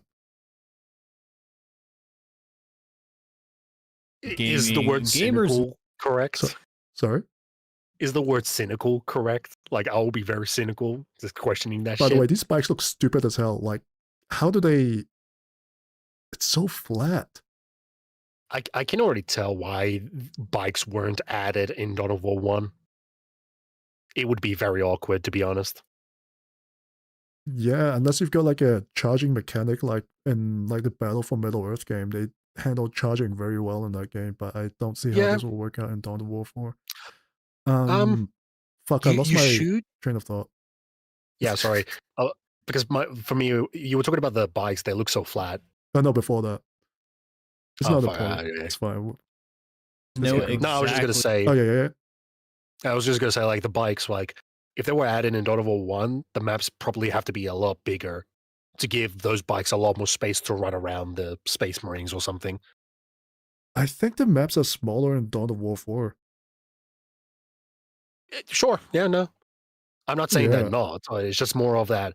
If you wanted to play a particular map and you want to run bikes, it would just be very awkward if it's small. Would they have land speeders, though? I mean, that's one thing. Yeah, but with land speeders, you don't fucking charge in. They can just fly around and shoot. With bikes is just awkward. You just sit on your chair. You sit on your gaming chair while shooting your bolt pistol sideways and go gang gang. It's just weird. By the way, I just noticed one thing with the bikes. It's not bad. I'm going on a tangent. Which Let's video keep going. games they like. Oh, this is NELLOP's favorite little clip where the knight has no shadow. I love my microwaved fucking knight. Look at They those all- guns. Gamers know exactly which video Yeah. games they Look. like, and they Look at those guns. Look at those textures. Mm. Oh, I would not be surprised if this was grabbed from VR chat. They look not so different. You know, like a Titan/Knight game in VR chat would be pretty cool. Like in VR. Like MechWarrior in VR will actually go pretty hard. We just sit in a chair and it's very immersive. also like knowing that more content is coming to those games. We already have an idea of how Dawn of War 4 is going to fund future products. It's going to be going with an expansion model where you buy each expansion a la carte. Dawn of War 4 is... Wait, what? You have to buy each expansion. Oh, wait, he's talking about DLCs. Never mind. And he's telling you to Wait. jump right in. Just give them all your money. We have seen nothing about that, but I tell you what, it's Games Workshop quality, and you can always trust Games Workshop quality. Games Workshop is only known for releasing quality products, so why not? Map Pack 1 Crusade. So I have to get the first DLC to get a mode, and then the second Crusade to play a Last Stand Oh mode. well, this is the magical bit, right? You can buy the pre-order the Commander's Edition, and you get 3 days early access, which is not a beta test, by the way. And I believe that also gives you a seasonal battle pass for like I guess the first 6 months. So just just pre-order, guys. You're saving money, guys. You're wasting money by not pre-ordering it. Is introducing a pair of expansions, the first of which is going to introduce a Blood Ravens story prologue, while the second expansion is... You see what I mean? The prologue is after the main story. Like, what the I bet you Gabriel dies. Oh no, he will. He's dead. I don't want to put all the eggs in one basket, but if I'm wrong, whatever. But if they're not showing Gabriel as the the poster boy of Dawn of War 4 Dawn of War games anymore, then he's most likely dead. Yeah. You know what would be really cool? What might actually save this game is if they, well, not save it, but make the story better, is if they actually tell you what happened to your protagonist from Dawn of War 2. The guy, Commander Hairgel. You know who I'm talking about. He dies. No, I kind of want him back. I sort of want him to have like a proper story. Okay, you wanting something does not equate the same thing what the developers might do. Yeah, but what I want is usually a good idea. Like, if I'm the developer, like I'm telling the developers, sell each color, like make them pay like $1 for each color in the custom army painter. And then for the other ones, you can make them do dailies, and so you can like buff out the player rates, to make your game a bit better. I'm just saying. That is the most accurate description that you've ever said. What I want is always a good idea. I mean, if I was the developer, but I'm not the developer, so from that point of view, it was a good idea. But from my current point of view, I'd say that's a horrible idea. You should never do that. But if I was trying to make money, that's what I'll do naturally, right? You know what? I'm going to drink straight from the bottle. Oh, you know what? I can do one better. Make it a loot box. Turn it into a gacha. Make them roll for the colors. Even though I've already been drinking, but I'm just going to take a shot. So you want the color white? Well, the color white is a 0.1% like SSR, like super, super rare color, right? And you have to buy tokens, and then you have to like roll for them. And sometimes you get blue, sometimes you get purple, right?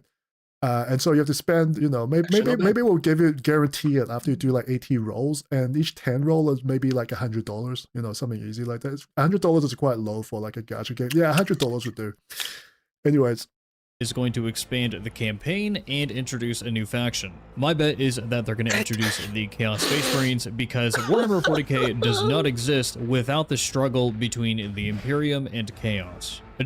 And so what this is really telling me right now is that the game is actually fully released 1 year later. Yeah, pretty NELLOP is much. dying. Looks like you, Iron Warriors though, right? It's the most popular Chaos faction. Fuck you. Iron Warriors, it looks like Chaos. No, actually it does look like I'm not like look at the handle stripes and the it looks very Iron Warrior-ish, so it's probably gonna be Iron Warriors.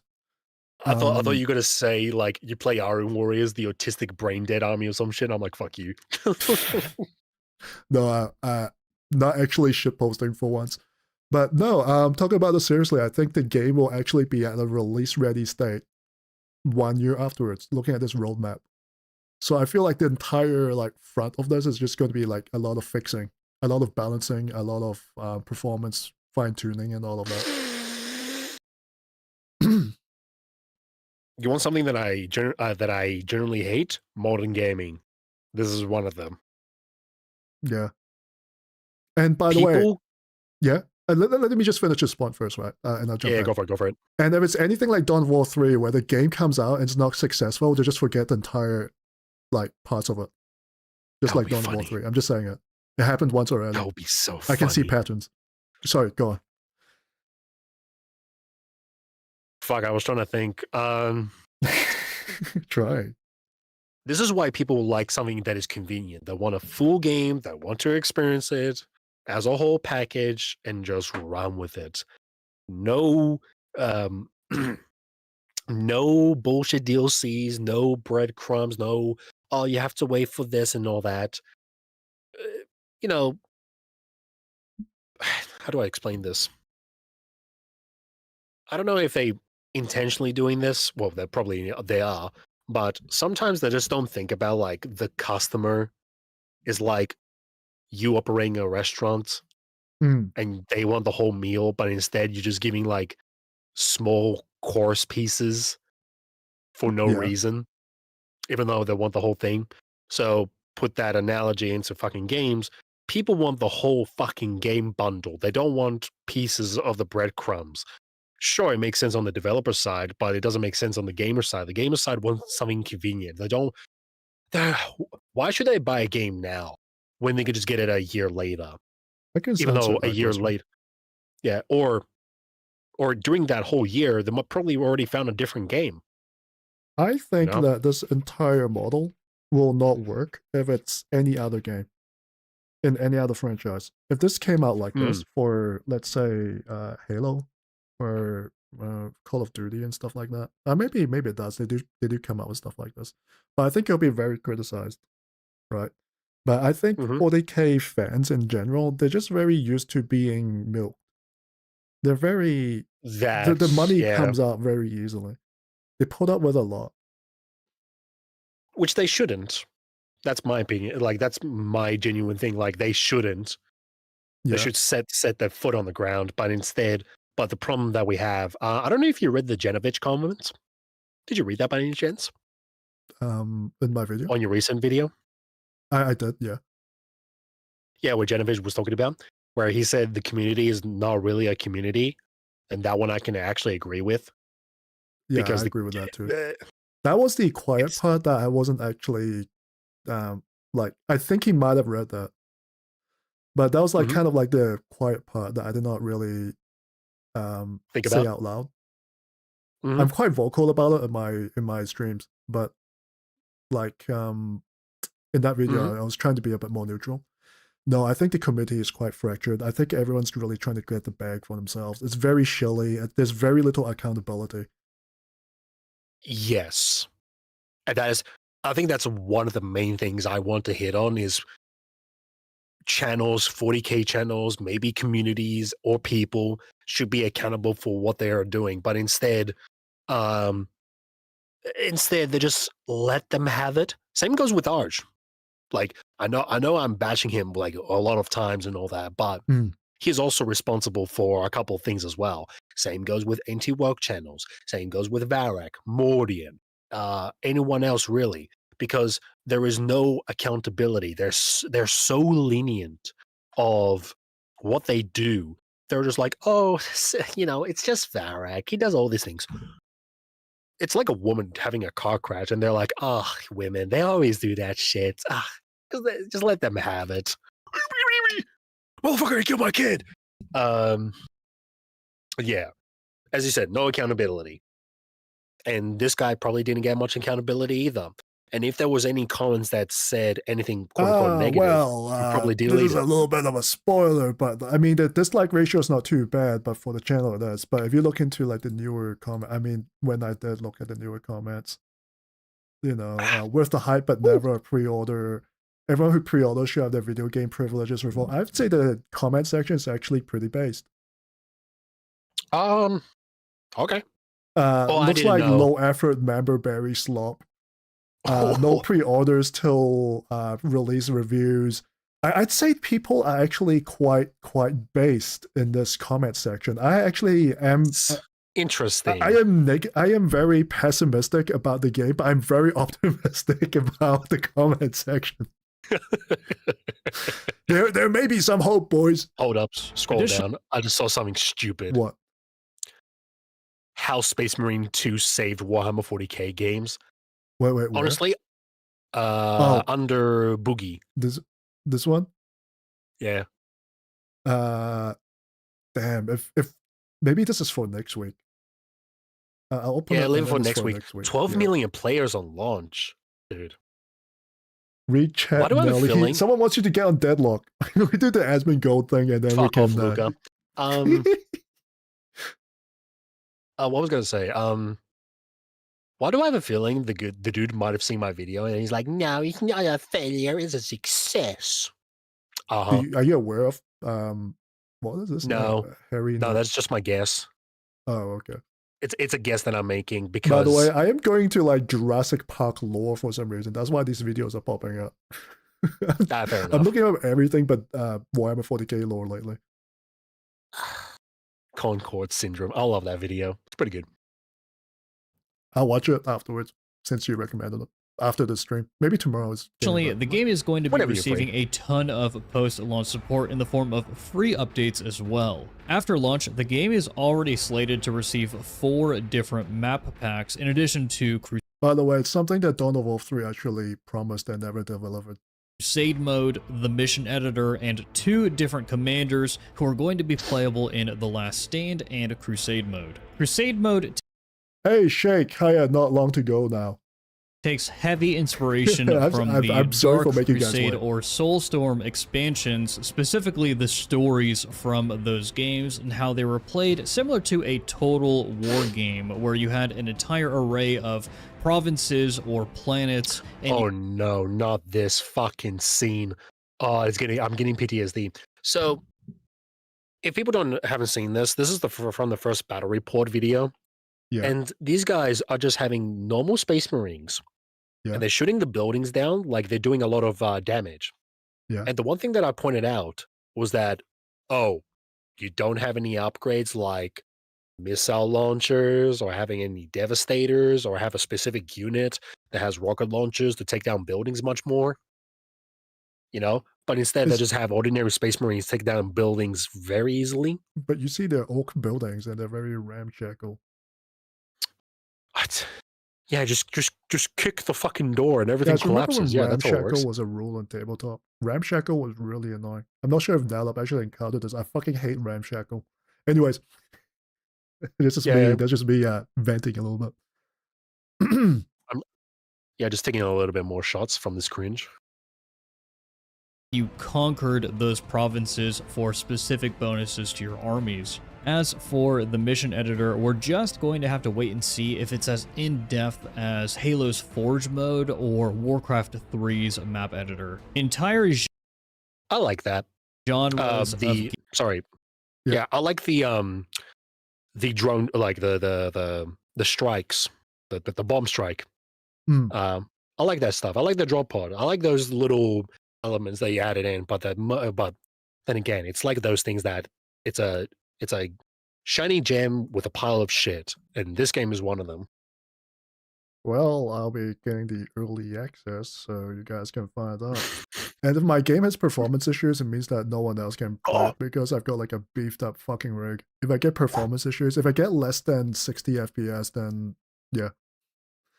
It was made for gonna be issues. console. Games have been created from the custom games made in games like Warcraft 3, where they gave their audience of players the tools to create those games. But Comment because he mentioned StarCraft 3. He talked about Warcraft 3 and he's talking about like the custom map editor. So map editing is a good thing because surprisingly enough, people, if you want the game to be a good esports, an interesting map is actually very important. And I'm gonna swivel over to Cyril's game over here, right? Like I believe this one might be a custom map, but like custom maps make the game look better. It makes things like less symmetrical as well. And so what StarCraft actually does is that in the tournament, right, they will take a vote from the audience, they'll take votes from the players, and then there'll be the tournament organizers themselves. And they do this because at the end of the day, esports is entertainment. And so, so the audience matters. Right. And the issue is that the players want to have very symmetrical games, but the audience wants very entertaining games. And so sometimes the views kind of oppose each other, but you try to strike a balance. So I think a map editor would be quite a good idea.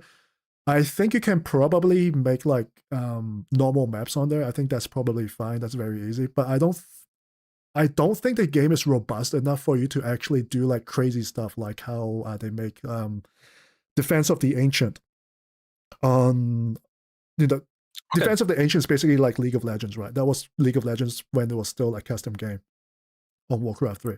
So I doubt you can do something like that. Okay, think of this, right? Think of TF2, even though it's not the best example, but the premise that I want to bring up is very important. You can make as much skill, you can have as much skill as you want, but the games are not predictable or consistent because you have a random like crit or a randomizer or something random, right? Yeah. You don't want to be too random, or else it will just be very out of the blue. But you don't want to be too consistent because it will be at that point just very boring. Yeah. Hardcore players want consistency so they can, figure out like their playstyle is good or not, and then just keep doing it. But the real question is, that's not fun. You need a little bit of Jesus Christ, unpredictability. Hey, welcome to my world. Aren't we the same? You needed a little bit of unpredictability in order to make fun games. You can't get fun games if you don't have an unpredictable situation. And then you're like, ooh, this is new. All right, let me figure out this way. Yeah. It's just fun. Yeah, it's just fun interactions. And so actually, I want to bring up another thing because previously they were talking about like single player and multiplayer, right? And I am in the camp where I believe that Dawn of War 4 is going to be pivoted towards multiplayer. And that is because there's no way in heck that they're ever going to compete properly with Creative Assembly, Total War 40K, because they're definitely going to take the single player experience like 100%. Because there's modding support, there'll be more factions in there. There's more like replayability in Total War games. I think in terms of a single player experience, because these two games at the end of the day are RTS, they're very similar play styles. I think at the end of the day, the Total War 40K game is going to be the people's choice for a single player experience. And so what happens is that, if that's going to be the single player game, you can't compete with them there, right? For money and everything and for attention. And so this will naturally be a multiplayer game if they actually want to succeed and have people buy the DLCs and everything. So I don't really buy the whole angle where like the single player is going to be like the entire focus. And with Crusade mode as well, that's going to be like something else entirely. I would argue differently. I would say don't put your eggs in one basket. Give variety. Like, make your campaign good, but also give players a reason to play multiplayer and PvE. Yes. But so I will... It's sorry. just like Call of Duty or Halo. Yeah. Where most people will play campaign, but sometimes they'll be like, I want to play against players or play a little bit PvE with friends. If you introduce that variety, to a certain extent, that's how you make good games. You don't want to put all your eggs in one basket. And that's what happened with Space Marine 2. Their campaign was so dog shit. The rest of the modes were so fucking irrelevant. It was almost like I didn't even give a shit anymore. Yeah. Why should I? So this is where like the logistics of everything actually fits in. And by the way, I agree with Shake Vivid is that if they fuck up the PvE, they're not going to get the multiplayer either. But I think is that there's going to be like their own niches, right? And there's always going to be like a battle of resources, niche and resources. And unfortunately, the crew that's actually making Dawn of War 4 is actually quite small. So I already like commented in your video previously about this. But Dawn of War 3 had a development team of like 500, I think it was like 500 developers, staff. Dawn of War 4 has less than half of that. They only have about 200 developers. And so, in a way, it's a good sign. Yeah, in a way, it's a good thing. But in terms of, I mean, I'll be honest, like modern developers, I mean, are we really going to get anything like spectacularly? Are we going to get like indie dev type of like inspiration here? I don't think so from what we've seen, right? Yeah, I want to be wrong, but I don't think we're going to have that. But like in terms of resources, like monetary wise, like with Creative Assembly being a much larger studio that's funded by Sega versus this is the same studio that made Iron Harvest. So monetarily and in terms of staff, they are a lot more constrained. So in terms of parity, they can maybe carve out their own niche in single player versus like Creative Assembly and all of that. But I think their true niche is going to like be one step away from that, where they won't compete with Creative Assembly directly. They'll try to compete with them in like another sector, which is the multiplayer sector, right? Where they'll try to get people to get DLCs and stuff. And I think at the end of the day, what this might actually lead up to is power creep. Because if you, and I might be wrong here, I'm just projecting a little bit. If you want, if you start appealing to multiplayer and you sell DLCs, you have to have power creep to get the things out the door, to make the sales. Like in League of Legends and all of that, like all the new stuff are always a bit stronger and stuff. But we will see. That's just my prediction. I will say this. Fuck. By the way, they definitely need to sort out PvE first. And the issue with PvE is also the AI. We have no idea how the AI actually plays PvE. We've only seen PvP right now in all the battle reports. The AI, if it plays like dog shit, oh boy. I'm not sure if you can mod that. I don't know how moddable this game is. Anyways. I was going to say, remember Halo Killers? Or Killers? Yeah, Killzone? Yeah. Yeah, you see, most of them failed. Do you know why? Why? Because they were trying to compete against a already successful establishment in a certain genre. Same with Halo. Yeah. And the ones that people say it is a Halo killer, but it isn't, they didn't even compete it. So how do you win? You don't fucking compete the thing. You focus on your strengths of what you're able to achieve, right? Yeah. So for Dawn of War 4, right, why would you even need to compete with Total War when you can focus on your strengths of which one will be the most important thing in your game, if that makes sense? I like normally I would actually say that, but like unfortunately they're both 40k games. Yeah, but Total War is more famous for Rome Total War, Napoleon, and all that shit. Like, very different style. Dawn of War 4 is taking the Dawn of War franchise, which is a little bit more different when it comes to pacing and how they structure the units. So, like, I get it. The only thing I can bring up is the Gordon Ramsay analogy, where he goes to different restaurants and he just mainly just cuts like majority of the fluff and focuses on their strengths. And that is what Dawn of War. Okay, if I was like trying to think like how to make this game successful in their own right, not so much of, oh, they have to be competitors of, Total War or else they will fail. Why should they? They're both 40K games, yes, but what can you show that Total War cannot show?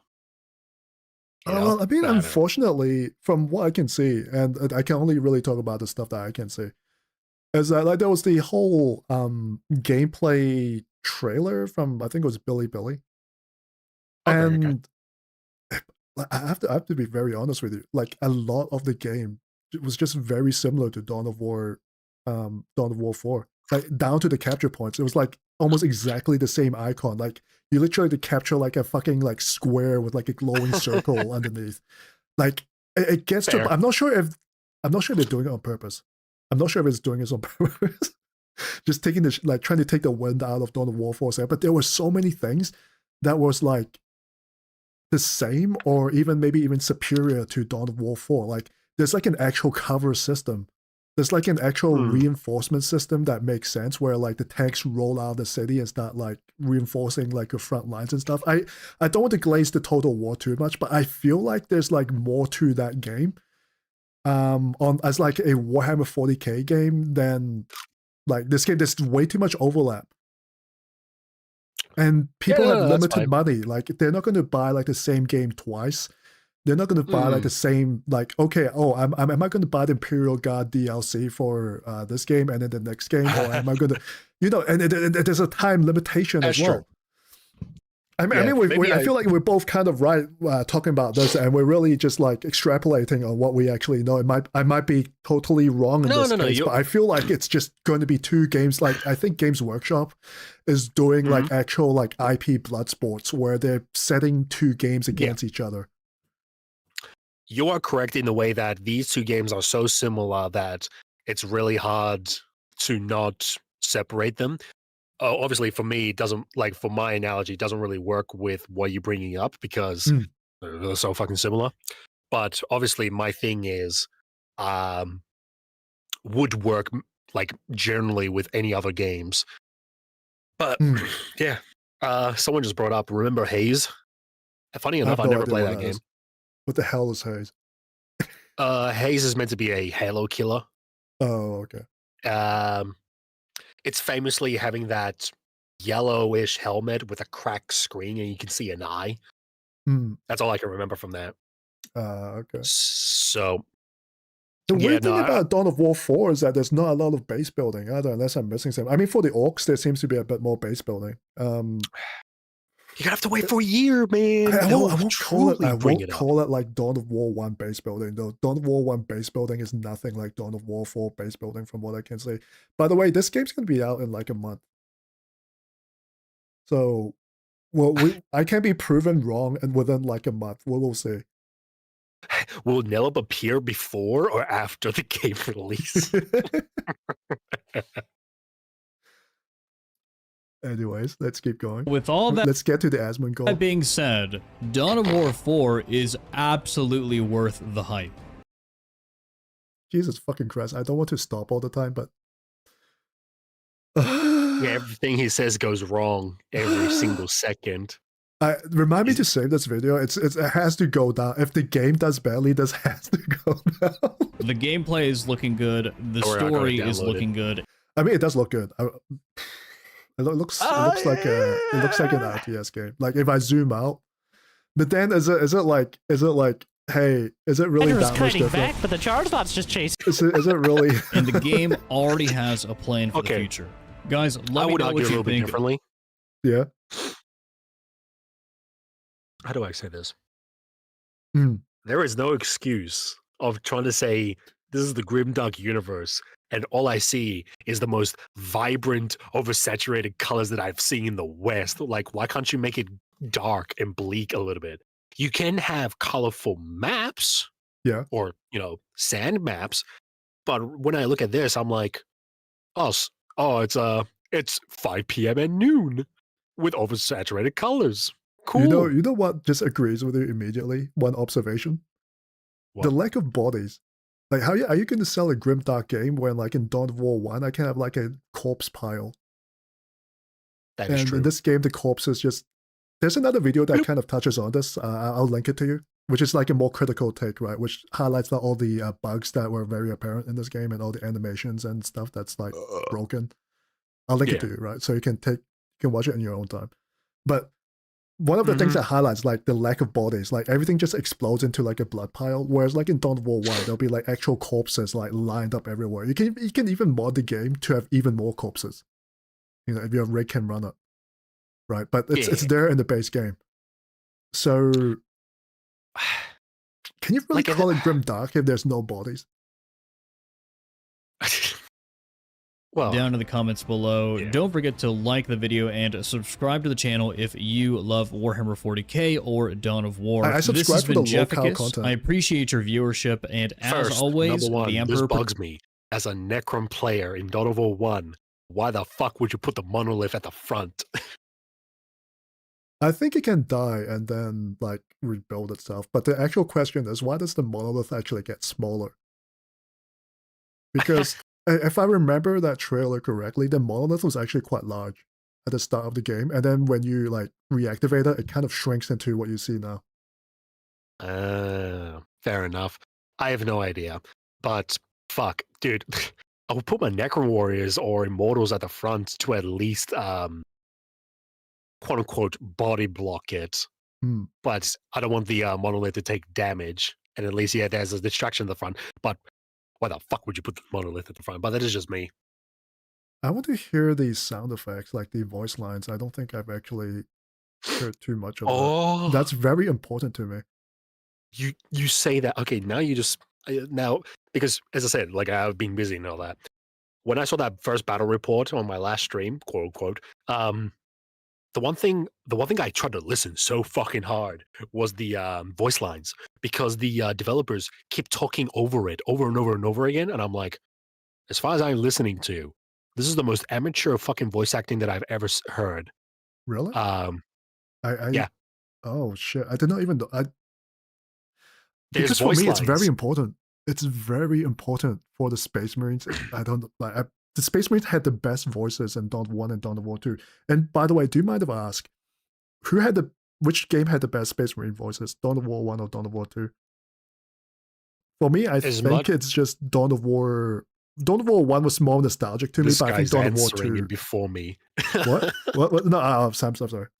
I thought I would put my You're like about to ask a question, and I'm like, yeah, no. I thought it would be fair for me to put my opinion first, so it doesn't feel like I'm like trapping you. It's fine. It's fine. Go ahead. As much as I like Dawn of War 1 voices, Dawn of War 2 improved the recipe a lot more. Yeah, my thoughts exactly. Yeah, like even especially with Chaos. Like yeah. Like again, there's nothing wrong with Dawn of War 1, and then you notice in Dawn of War 2 they improved the recipe, but at the same time it's like they how do I even explain this? I'm using a lot of metaphors. You go to the gym, train your legs, and they look so fucking detailed and defined, but then you cut off one of your legs. That's Dawn of War 2. It's like it's built to almost to perfection, but it also handicaps themselves because they changed the whole core gameplay. So it's weird. Yeah. It's just weird. But yeah, but then again, as I said, voices, I would say Dawn of War 2, they improved a lot more with their voice acting, and that brought a lot better with their campaign. I think the only bad thing about the Dawn of War 2 voices was Eliphaz. Changing Eliphaz voices from like the voice he had in Dark Crusade to like whatever the fuck. I think it was literally Starscream's voice. Okay, so like a little bit of trivia, and I'm like 90% sure of this. So Aragaz's voice actor is Megatron in Dawn of War Chaos Rising, Dawn of War 2 Chaos Rising. That was Megatron, and they gave Eliphaz Starscream's voice actor.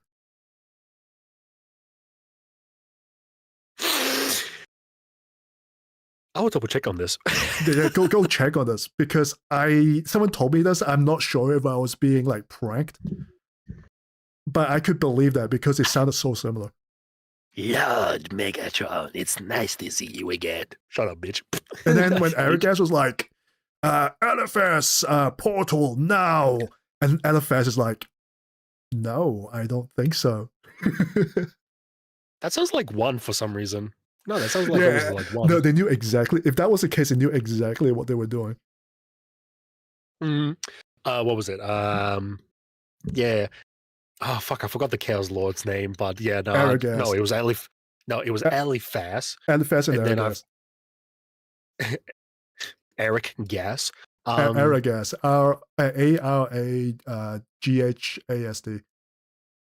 What the fuck? I thought it was Eliphas. No. Eli. Eliphas had Starscream's voice actor, and I'll do it on stream.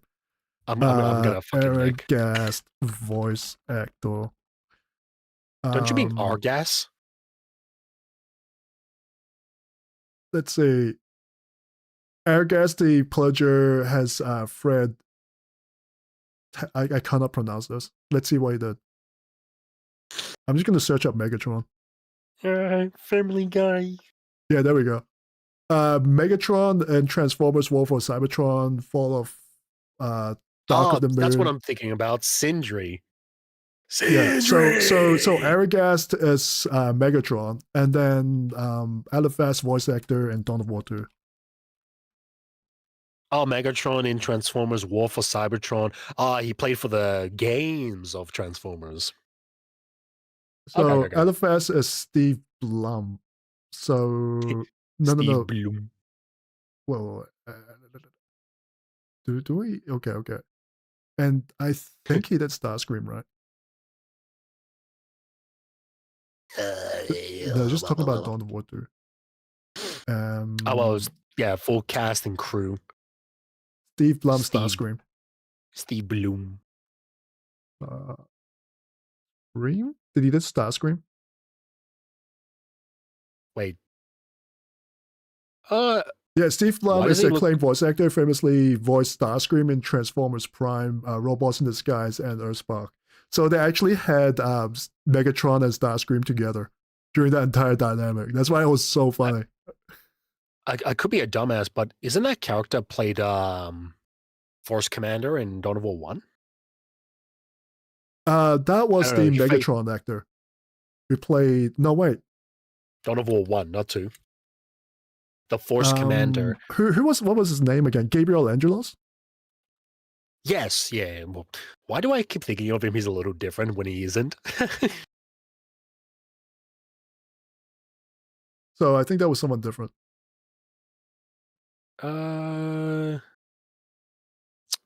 that was even like a video of it. You could just go back and be like Dawn of War 1 Force Commander voice actor. Wait, he was in Gundam? Wait, he voice acted Gundam roles? Shin's fun. Who cares about Shin? Video games, Dawn of War. You know what? It's the same thing. Eliphas Inheritor.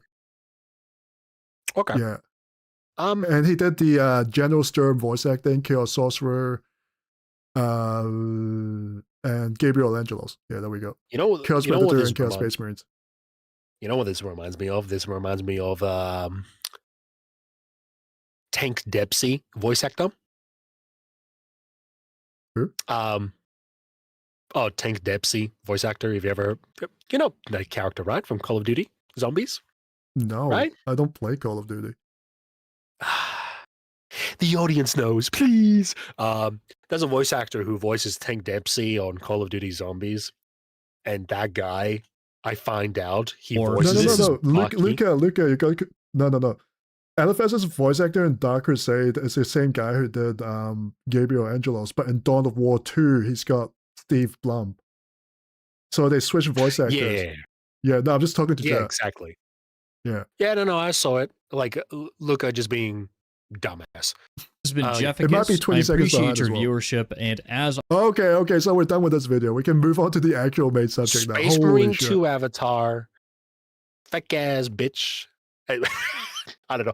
Every time you go through that fucking thing, it just what this guy? Yeah. Why? This guy. He doesn't have a name. Actually, you know what? It's better that way. All right, so we're actually after 4.5 hours into the stream. Here's the actual main segment, which means I need to pee and get some water. Actually, you know what? NELLOP, do you need to pee and get some water first? Because I went twice already. It's 30 minutes. Do you really want to go through the whole thing? I don't think we have to go through the whole... Do we have to go through the whole thing? I can try and not chat over it. Yeah, we can skip a couple things. Like, what is it really? It's just Asmongold goes to a Warhammer Oh no, store, because I think this actually has like a lot of implications in Warhammer 40k. But I need to go pee first. I'll be right back. This motherfucker's gonna give me ideas. I'll tell Hereticus, but I'll tell him I'll stick for a bit and then I'm gonna go sleep. And then Luke is gonna be like, "Oh, please play Deadlock with me." Shut up, bitch. You don't deserve my page gameplay. He's going to get his community playing. Not sure if that's a good thing, though.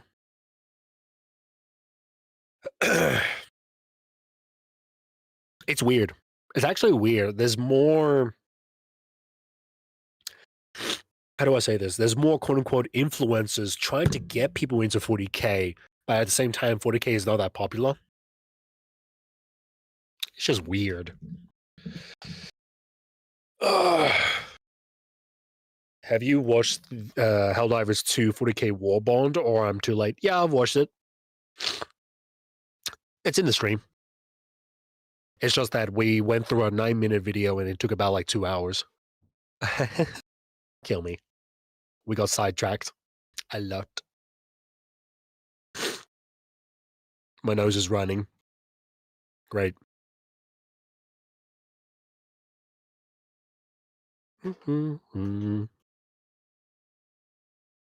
I could just sit here awkwardly and look.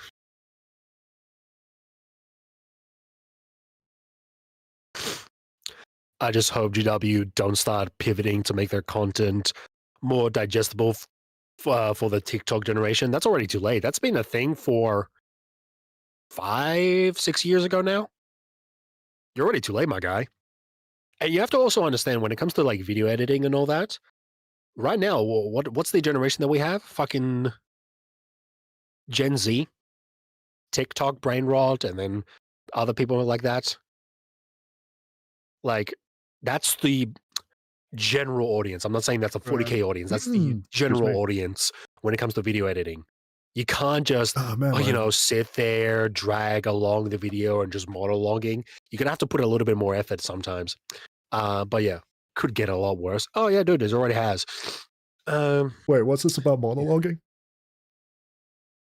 Basically, Shake was saying, like, I hope GW doesn't stop pivoting to make their content more digestible for the TikTok generation. I'm like, they already did. 40k lore channel's already done that. You guys, remember Wes Hammer? He started with got shorts. all the explained videos. Exactly. And I think Games Workshop has been trying to dumb things down on purpose, like in their novels and all that, to make things easier to access, more digestible. Yeah. All right, so this is the actual main segment of this entire stream, and it's Asmongold of all people, and he's coming out. I had to wait for 4 hours for that. Yeah, I apologize, but you know, it is what it is. I don't. Well, I'll be diplomatic about it.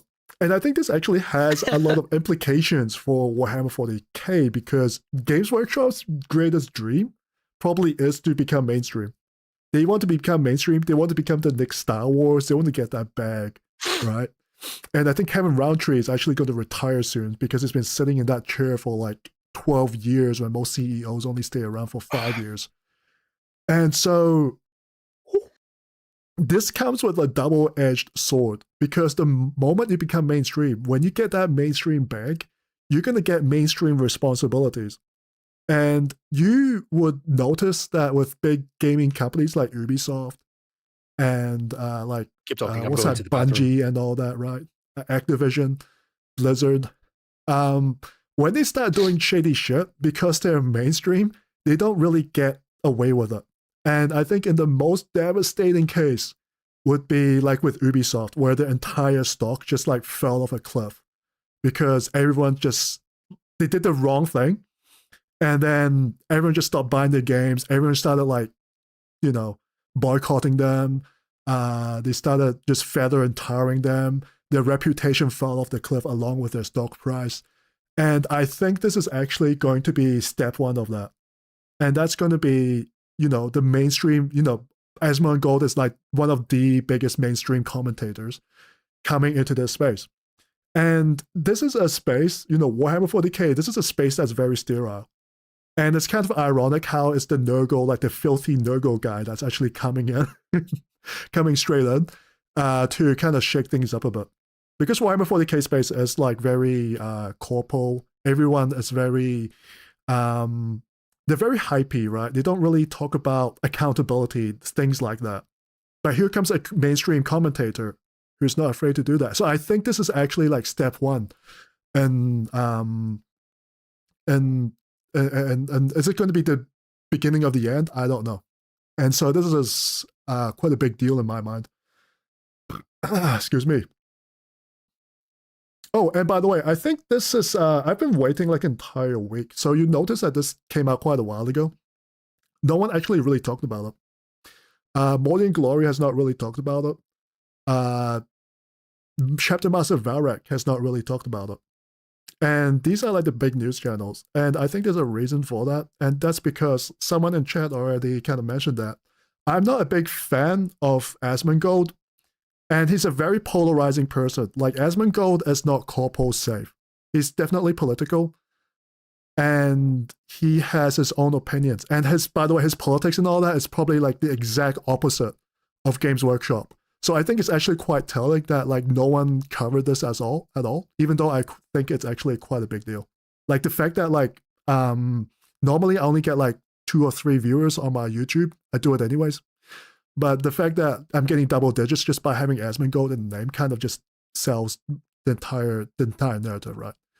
So with all that out of the way, NELLOP, do you want to say something? And then we can... Am I muted? NELLOP? Anyways. Wait, hang on. Let me double check something. I think he died. Anyways, let's go. Of a fiend and a degenerate. After 9 years of friendship, a couple of mistakes, today we are finally making the right choice. It's time for Asmon kind of makes less in-depth topics. It seems really simplified and made reaction to politics before he was more better.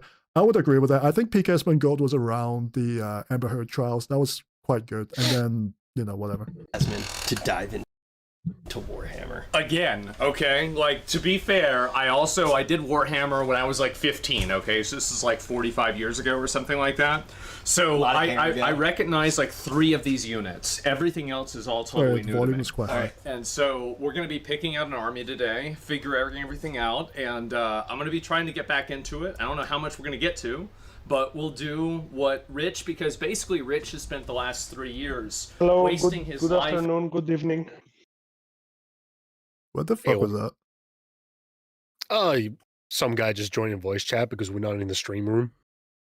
Oh, man. Oh, sorry, man. We're having a stream right now. Hang on. Let's pop down a little bit. Wayne, sorry. We're doing a stream thing.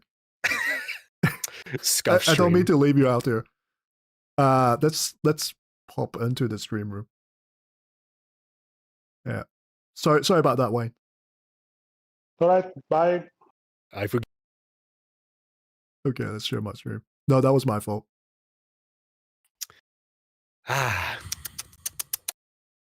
I'll laugh if he actually gets in as well. Yeah, somehow he gets in and we're like, what the fuck? Yeah. What the? It's like, I own this Discord now. And also his girlfriend's money. Is my screen working properly? Yeah, it's working. The only thing that I found it baffling, which is a very repeated thing. I kind of hate it in a way where they kept saying like, oh, I used to play 40k about 15 fucking years or in 5th edition and all that. I'm like, you better stay that way. Yeah, like, I've I don't know. Like, it used to be a neat thing to hear from, like, oh, someone used to play the game a lot and then he didn't. But you just hear that everywhere, and it's almost like a marketing thing now. Yeah, it's like something that they do to like instantly build relatability. Then again, you know, he is a big streamer, so that comes with the territory. It's completely like a negative, but at the same time, I think him coming into the space is ultimately a good thing. So I'll just give him like a pass for it. It's just to even up the waters edition, a little bit, right? What? The way 40k is now, I wouldn't recommend anyone to get in. Well, that's just me. Here's the thing. He's going to go in and then like lampshade the entire reason why you should not go in, because he is using himself as the human sacrifice. And then when shit goes badly, he's gonna get into his first game of Warhammer 40k. Things will go badly. He's going to like waste all his money, and then he's going to like slowly uncover like what a fucking shit show about like Games Workshop is, and then he's going to black pill like an entire generation of people. Is he that smart enough anymore to do that, or is he just gonna? I have no idea, but let me tell you what, it's a hell of a lot better than Arch. Ooh, interesting. Because it's weird for me, because when it comes to Asmongold, he's a very big channel, and thus you got to get a lot of people talking about him being a grifter, or he didn't get things right and all that. And I'm like, I don't know. For me, it's really hard because I don't watch him religiously, so I can't really comment on that. I guess because he's like a very controversial person, I need to like say this out as well. I don't really agree with everything he said, and I just kind of stopped watching him as well. I think like his peak phase was during the Amber Heard trials. That was very entertaining, and that was very like relatable in a way. And then I watched up to like after his Vampire Survivors and Final Fantasy 14 phase.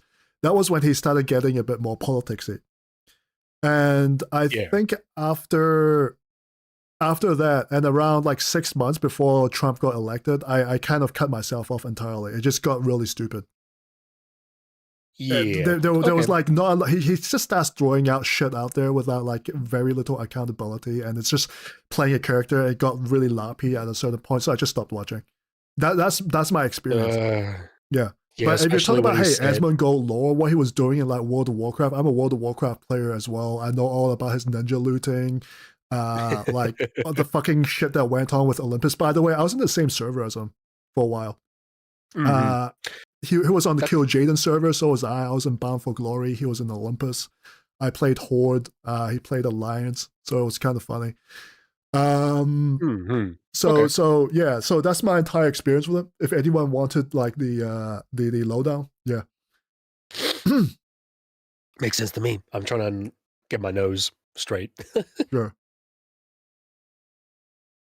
Scary thing is, if popular content creators start influencing Games Workshop's decision because of their influence, I think we already have that in the space already, and I think overall it's been negative in like a certain way. And they won't name names, you know who they are, but they've got a big like org behind them.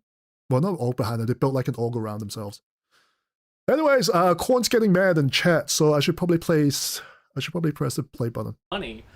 Mia Malkova, by the way, I don't know how this happened, but like anyway, wasting all of her money. The army that OnlyFans built. That's right. Wait, what? His life and also his girlfriend's money.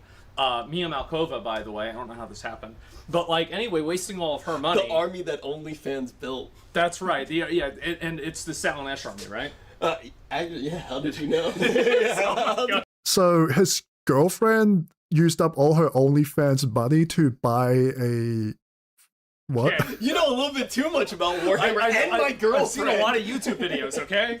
Like, I've seen a lot of them. So I understand a little bit, okay? Just not a whole lot. I did play Space. By the way, this is like what the normie sees, alright? So this is like almost like a safari. This is like a normie safari.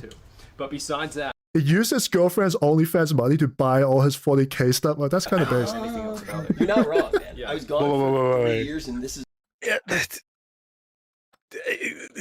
Shut the fuck up. I respect that in a certain way. No.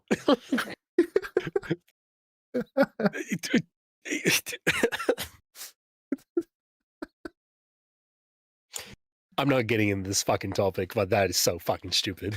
This is all I did. But this is normie entertainment. These are two normies, right? Like at a certain point, like you can say they're based or not, but at a certain point, they are the demographic that GW is trying to appeal to. This one's pretty special to me because when we first You can say that one of them's already living one of the faction's lifestyle.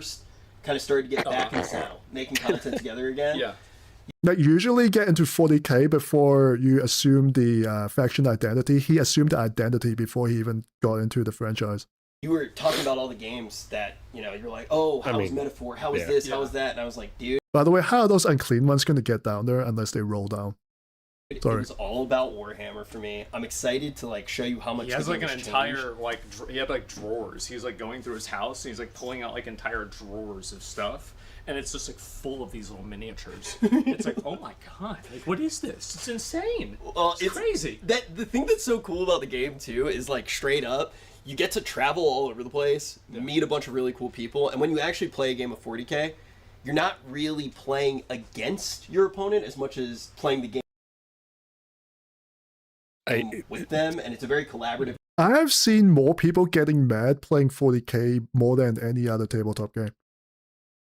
And also the people who play 40k now, at least from what I've seen, because I'm kind of close to the city and all that shit, blah, blah, blah, blah, blah. Most of them are just femboys, neckbeards, and trannies. So which one are you? That's your demographic right there. Which one are you? Definitely none of them. You said it yourself. I'm on no one's team, bitch. It's like that joke when there's like a joke and it's off topic. The joke went like this. Okay, so there was a cashier, right? And then someone was like brought up the issue of Canada, and it was like, oh, Canadians, they're all a bunch of like whores and hockey players. And then the guy talking was like, wait, my wife is Canadian. And then the cashier is like, oh, which team did she play for? Sorry. But anyways, just to explain what he just said just now, is that there's a little bit of background lore, right? The guy in the white shirt, he's called Rich Campbell. He actually got in trouble. He was accused of like sexual stuff, right? Sexual abuse, but it was like proven wrong. It was like some online drama shit. So they went to court. He was acquitted. So he might not have been playing this game for like 6 years. So from his point of view, he could be correct, because the really competitive stuff has actually really appeared after like 9th edition and stuff. Like if he played around 7 and 8, it probably was not that bad. He could be correct. Sure. So many cool people, and we actually, like, when we were finding out where we were going to shoot this, got to meet even more cool people. Yeah. We're here at Fellowship Games right now in Texas, and I think now we get to start figuring out what army you're going to play. We're going to start. Okay, so in my opinion, whenever I was a 15-year-old retard, I was playing Chaos Space Marines. Yeah. And now I'm a 36-year-old retard, so I think let's keep doing that. I think everybody knows what the expectation will be. Death Guard? I wonder if it's Death Guard. Guys, I wonder if it's Death can we make a can we do a vote what army he picked? I don't know, man. It's kind of seeming like the Chudpocalypse here. You had a girl over last week. You came in. Hey, look, it's on the table right now. Showering. I literally looked at you. Okay. That to be fair, appearances can be deceiving. So we have first thing. Why the fuck is there a dragon here? Yeah, I was wondering about this. This is a 40k set. What's like the AOS model doing there? Don't worry about it. From that's Age of Sigmar. That model. Age of Sigmar. Is that offensive to you? That's a golden dragon. Those are like the highest level dragons in Dungeons and Dragons. Absolutely not. They're the rarest and like most important dragons. Wow, this guy saw a dragon and completely pivoted the video. Well, I mean, welcome to the Age of Sigmar video. Well, I mean, I like how they're just laughing about Age of Sigmar. Well, at least he is. It's on the. Who put the dragon on the table? Who the fuck likes Age of Sigmar? Yes. I don't know what you want me to say. So this, like, Age of Sigmar is only there to provide like proxy models for 40k, as far as I'm concerned. So there's two separate games. Is that correct? There's like a few. So it's basically there's Age of Sigmar, which is fantasy, which has incredible models, but I think that the rules are like, I don't know. I think that the rules might be a little bit cringe. I haven't personally played. 40K is for the Giga Chats, all right? That's where the skilled Well, I'm not players saying I hang out. want the dragon. I think it looks very cool. But, like, If you want the dragon, I'll buy you the dragon. Yeah, okay. So, like, there's Age of Sigmar. Then there's Old World. Right. Which is literally the models from when we were, even before we were kids. Yeah, yeah. And so, like, they kind of brought that back. That had a revival. Then there's 40K. And then there's also Kill Team. So, the other one is what this is like from Armored Core. Is this like a real... Is this like a real unit you can use in the game? Yeah, that is a... But... Well, I mean, you can't really take that into a competitive game because it's like... Wait, is it legended? No, I think you actually can. I think they actually have a codex for the Titans. How many points does this one? Okay, let's pause it for a moment. Klovik is being a little bitch. He's like, you're being too hard on AOS. Shut the fuck up, bitch. They deserve what they get. You know? I think AOS actually fell off. They ruined the entire edition recently. Well, I mean, they did two things. They legended half of the Stormcast for no reason other than money. And then they came out with like a very bad edition to the point where the starter boxes are just like dead on the shelves. I mean, the moment that I noticed women in armor and there was Stormcast, I'm like, I wonder why. One costs like 30,000? 2,180. 2,000? Wait, just, but you usually this play, guy? Yes, you usually play a 2,000 point game. So then he wouldn't be in the game. Yeah, you would have to play like a 3,000 point game. Well then, I mean, if this is a 3,000 point game, it's just, wouldn't it just be this guy and like these guys here and that'd be it? Pretty much. What the fuck? They'll get the job done. They'll get the job done. Okay. Come with me. Okay, it's good. So this shows something very important. Is like the moment people walk in, they actually want a narrative game. Like, I'm a bit mixed, because I got two different separate people that say, well, people ask for narrative, but then when they do like a Q&A apparently from GW, everyone just wanted to play fucking competitive. I'm like, huh? What? So, look, here's the thing, right? You want narrative? Play 3rd edition. There you go. If you want narrative, just get some like good friends, I guess. You can play like narrative 11th if you want. It really it's down to their gaming group. True. Like, again, that relies on, like, but how do I say this? People don't really rely on, you know, thinking of, they don't think of, oh, you know, me and my friends can make up shit up. What they think is, I want something that is official, what GW wants me to do, so I just play according to what they want. If that makes sense. They want a balanced game where everything is balanced. It's like fucking luck. It's like, what is it? It's like ethics communism. I'm not sure if there's a word for that. What the fuck? Klovik, are you okay? Nah, you are just crying because it's fantasy and not sci-fi. Also, I'm posting cool AOS edits, so my point appears to be right and yours not because internet. Okay, here's the thing, right? Think about it. Why wouldn't I need a bow when I can just have a bolter instead? You mean like a dwarf? A dwarf does not have a bolter. And that is also called Leaves of I think Chaos Votann. Dwarves actually do have bolters. I just don't give a shit about fantasy. It's just not automatic. It's just like semi-automatic. I think Chaos Dwarves do have something like that. I mean, you've got like dwarves with like helicopters with like bombs and machine guns. You see, if you put one Space Marine against those Sending Chaos magic Dwarves, to make you they will be explode. No, melted. I still need NELLOP here for like another hour. Don't make him explode. It's time. All right. It's all right. time. It's time. So we have a lot of the different. These are all the different units. You're not ready for this yet. Oh. That is Okay. Age of Sigmar. Okay. Got it. Understood. This is 40K.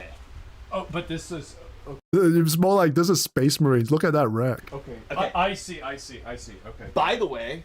Yeah. This shot. By the way, have you noticed all the Battle Force boxes are just sitting there unsold? Anyone notice that? Like, I'm sure some of those boxes are like, some of those are like a year old. Don't think too much. Yeah. So my buddy, who is my Warhammer coach, right? Like, I literally have a coach. I take this Oh dear God! Oh no! We found a person paying $500 for coaching. Holy fuck! I never thought we'd actually find that person. No, it's actually no. It makes sense now. You have to be making streaming money to actually afford that shit. Oh no! Fuck! Fuck! Oh fuck! I can't yell, but fuck! Stuff seriously, bro. Then again, he's making streaming money. Seriously, it's my calling. That doesn't make in it better. Yeah. Right? And I was told that this is like the best shop in Texas to go to. Great. Do you think they will give him like a actual like discount? Like most friendly local gaming stores give you like a 20% discount, right? Do you think the shop owner gave them that discount? I know they can afford it, but it's still like the right thing to do, isn't it? Maybe as a promotion for the store, so people can be like, "Yo, Asmongold came here. I want to come here as well." I don't know. I think like with That's all the my guess. political stuff they get into, it's more like they burn down the store. It's more like a liability for them to actually come here. Sure. Like knowing Twitter and Reddit. And being here right now, Yep.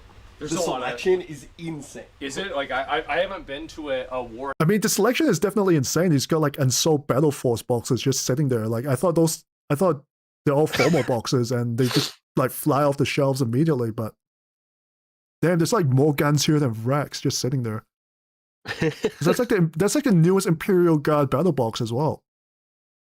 And that's the Chaos one over there. Those are really recent.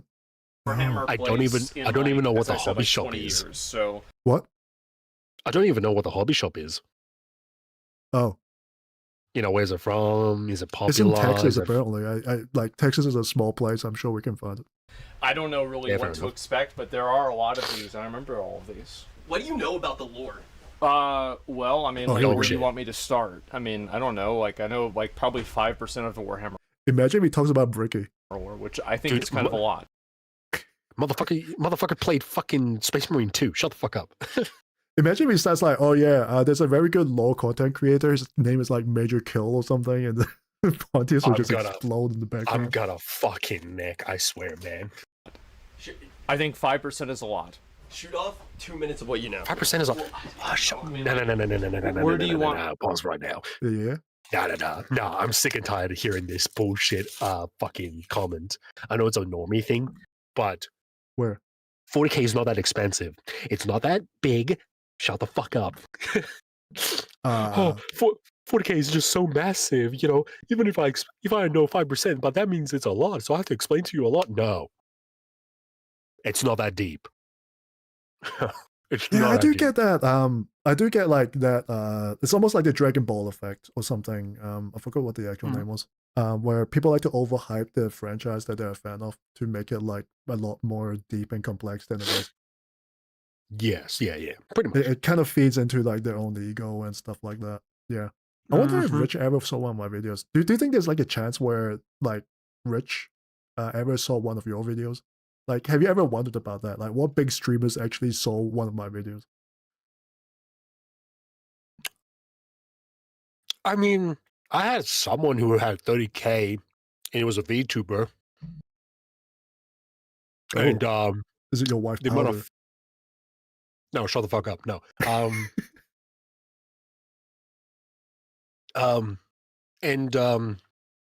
Honestly, I don't give a shit how big or small their channel is.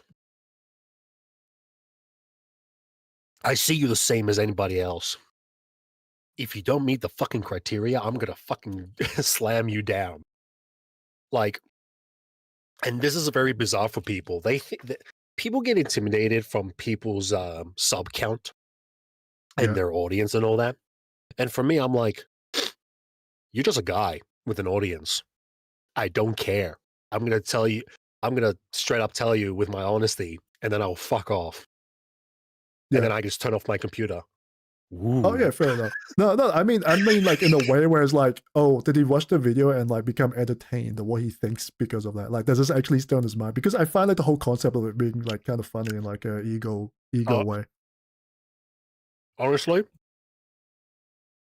at this point, after like a year or so, I don't think people are entertained for my videos. As in like the big streamers, if they ever see my video, no. When they see your video, yeah, obviously, like you have a different approach.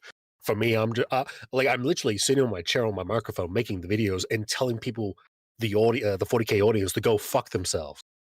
40K channels, anybody else, I'm just like, go fuck yourselves. We're not gonna make it to Northern Exile videos, are we, tonight? Speaking of which, just remind them to be quieted. Yeah, I'm we can trying to always be save it quiet as for much as next week possible. if we want to do it. I mean, he's gonna keep making videos. There's a lot of stuff for us to watch voice content. Anyways, Want me to begin? Like I could do the Horus Let's keep Heresy. going. I could explain You know that. the Horus Heresy. Where he fights the God Emperor, and then the God Emperor is mortally wounded. He's put on the, chair of mankind, and they sacrificed like 50,000 or 5,000 psychers to keep him alive. Yeah, I've seen the YouTube videos. Which one? I'm familiar with this. No, I'm not. I know 5%. By the okay. way, he's running for. which YouTube videos? Which? No, I'm I want to suspicious know. right I now. want to know. I'm gonna keep Which watching. one? Oh yeah. Yeah. I can't wait. Yeah. Yeah. I was saying you are. What? No. You thought the Emperor of Mankind was Well, running? I thought you were just making a joke or something stupid. I was like, okay, yeah, sure, right? But like, no, absolutely not. I won't have enough time to play video games. Absolutely, no way. No, absolutely not. You actually do kind of know the lore a little bit then, huh? Of course, yeah, I get it, and like I played the game, and so I get a little bit of it, right? I understand it, and there's the different gods of chaos and everything, and so I feel like, to me, we kind of have to go with Nurgle, right? I'm sorry, he just looks like a toddler trying to explain what he knows. So, Timothy, what do you know about our president?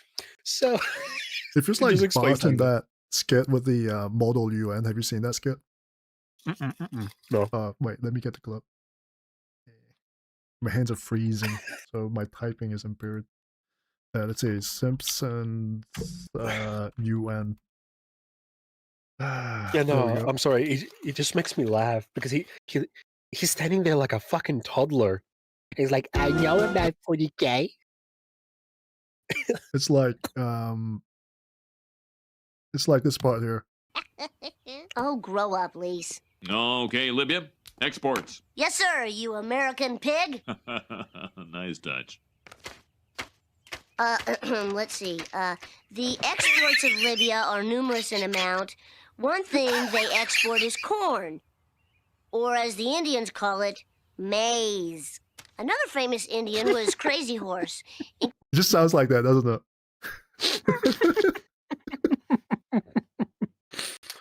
Like It's this good to is see like, Simpsons, man. like Simpsons I'm is required to do this.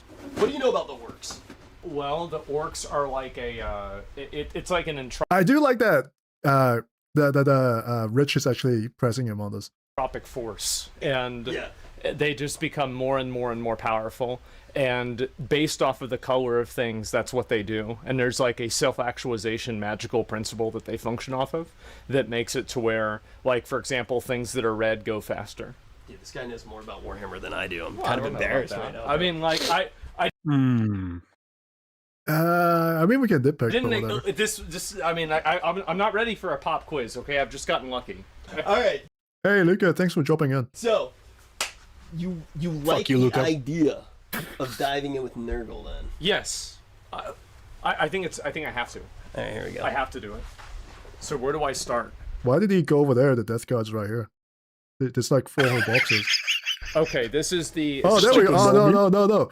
Okay, so all these boxes were here for him. Okay. Holy shit! Wait, this one is really rare.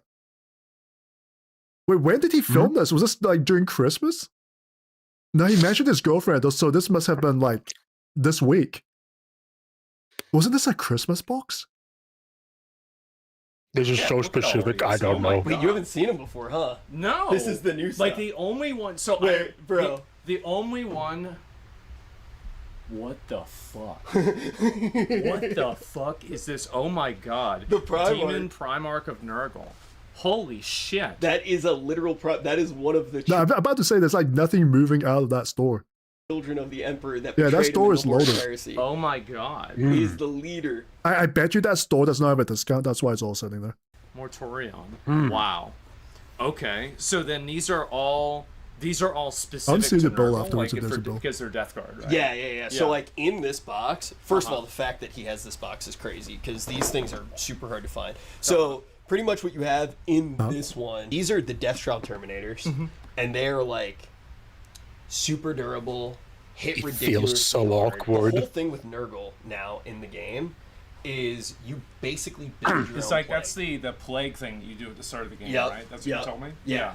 So like you basically are like debuffing your opponent, and if they're within like 18 inches of you, you tear stuff apart. Okay. But you're slow. This is a solid place to start. Okay. I do think though that there's there's gonna pick like one model for you. I might just skip forward a little bit. I think you know where I'm going with this. Actually, like if before I'm you gonna- skip, you know what? You know what? If this gives me like PTSD from when I started 8th edition, and it feels so fucking awkward. I don't know why.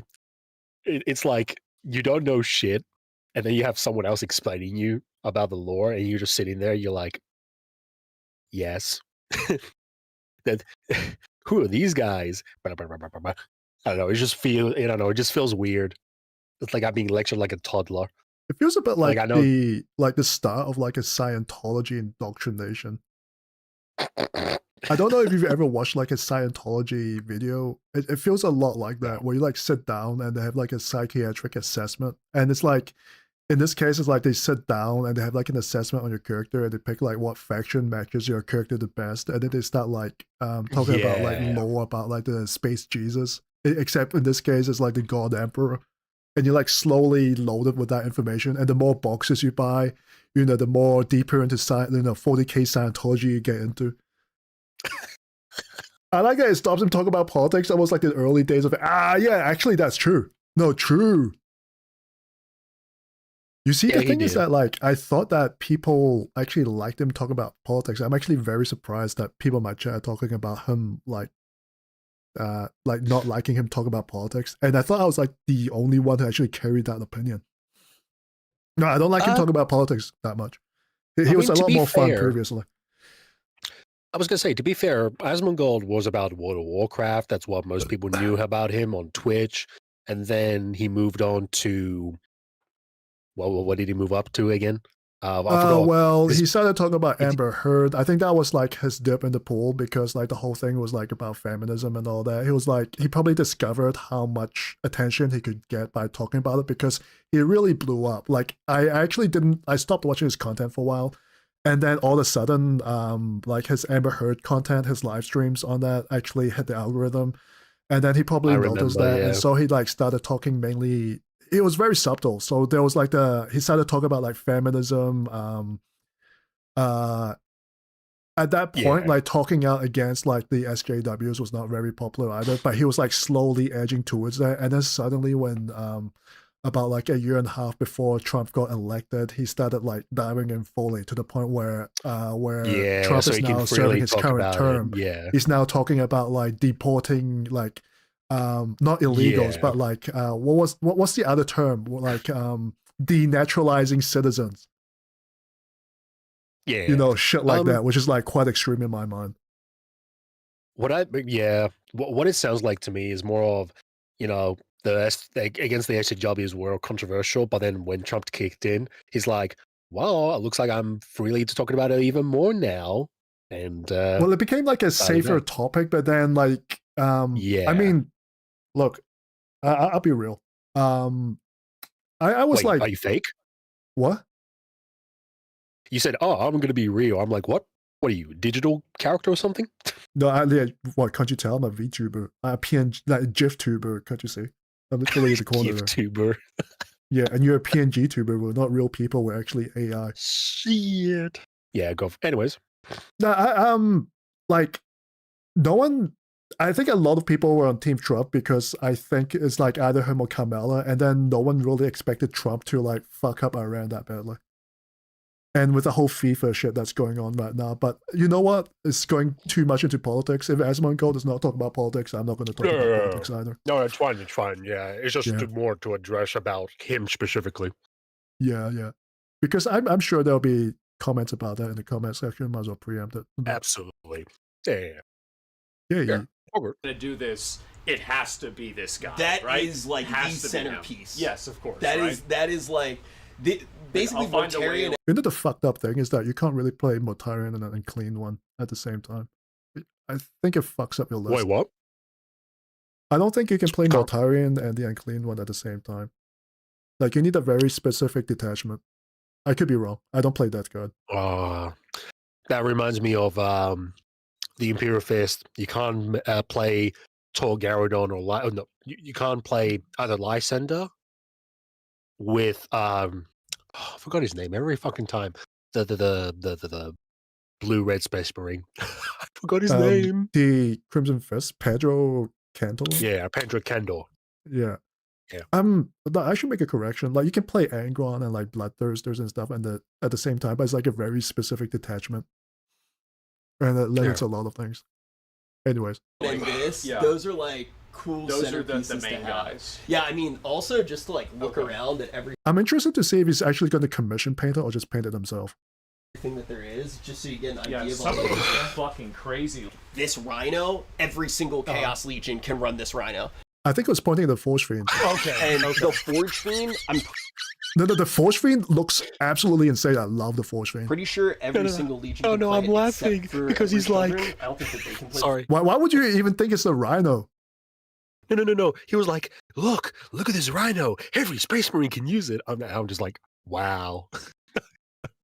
No shit. Can you run Rhinos in a normal Space Marine list now, or is it replaced by the Impulsor? Oh no, you still can run Rhinos. I'm shocked still that he didn't remove the other Space Marine Firstborn Marines. I think they just made too many of them. If they're going to replace it, they're going to replace like 5 models at the same time, because removing the Rhino means removing the Predators and the Razorbacks and everything. I don't know, dude. Like again, like me, Asmongold, and then someone else. I forgot his name. We 3 of us were on the same agreement of, dude, just remove the Firstborn. Just rip the Band-Aid off. Like, we don't need to hold our breaths until we finally find out that the Firstborn are finally dead. It's just, I think the Invasions just makes them a little bit more money. But yeah, I mean, at this point, at this current date, yeah. I'm not sure how far ago you were talking about that, though. Sorry, it's just making me laugh because the way he said it, he's like, yo, this is a Rhino. Every Space Marine can run it. Really?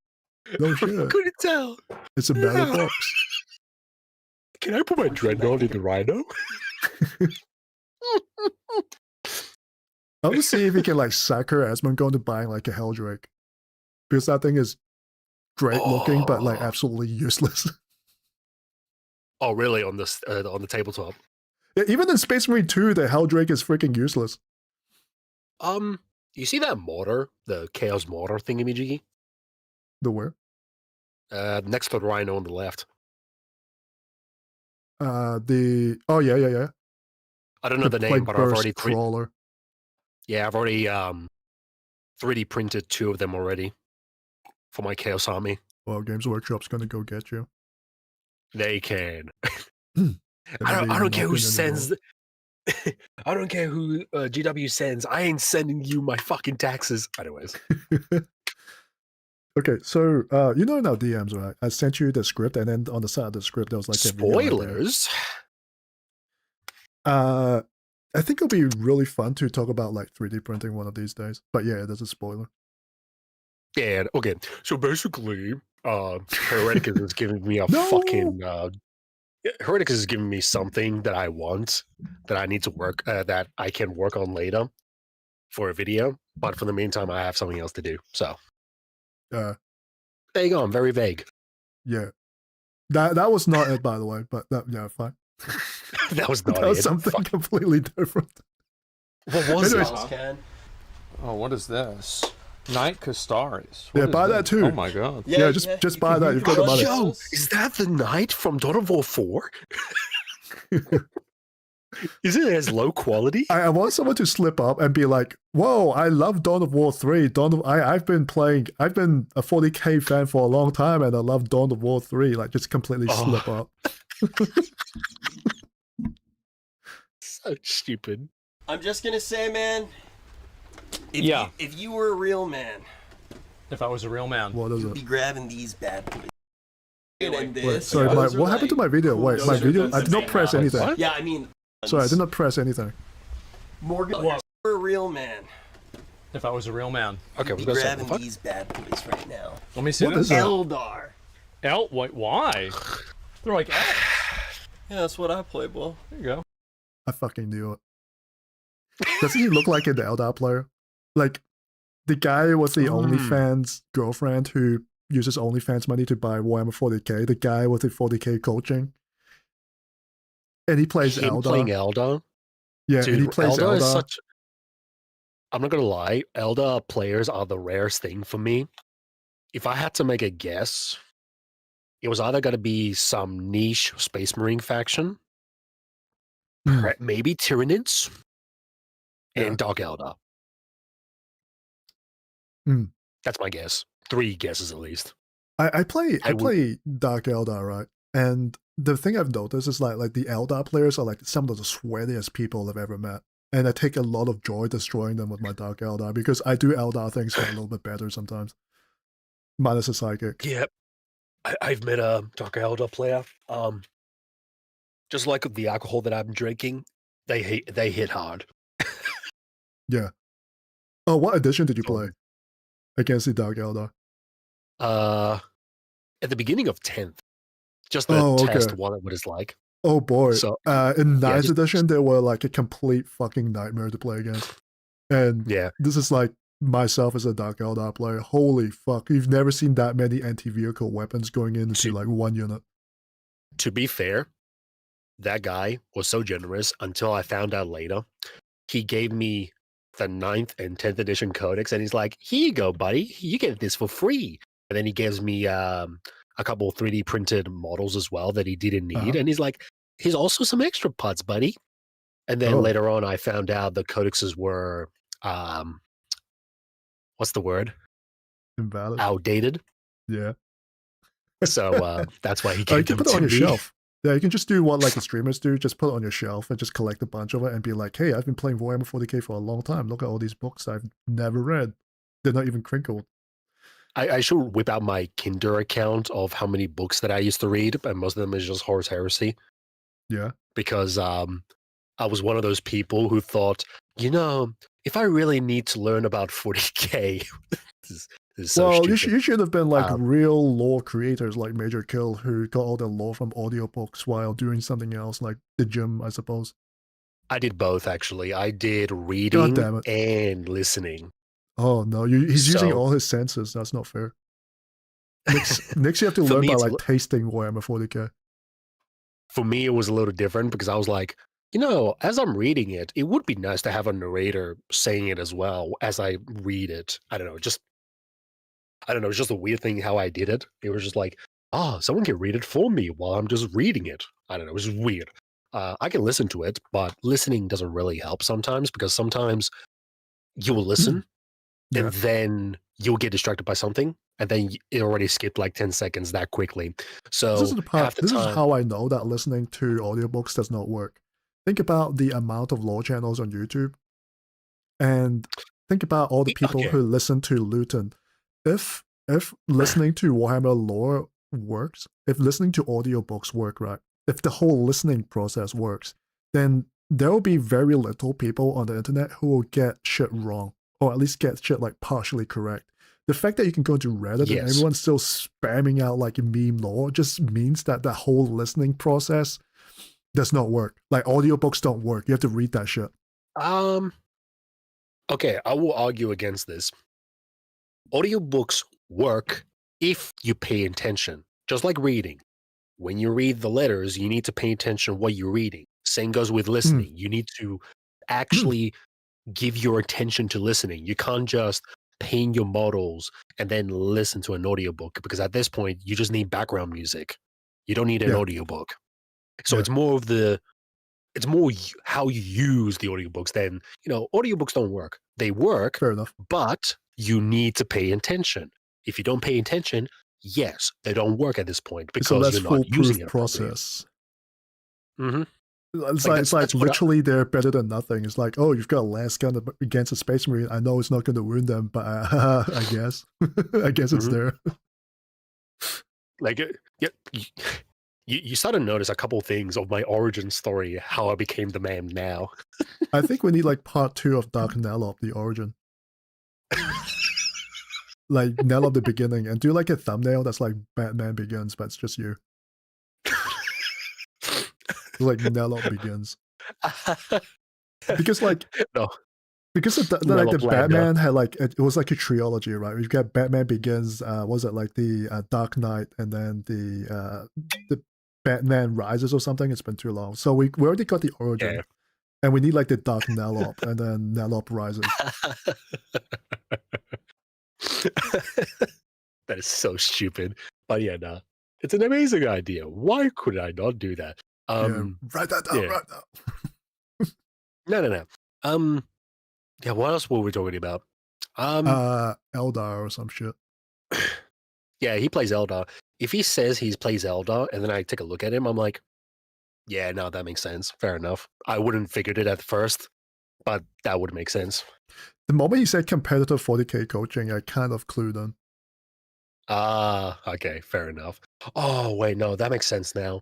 Competitive coaching, and the coach will probably tell him the biggest meta is fucking Eldar because of their bullshit, and then he just plays Eldar. Yep. No, you know what? If you want to be like overpowered, I think statistically, I think Eldar had a good for most editions. I don't understand how the fuck how Eldar just have, it's such a niche faction, but they have the most bullshit. They just work. There is someone in Games Workshop who absolutely like stands for the Eldar. I feel like there's like only one Eldar player that they keep around in Games Workshop, and he's like a very good Eldar player who knows what he's doing, and so he gets like all the sway. And that's why like every single Eldar codex and Dark Eldar by extension that comes out is like you get the A team and the B team, but they more often than not get like the A team treatment. Yeah. But again, yeah. Yeah, new edition 40k is just like I got my taste with 10th edition. I just looked at that and I was like, bland. I think you should try 11th like at least once, just to make like an actual opinion. Just you know what? We should go for a one night stand. It can't hurt, right? And then I got syphilis. What do the girls call it? Like, what do the women call it? Like the experience or something? Like trying something new. You know when they say shit like that, they're going to cheat on you, right? Oh yeah, absolutely. Honey, it was a one night thing. I need space. You're dead to me. Get the fuck out of my house. Oh, okay. Yeah. Have fun with your death guard. You don't think that's cool? I think it looks stupid. Okay, to be fair, that looks cool. To be fair. Yeah. But I kind of like the Forge World, like a smaller one a little bit better, but it depends on how it's painted. I was going to say, like, that model is good, but I think statistic-wise with that model, it's underdeveloped. I don't know if that makes sense. If you put that next to Mortarion, then yeah, it does look a bit lame, though. Like, Mortarion's got the big wings and the side. I meant, like statistics as in tabletop. Like, it's dog shit or something. I think it's actually... The last time I played against Avatar of Cain, I think it was actually kind of alright. It's got like a feel no pain, 4+ invul, -1 damage. I'm not sure if they changed it. Okay. And it can throw like, it's got like an AoE attack where it like draws a line and does it fucks up shit in the line. Oh, the Predator tanks are still exist on the shelf from what I've seen on the right boxes. side. Look, they're still selling the god-awful flyers with like, hey, do you want to spend 200 points on the Land Raider or like 200 points on the flyer with like 1 las cannon? We'll let you choose. I just By the way, it remembered flies off something. randomly. I just remembered something, but we're going to sidetrack, really. Sorry? I just remembered something, and we're going to sidetrack if I even talk about what happened to my Necromorph. Oh, man, what do you mean? Like, dude, look at that tank. You see that tank? That looks awesome. This is Oh, no. Oh, no. At least go for the Vindicator. I think the Vindicator looks a lot better. Okay, Vindicator, from what I noticed from the stats, is the most bullshit vehicle that I've ever seen. Have you seen the stats? Oh yeah, I've been using it for like 3 editions. It's like you shoot something and it hits, and you just like stare at your opponent. It's like, do you fear death? And you know for a fact that it's like praying that you don't make that D6 roll. I like it took me 3 editions to realize that Vindicator is actually pretty good. I just thought it was just like a meh thing. It's because it does not look like a tank. It looks kind of goofy, but if you're like a history, you are a history nerd. You would know about like you would know about like these Storm Tigers and the Brumbars, like the fucking assault guns that just ruins everything. I played War Thunder. Yay! Oh, I play War Thunder. We should do like a War Thunder collab one of these days. I play French tanks. Oh. What's your BR? Because we can do French 7.7 auto loaders. That's where it's all up. I think my French is up to like 9.0 though. I said what's your BR? Guide. What? Probably around 5. Like the moment that I hit on the Tiger Panther section, I was like, I'm fulfilled. Yeah. Oh yeah. You know, we can do that as well. We can do that War Thunder collab. Sure. Yeah. You should hit me up. I'm called Spookster. Nah, I'm just joking. It's actually BB. Sorry, I'm kicking in the stats. Yeah. 20 Demolisher Cannon Blast. 24 range, D6 plus 3 attacks, ballistic skill 3, but if you have your Oath of Bowment, it will be 2 plus. Strength of 14, AP minus 3, damage D6. Yep. That's some bullshit fucking tank. I think the funniest thing my Vindicator actually did was that like I shot it during an Overwatch and it just took down like a Wraith Lord just randomly. That was like the funniest thing it's ever done. It's disgusting. It's got blast as well. Yeah. Especially with their siege shield. Yeah. What was it? What was it again? Okay, so in 8th edition it gave it like a 2 plus. No. 8th edition it don't do anything, but it was like toughness 8 when like a normal Rhino was like toughness 7. And then in the edition after that it became like a 2 plus save. And then I think the edition after that, it became subtract 1 AP from incoming damage. So you could be behind cover and then subtract like another AP or something. And yeah, it's like a full package, man, because it's like, oh, it's a short range gun, it's 24 inches. But 24 inches is all you need in tournament terrain. You're not going to shoot further than 24 inches. You're just going to like, oh, is that like a squad of death? What's it called? Plague Marines? Oh, bye-bye. Yeah. I just remember something. So, the way I set up my fucking army, because I had the little detachment thing where you can use your drop pods and spawn out fucking Zeturians out of it or Dreadnoughts, if I recall. Oh, you can't do that anymore. Yeah, well, when I used to do that, in my infinite wisdom, I was like, you know what? I'm going to take... Okay.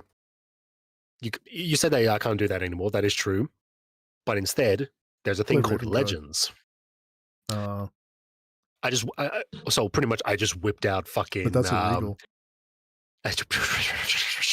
Look, I prefer that than anything else. I just whipped out fucking Dreadnought drop pods. Yeah. But it's not the ordinary Dreadnoughts, it's the Leviathan Dreadnoughts. Oh, yeah. But that's illegal. You can't play legendary units. I don't care. But it's not balanced. It's just not good for tournament. Why are you cheating? If it's balanced, then you can play in the tournament, then, you know. Oh, yeah. Okay, buddy. If you're so good at your game with your meta army, you can take out my legends, right? Surely. Guys, this is making me very uncomfortable. He's not letting... He's not playing the game that I want him to. What was my vehicle section? 2 Dreadnought drop pods, 2 Landspeeder Tornadoes, 1 Typhoon Landspeeder, Leviathan Dreadnoughts, and 2 Thunderfire Cannons and a Vindicator. But by the way, there was a period of time like before it went to Legends. I think this was like at the end of 9th edition. So the Vindicator had a bigger brother called the Typhon, which is the one that's like mounted on a Spartan. the giant Land Raider. Oh, dude, there were so many varieties of land raiders that I And noticed. I can show you right now. We're going like massively off tangent, and there's like a funny story attached to this because I always wanted one of those, and so I started kit bashing. I got like a Spartan from the Horus Heresy box, and because there was no Typhon, I kit bashed my own. The moment I kit bashed it, the moment I cut it up, they announced the Typhon, and so I actually managed to field it in one game when it was actually legal. Fuck, I can't find it. I managed to field it for like one game when it was actually legal, and that thing did so much fucking damage. It was like actually unreal. It was like D3 plus 3 blast with like flat 3 damage. No, 2D3, 2D3 plus 3 blast. Actually, I could be wrong. It's been too long, but it was like a flat 3 damage. So it was like turbo fucking like Terminator. So it was like the kit bash version that I made. Okay. Yeah, just to show you like the size of it, and it's got like, it can either run 2 sets of it can either run 8 las cannons or 6 heavy laser destroyers on top of the siege cannon. I do have a 3D printed version of that where the design is completely different. It's like kind of Land Raider-ish, but the middle it has like 3 las cannons into one. Or it's like a big fucking cannon. Yeah, that's yeah. Yeah, no, it's more of a 3D printed version. No, that's an actual vehicle. It's not the Typhon. It's like the Cerberus, I think it's called.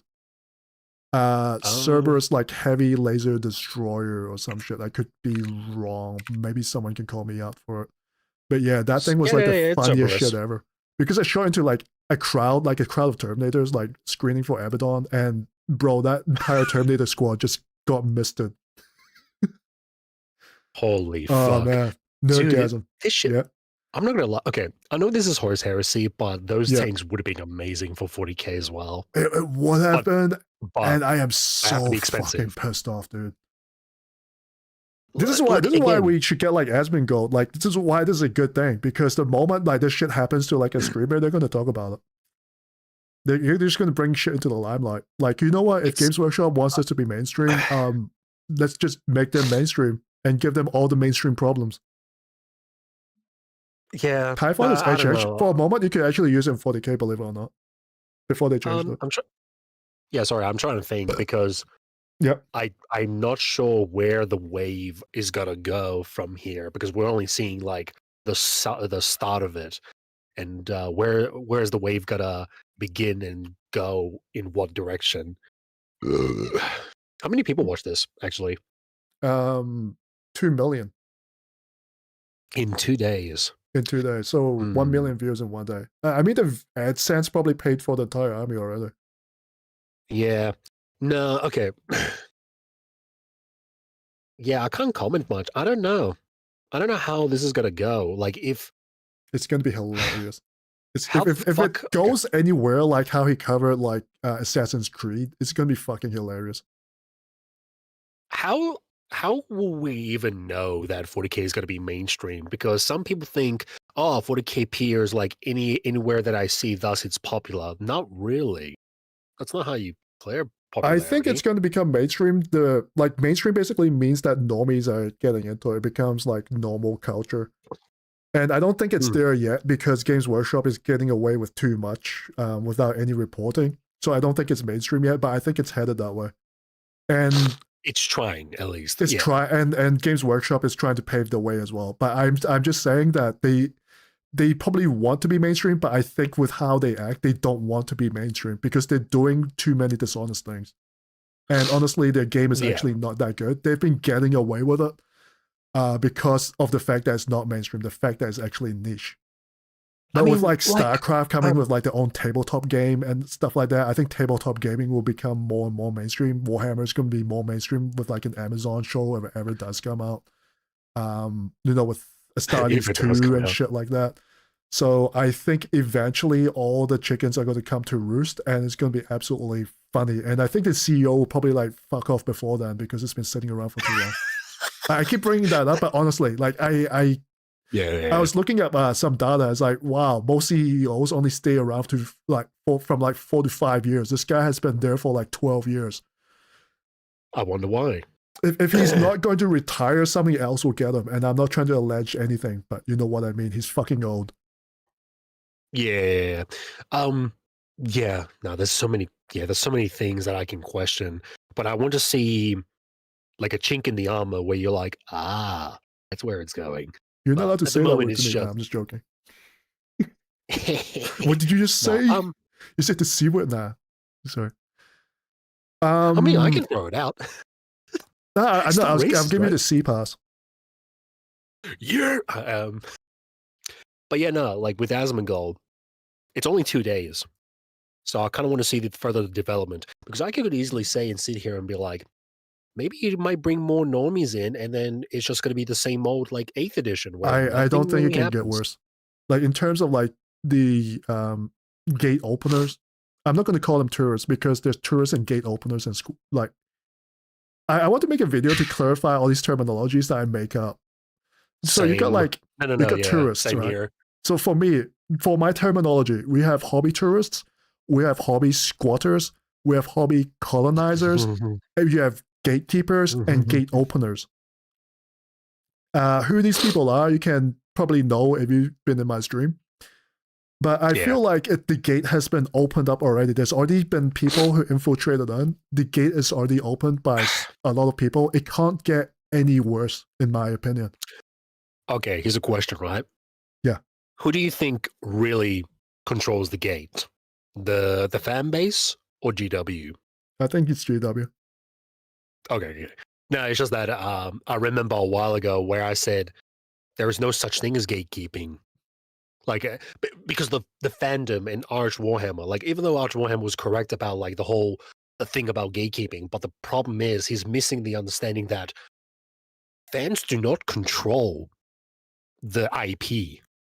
GW does. They are the actual gatekeepers of who they want to be in their hobby. I mean, the fans have no say in this whatsoever, and it's being evident over and over and over again. Like, I'm not going to list them, but you know what I'm talking about. If the fan had any control, like look at the Female Custodian's release trailer, look at the dislikes on that. That was horrendous. If the fans had any say in that would not actually happen. Yeah, and they still went with it anyways. Yeah. So, like, literally, they're telling them to go fuck themselves, but the audience is still here buying their products. Actually, you know what? Sorry. Northern Exile video, right? I've already watched it. He's pretty correct. Yeah, no, all good. He's pretty much correct with his main argument. He's basically saying, "Hey, look, if you got a problem and you're criticizing 40K for what it is, but you're buying the products, you don't deserve an opinion. Because why the fuck are you endorsing the problem that you're criticizing it against?" That's essentially it. I think he's making like an ethical type of statement. But then there's like another statement where it's like at the end of the day, what will that really amount to and stuff like that. There's like the whole like the magnitude of your own action type stuff. No, but I know what he means. Yeah. Yeah, no. Like I think it's, conundrum. Yeah, for me, I'm just like, he's correct. Because why are you here endorsing the problem that you're criticizing against? Like, for example, like, oh, 10th edition is dog shit. I don't want to play 10th edition. And yet, I see that person buying models and playing in tournaments in 10th edition. You get what I mean? So it's kind of like a... I get exactly what you mean. It's like when pop stars talk about global warming and then Taylor Swift goes flying around in a private jet and no one really likes it. Yeah, I know what you mean. I like you have to mention the fucking helicopter shit. I need to pick up my controller. Yeah, I know. Yeah, no, like shit like that. So I'm not gonna put that pressure on Asmongold because maybe he doesn't know better. Maybe he's not looking into the community, or the community are just a bunch of Redditors. So I don't think he actually knows that much about it, but I have caught him during a live stream, like he was closing a tab and he was like a member of Horus Galaxy before it got closed down. I mean, who wasn't?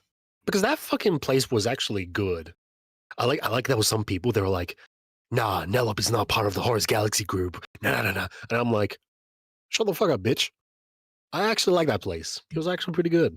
It was actually a like a genuine place where it felt people like could just old sit there and talk 4chan where about. just everything goes. There was like a little bit of politics, but it's not like massively political yeah. like some people were making it out to be. It was like very fair and Absolutely. balanced. Like it just felt like old 4chan where if you like posted like a poorly painted model, they'll be like, dude, go fucking thin your pants. This looks shit. No, I mean they won't go as far as say this looks shit. It'll be a little bit more constructive, but it's more like an honest place. Yeah. And then you had Sig Marxes and Grim Dank. They couldn't stand that subreddit. Like it just existed. They couldn't stand with it. I'd argue that like six Marxism, that subreddit, it's actually quite inactive nowadays. And it's not that they went away; they just went to the main subreddit. I think the main subreddit just became six Marxism. But yeah, no, it's sad that their Chorus Galaxy faded away, but that's you know what? That clearly shows what the community is like. Yeah. I don't think it even like represented like the community like holistically. I think it just represents like how much of a hive mind the Warhammer moderators are. Yes. Because the way it closed down was like literally like a brigading attempt, like where they were trying to close it down because they were banning the moderators and like a subreddit without moderators had to be like deleted or something like that. I could be wrong, but that's kind of how they went into it. I don't know why. I just remembered it's kind of like the 10th edition trailer Last Stand, where the Horus Galaxy moderators just trying to shoot the hive mind as much as possible before they get deleted. Bro, it was literally like the last person standing, and they were like fighting for their life. And then it was like all the other subreddits, like the Adeptus Custodes subreddits, and then like Grim Dank, and then 40k lore. Like they had like an entire bot that detected if you joined like that Horus Galaxy subreddit. And if it detected you joining that or even commenting on that, it'll actually like scan up your post history as well, like auto ban you. Like what the actual fuck was the... I made a whole video about that actually. I'm not gonna lie. I think that's like that is the 40k community. Reddit and people from Twitter with their fucking circle jerk echo chamber opinions. And it's so fucking ironic. They go to my channel and say, oh, this is such an echo chamber. I don't think they're like the main 40k community. I think they're like a very vocal minority. Like if you look at the like once again, like the trailer with like the female custodes, the dislike ratio is actually insane. But I think the online presence for Warhammer 40k is very like specifically biased towards like in a good way, right? Towards that type of thinking. Maybe I have a false dichotomy because of some of my videos, like the Dawn of War 4 video and the Total War, when I just reacted to it, and there was so many people just watching that video and just fucking going crazy on the comments, and I'm like, what the fuck? I don't know. Maybe I went for a false dichotomy, but I don't know. The majority of the time, where GW's leading to in a direction, I think they listen more to the vocal people. No, but here's the thing with Games Workshop, right? Because it's like part of their information gathering and their marketing. And so it's a lot easier for them to actually get all their information for one place, because I feel like they're a little bit lazy as well. And that's how like they're really catering to like Krieg and Iron Warriors right now, because Reddit really likes the Krieg. And so just, following the trend for them. And Iron Warriors is like the largest subreddit for... Sorry. It's the Iron Warriors subreddit is the largest Chaos Space Marine subreddit. So they're like the most popular Reddit Chaos Space Marine faction. And so behold, here we are. They're catering to Iron Warriors now. And so and part of that is just really lazy marketing and really lazy information gathering. And this is why Reddit is very dangerous, is that like because they curate all the opinions, whether or not Games Workshop agrees with them, it kind of forces them into like a position where they have to cater to them. And I think honestly they feel the same way as well. And secondly is that like back in the days before Reddit, it was a lot harder to get that hive mind going, because you've got like Bolter and Chainsword and Daka and like 4chan, a bunch of other forums, right? And so And so it's very hard to curate all these other all these other platforms, because you can try to like skew how things are. You can try to moderate how things are in one forum, and then people just like fuck off from there, and then they'll start posting in like another forum as well. So it's very hard to have that like to force like an artificial consensus. Whereas now, because of Reddit, with how everything is curated and moderated, and with like the karma scores and all that bullshit, right? If you don't like you can't even post, or you just get banned entirely. Number one, it forces thinking, and number two, it makes them easier to shill for something. Like a part of it is just like not even political leanings or anything. It's just straight up shilling as well. So by shilling, I mean like bad consumer behaviors, bad corporate tactics, like copyright striking videos and stuff like that. Like previously, before Reddit, it's very hard to actually bring down like put out a house on fire, because there'll be so many houses on fire. But now, because they're in one big house, you can just put like you can just siege it up. What the Kinda fuck is sad Luca if you doing? think about it. Yeah, Sorry. kind of Yeah. sad if you really think about it. Yeah. Yeah, Reddit is like the most like, if you think about it, it's like one of like it's very detrimental for the consumers, because of how easily it makes it so that companies can just like astroturf something to just control something, because everything is so centralized. Yeah. That's what, there's nothing much to comment about, because this is the same thing like Twitter as well. Yeah. So it's like how previously, like with Total War games, you had Total War Central, and then Total War Central was quite open about their thoughts. And then the moment, Total War Reddit became a thing, Creative Assembly realized they could get away with more, because they can just delete comments and shit like that. The moderators are obviously, under their control, and then they just get away with more and more shit. And by the way, and it also reverses as well, right? It's not even just like defending or ignoring. It goes in reverse to the point where they're actually advocating for it. Like, so when Legends of Total War started talking out against, Creative Assembly, it's not even apathy. They just turn around and start, attacking Legend of Total War for speaking out. It just becomes offensive shilling. Like, it's not even there needs to be a term, right? You're not shilling, but you're like militant shilling. Oh, what was the word? And this is what I found out. Like, some people didn't get why I was against like Trench Crusade, and I'm like, buddy, did you not realize that people who are in the Discord thing where they just kicked anyone out for their political view, and then essentially the people who made Trench Crusade literally just advocated them for whatever they did on Discord? They're like, well, they're our friends. They can do whatever they want. And I'm like, how the fuck do you not understand that? If they're advocating for that, thus, they have other ill intentions for the product later on. I don't know.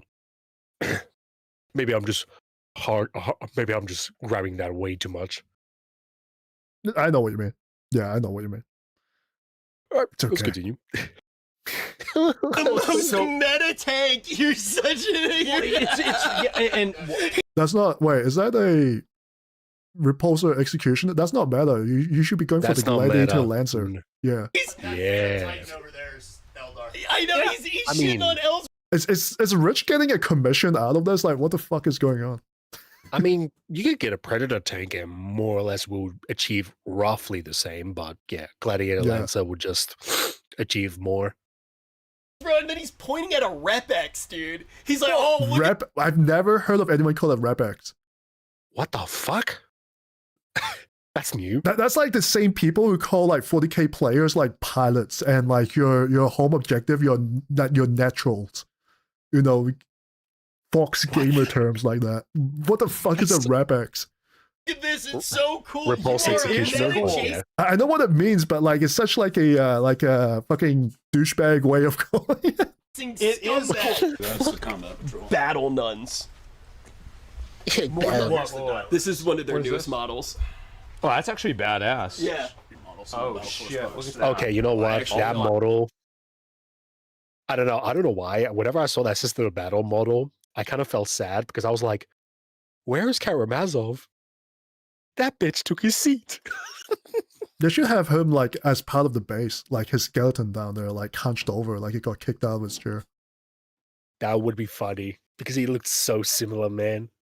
It is. Oh well. I have that bad boy yet. Oh my god. Lord Discordant. This looks fucking awesome.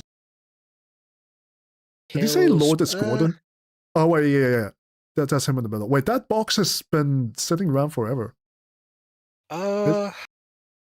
I don't like the spider with its ass out. I don't know. There's some Chaos models where I'm just like, yeah, nah, less spidey legs, thank you. I don't know like why they're the so Blood obsessed with that. Slaughterer. The Blood Slaughterer is like kind of like the same model without the big ass. It's got like a bit of an ass, but it's not up. I know the model in the middle, it's a bit blurry, but that's gonna be a paint. Oh, look at this. Oh my god. You know the story with. You know what they Wow, never right? introduce anymore? Oh, about how they stole it from Warhammer? No, they didn't steal it. So basically, when they were actually making Warcraft, they Yeah. were making the game for Games Workshop. That was the intention. It Uh-huh. was supposed to be no. Earth's First Humans in Warcraft. Oh wait, let's talk about Warcraft. Last No, second, they had a that the disagreement. Warcraft part is Blizzard true. had already made the game. Okay, They were like, yo, we're I gonna never put it even out. heard that before. But it's that people conflate that with StarCraft. So people Yeah. said that StarCraft was supposed to be a 40K game. It was not like that. You can see the alpha designs of that game. It was nothing like Warhammer 40K. Okay. Warcraft was actually Warcraft and Warhammer Fantasy had a link like that, but not StarCraft. Yeah, and then they put it out. And Okay, that's how that one I Warhammer would came. believe in. But for okay. They actually admitted that in like an interview, but not for StarCraft. It was supposed to be. Because I was gonna say, because when I did a short, right?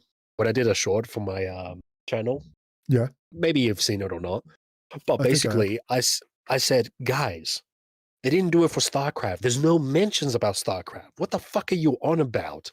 And then there's some people in the comments. They're like, the StarCraft was way before Bricky. The StarCraft was before Bricky. Guys, please listen to what I say. I say the story starts with Bricky, not the rumor starts with Bricky. Maybe English second language moment, but I did not say the rumor started with Bricky. I'm just saying this is where the story started, that most people will get it from because 8th edition and most people got into it. And the whole point of that short was that the whole story about StarCraft was a fucking lie. Can you not believe that fucking shit story? That was the whole point of my short, but people just like, you know the rumor was It's like before the Bricky? most common Yes. cited source, right? I don't know where the fuck that rumor came from, but I can look at the video counts and see where it all came from, right? Yeah. Look at how many people reacted to that. Look at how many views. You can't tell me that's not a source. Yeah. Like again, the Warcraft part, yeah, that one I'll kind of believe that. Kinda. But the StarCraft one, no, not even close. They actually, like to be fair, like Blizzard actually admitted that, and then during the interview, like one of the developers was like, pointing at like a skeleton or something, and then it was like, oh, was this from your game? And then it was like being really sheepish because like he kind of did copy it. It was something like that. It was like an entire IGN interview where they just talked about the whole thing quite plainly. But then they were like, yeah, we had nothing to do with nothing to do with Warhammer 40K. Okay. Yeah. Makes sense. Yeah, and I mean, then you go all the way to StarCraft. Yeah. Yeah, exactly. I mean, but Oh, they goddamn, did I just talked they about that. were supposed to actually make it, which is pretty crazy. And so, okay, there's a lot of these. All right, so these are all of the Death Guard units. Should I get any of the base Chaos Space Marine units too, or is this a Buy good all amount? of them. If you got this All of them. and this, you would have 6 Blight Lords. I wouldn't. It's not even bad to get more Blight Lords. You Just buy them all. basically, like with this, have a pretty All of good them. start to a Death Guard army. Maybe You'd either get 2 more Terminators or just 2 of these boxes. I'd get 2 of those, that, and then the duo. And that's like a full army, really. And you could, again, you'd start then sprinkling the Death Shark Bodyguard, but you're getting... I think that is way too many of the black drones or whatever they're called, the lawnmower drones.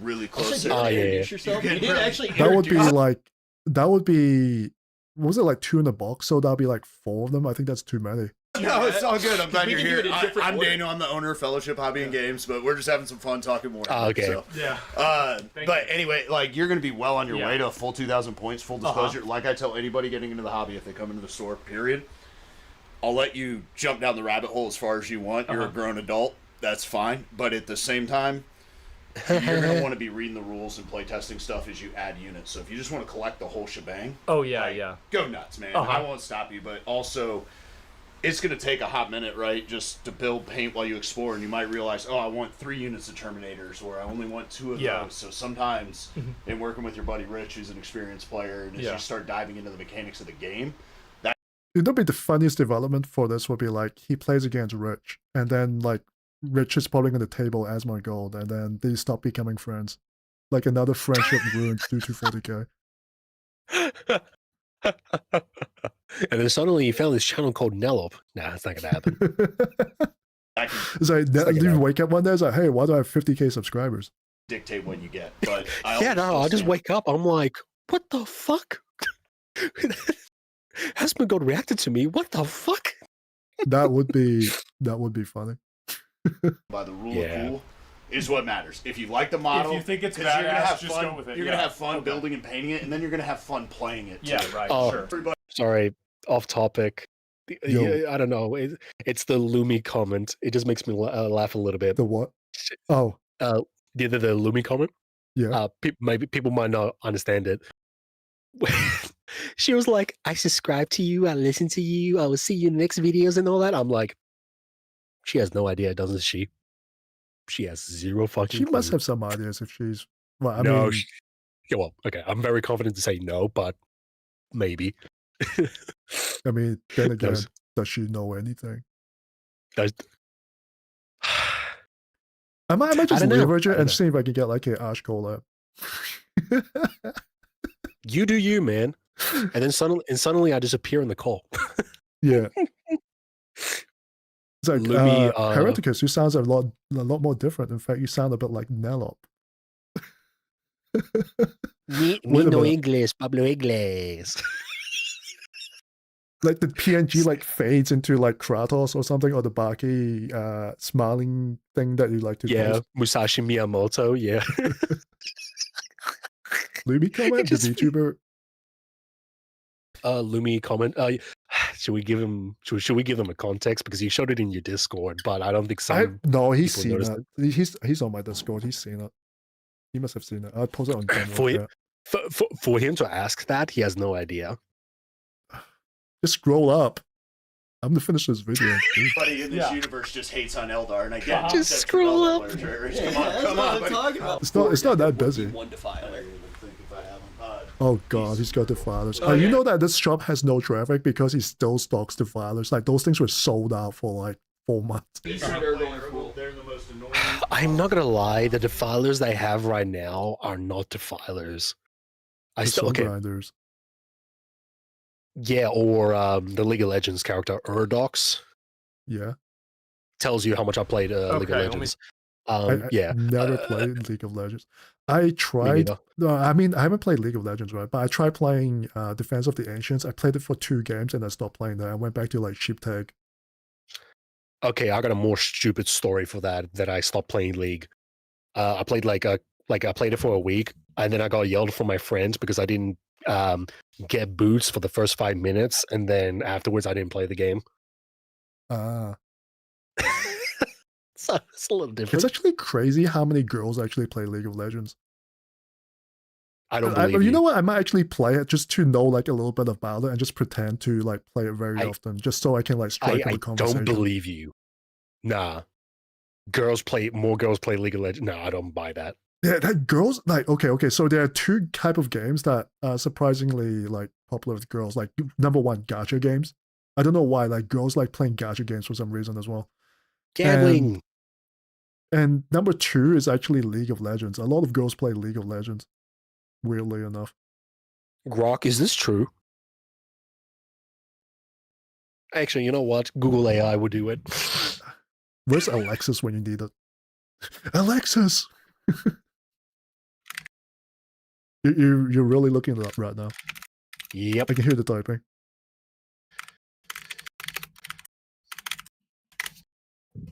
You can tell how quick I type.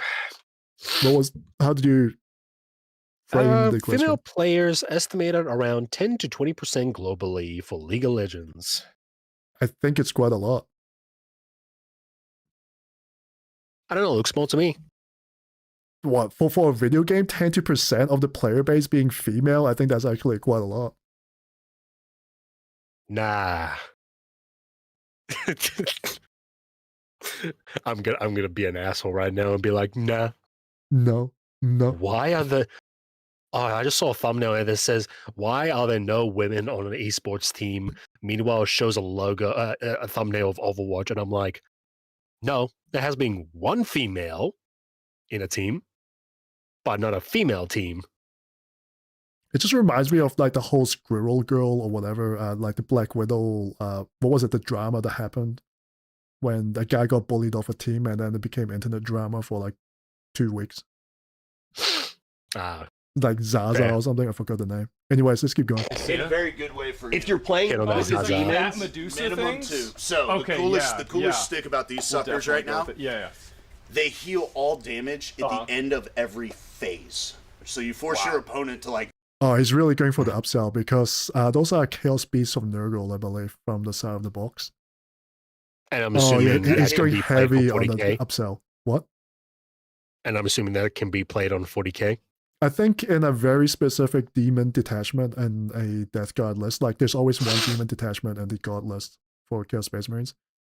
Okay, fucking Clovic is so fucking clueless of what happened between just me let and him, Lumi. Just let him be that way. You know what? Fuck it. Yeah, sure. Fuck it. Or ignore it. Or ignore it, in which case you're running around the board scoring things. See, even the video says they're super disgusting in a very good way for every Death Guard player. Yeah. use it. And then I can't remember, was this in the vial box? Because those are your little. He's like a drug dealer, dude. He's just handing him like random ass fucking units. You've got pox. I mean, you've got like what's it called? Pox walkers, man. You don't need Nurglings. Like what the fuck? I mean, they're easy to paint. So. Yeah, that's good. Bro, now. Like what is he going to give him next? Like Be'lakor? This is usually what don't players do. fucking So now that jinx you've it. gotten a bunch of stuff. Hey, you like this demon? Oh wait, he's Don't black, so you won't fucking like him. jinx it. But Right, it's time to start your second army. Okay. So let's find the second one. Let's go, Be'lakor. Bro, I just thought about something. Oh, this is an How ad. are we gonna pay for all this? Never mind. They Somebody actually else did like a pays for it. sponsorship ad, like somewhere here. You are in luck because I just signed a model. Sorry. The last Yeah, time I'm skip. built I don't like the finance Warhammer ads. model, I was Because like I noticed the 15 comment section before down I there. played WoW. So I noticed the that's little a no. description Which one with the speaks to you, sponsorship. bro? Where are you starting? That's a big no. Which one? Holy mean, shit. We definitely should do. How much would this cost? That's like $600. 600. Okay, maybe I'm overestimating. US Probably dollars? between $800 to $1,000. How much would this be in 3D printing money? Probably like $350. I would say like between 10 to 20 bucks. Yeah, I'd say that's fair. This looks about I think it's about $700. I'm not sure if the US people pay extra. I'd say about 700, 6 to 700. Yeah. In Australia, it's a little bit more fucked. It will be like extra because of the import tax and all that shit. Blah blah blah blah. Because that Battle Force box is like $270 already. Mm. And the Great and Clean one's about 150. So yeah, around Okay. 600 would be fair. Shake is fucking overestimating. Okay, it's not that much, buddy. He's not getting What currency is that? 1700. You want to start with Fatty, bro? I mean, I'll laugh if that's actually the case. Like they pull out the bill and the guy just adds in like a, oh wait, don't you have to tip in like America or something? So there's like a gratuity. Like, don't you guys tip for everything in America? They have to, fucking hate you have to tipping. tip the hobby store owner for talking to you. should. Go get a minimum but wage. My understand. I bet that's going to be really complicated. That's my only concern. I don't think it's that bad. Oh, jeez. I think you can do it. I could build that and maybe 59 pieces. 59. That's nothing. Oh, good. What's the worst? You know what? I found an idea. We should give them the Saturnine Terminator squads. You know what I'm talking about? No? Yeah. Like because they have so many fucking pieces. I'd be very surprised if he actually managed to like paint and build all of them, like by himself and not commission painted. Dude, it would be the ultimate G move to actually do, but I'd be surprised if he actually did that because I assume he'll be busy like streaming or something, right? So, funny story. I had an STL file. I was like, I need I need a Saturnine Terminator armor. I'm like, oh, cool. I'll go get something. I found one, and then I printed. I assembled it, and then I'm like, why does that look like similar to GW? And then I Googled it, and then I whipped it out of the model, and then I put them side by side, and I'm like, oh fuck, they're actually the same. Oh fuck, someone just scanned it. Or maybe Games Workshop copied them. You never know. Yeah, who knows? But then I found out for the Saturnine Terminator armor. Personally, I like it. I know some people don't like it. Fair enough. It kind of reminds me of the Centurions, where some of them thought they were very stupid when they came out. But what was so stupid was you have a squad of 3s, and I think it's about 50 pieces each. Yep. It's just so dumb. So, anyways, the point I'm saying is, we should give him the Terminator, Saturnine Terminator squad and see if he fucking dies or not. that would be entertainment. Oh, absolutely. That would be so fucking funny. Just kill him outright. By the way, I think there'll be so many people who will be upset at Asmongold like getting into Warhammer 40k. Like I can't imagine like Reddit and certain Discords getting like, oh no, he is coming to ruin everything. If they're upset about Horus Galaxy, they'll be upset about this. I mean, while talking with you, like at the same time, like for me, I'm like, oh no, get the fuck away. But at the same time, you can't really stop a fucking natural cause, if that makes sense. Like you just have to sit there and just witness it. That's the best way I can explain it. Like it's the same with Charlie, Moist Critical. Moist Critical? Yeah, your brother. Your fucking brother, buddy. Yeah, he got into 40k. So I swear, I Moist feel like Critical it's just like an entirely different thing because like for Is it? The thing is that like Charlie was talking about it when it was popular. Like when it becomes like the popular subject, he will talk about it and he'll display like that performative fanboyism. Whereas like Asmongold, like I sometimes catch him talking about like Warhammer 40k in his streams. Occasionally. Just randomly, like, just randomly. And he'll be making metaphors from like Warhammer 40k, like when he talks about like Trump or something, you know. What was the other one that I found out? He's like, oh yeah, Space Marine 2 is good, and I'm like, no, shut the fuck up. I don't want to. But I think he's like in that normie like honeymoon period with Warhammer 40k. Yeah. I think this is why I actually want people to actually. It's gonna sound a little bit fucked up, right? Like to actually like invest into the hobby, and then that's why. That the moment you start getting into the hobby is the moment you start to actually like descend into like the heresy. Because without actually like for people who don't actually have I mentioned this before? Like you know who the tourists are because the tourists the people who talk about 40k in like a very positive way are like the new people. And you know someone who's been around for a while, if they come into the hobby shop and they're like, fuck Games Workshop, I fucking hate this, like, no. You know those are like the actual like salty sailors. Those are the people with like the long beards and you know the long beards of the hobby. Yeah. Yeah. Whereas like the people who just got in, they're like, oh my god, this is so awesome. It's so deep. I only know 5% of the lore. Wow. No, this is so totally awesome, you know, 50,000 psychers and shit like that, right? Yeah. And I know at the end of the day, it's giving Games Workshop money, but they're going to get that money regardless. But I want them, like, I'm looking at the end goal, really. And it's a difficult thing to do. For me, I'm just trying to see it like where this is going to lead to. But then again, I'm looking a little bit with pattern recognition, but at the same time, this could end in any other situation. Oh, This and is the fact I actually caught him like tabbing through Horus Galaxy during a stream says a lot of it. That is funny. Yeah, I've never seen Charlie like, you know, going through his Chrome tabs and like accidentally going to like even like the normal Warhammer 40k Reddit. You know, not even that. Maybe Moist Critical just hides very well that he goes to Primarch Girlfriends. What the fuck is this called? That shit is so stupid. Oh yeah, it's stupid. I know.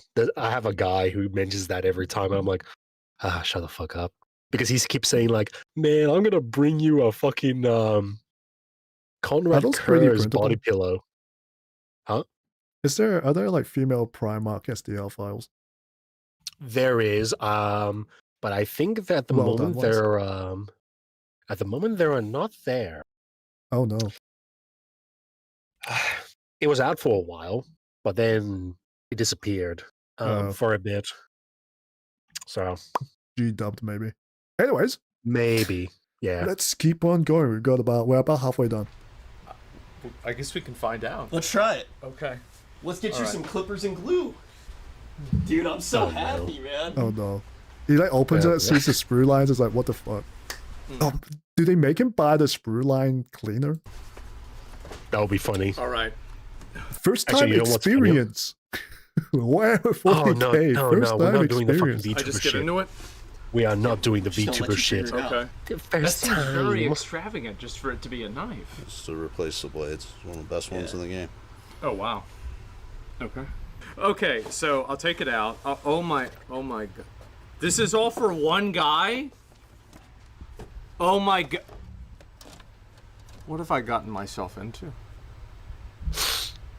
Oh my god. We've been waiting for a lot of fun and good times. It's not that deep. You thought you could just play the game? You think you could just like 3D print this shit and then immediately put it on the tabletop? Nah. Nah, bitch. You heard have to about do the money effort. tax? Now it's a time tax. Oh, My God. dude. Oh, yes. You're going to have to glue it, assemble it, and it's also Scrape off plastic. the mold lines, paint Oh, it. yes. Yeah. Oh, yeah, you're going to have to paint it as well. And I swear to fucking God, if he starts like, you know how, for us, we'll just prime it with spray? Yeah. You know what I'm talking about? If that motherfucker starts priming with a paintbrush, I'm going to rip it off out of his hands. Fly to Texas, go to Austin. That'll be so fucking dumb. Oh no. I believe in you, bro. Oh no. This is where we start playing the music. Yeah, start with a smaller That's crazy. Live to That win. is crazy. When you get a chance, What's the check first the step? games. What's Check out what? I got a better model for Asmongold. He will really play 40k. And then in the what channel? In the DMs. In the DMs. It actually looks kind of good. Oh no, the model is good. For some people, they will cringe, but that's gotta be funny. Show it to the audience. It's not some cheap low effort slump. No one can actually see it on stream, so I'm just gonna go back to the actual video. the first step? I was gonna say, can't you? All right. Can't you just get the image out or something? Like right click, open image, and tab or something. Let me try. I can probably drag it across. Yeah, or press the link there we to go. open a I new can just tab drag or it. something. Found it. Zam! There we go. There we go. It's not a bad Yeah, model. Yeah, so it's really not bad. It's just there's some other ones that are very anime-ish looking, but hey, fuck it, we're bowling. Let me look at this. I mean, there's no way it can be that hard, right? I mean, it should be simple. You just to do it when you were 10 years old, bro. I was 15, okay? And they were made out of There's- metal that they were way harder to build. Wait, have you not used plastic glue yet? I don't know if I have or not. Is he gonna give him the Tamiya one or the shitty GW one that clogs up? Probably. They're gonna give anything that is GW. They'll be like, use this, use that. So this, So- it's not like actually an adhesive. It just melts the plastic and it sticks Oh, right it's like together. the chemical fusion? Yeah, you have a choice. No, you it either make doesn't Rodigus melt. or a great Exactly. unclean one, which everybody calls a Guo. Make the Guo. Okay. Wait, use the clipper. Okay, he said something incorrectly. Oh, okay. It doesn't really melt the plastic. It's just basically glue. It's normal glue. You just combine them together and glues together. It doesn't melt it. I'm just wondering if he's going to set his house on fire, because the way to unclog the GW nozzle is to actually set the nozzle on fire. Look, at least it's not resin, and then just burns his house on fire, and then suddenly mustard gas appears. Okay. Oh my god. Okay. I thought I was just gonna cut it out with him. I just do. Imagine if, like, all these people getting mad at him with, like, all the death threats going to him, and the one thing that actually gets to his house is, like, him burning down the house because of assembling Warhammer. That would be so anticlimactic. Like, it's not Reddit that gets him. It's not like Twitter that gets him. It's not Hassan that gets him. It's like him building Warhammer. Like this, right? Yeah. Okay. I'm making. Flat side of the clippers. Are you fucking kidding Yeah, me? You don't know how to okay. cut? I mean, well, yeah. I mean, as soon as I'm I sure he's do doing it it with for the the knife, engagement. everybody starts freaking out. I'm like, This is okay. like Pop playing Well, I'm the gonna. character. Okay, Okay, I'm go very- for it. okay. So here's the deal. Yeah. Wait, it's why'd all you good. cut this off? Okay. What? Do you know This- what number this is? You're trying to freak me out by like asking something that like. No, I'm genuinely curious. You know what's funny? Yet? Yeah. I'm a little bit more retarded, and it works. Yeah. I don't even like. I have pliers, right? But sometimes I see the pieces, and I'm like, I don't really need the pliers, and then I start twisting it, and it just breaks apart because it's plastic. And that's why you 3D print. Okay. Yeah. So the reason why is that I say that. this I is say a that to make 9 people uncomfortable. I just say that to make people uncomfortable. That I don't use pliers. I just twist them and then I just take them off. Yeah, I paint my model on the sprue. And then assemble it. I don't even scrape away the model lines. It's just there. And it's part of the model. Why would I take away plastic that I paid for? Why the fuck would... Actually, I don't even take off the mold lines. I just leave it there. I'm like, or people say, drill the fucking barrels. I'm like, no, safety's on. Shut the fuck up. To be honest, I never drill the barrels. Me neither. I think the drilled barrels look worse. I just put like a black dot on it. If the dot gets fucked up, I'll just repaint it.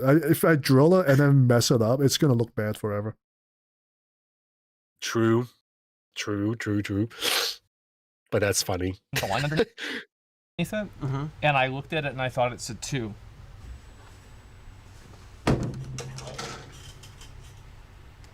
Actually, I'm gonna borrow a little bit of your glue. What glue are they using? ahead, I'm trying I'm to very get this curious. little What piece glue are off. they using? Becoming more- It's probably the Careful, GW 'cause version. You're gonna get a little piece of your finger off there. I'm really trying not to lose my finger. Where is it? I'm getting frustrated. Finger Wait, off wait. there. I'm really trying not to lose It's Is that it one. desync? but I'm getting frustrated. No, it's the GW one. Oh, it's gone. Oh, it's GW. No, I piece think his sound is desynced, right? He's like talking, but his mouth is not moving. I genuinely find this to be one of the most peaceful things in the world.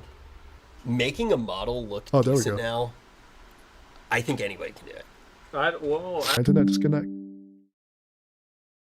Oh, okay. I thought it was me, but okay. It was No, just you. it was me. Holy Apparently, your crap. stream died a little bit. Yeah, my OBS stand up just dropped for some reason. I just saw that little I thought it was message. a me Where thing. was I?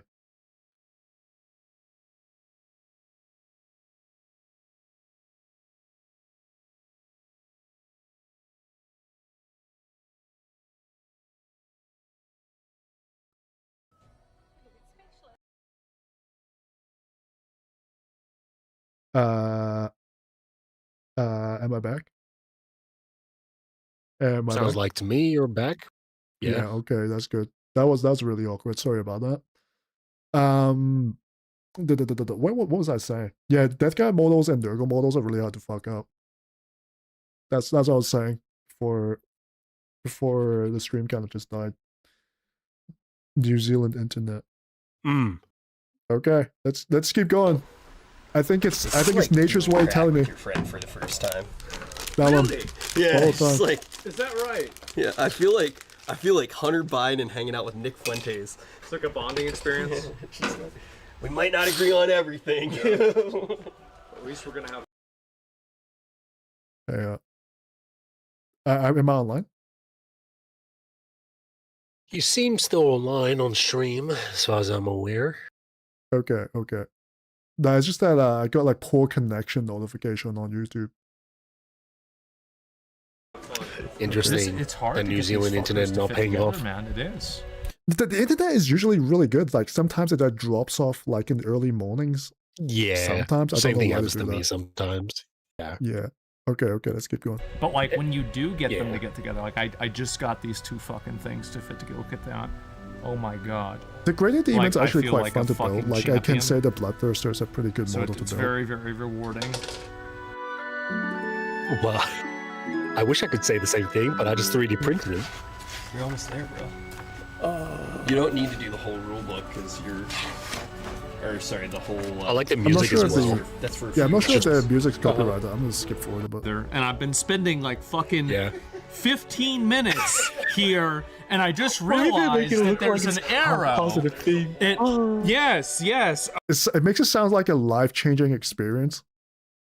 It's like Warhammer 40k changed my Those who life, you know. know, type of music. Those who know kind of moment. Okay, this is really very illuminating. I just glued this fucker down, right? Yep. Yep. Sometimes Alright. people won't base it until the end, but you're not there yet. Can you pull your needle out? I what should the? do this. You should. Yeah, you should. You should just slap it down. Because this is Okay, one I'm thing not with gonna lie, Asmongold, that it's like he likes to do things really strangely to get like that engagement for the comment. So sometimes he's That just needle looks. being dumb on purpose, Yeah. but I can't tell. You did it, bro. I mean, the needle looks annoying. Because how the fuck are you gonna pick up the fucking glue?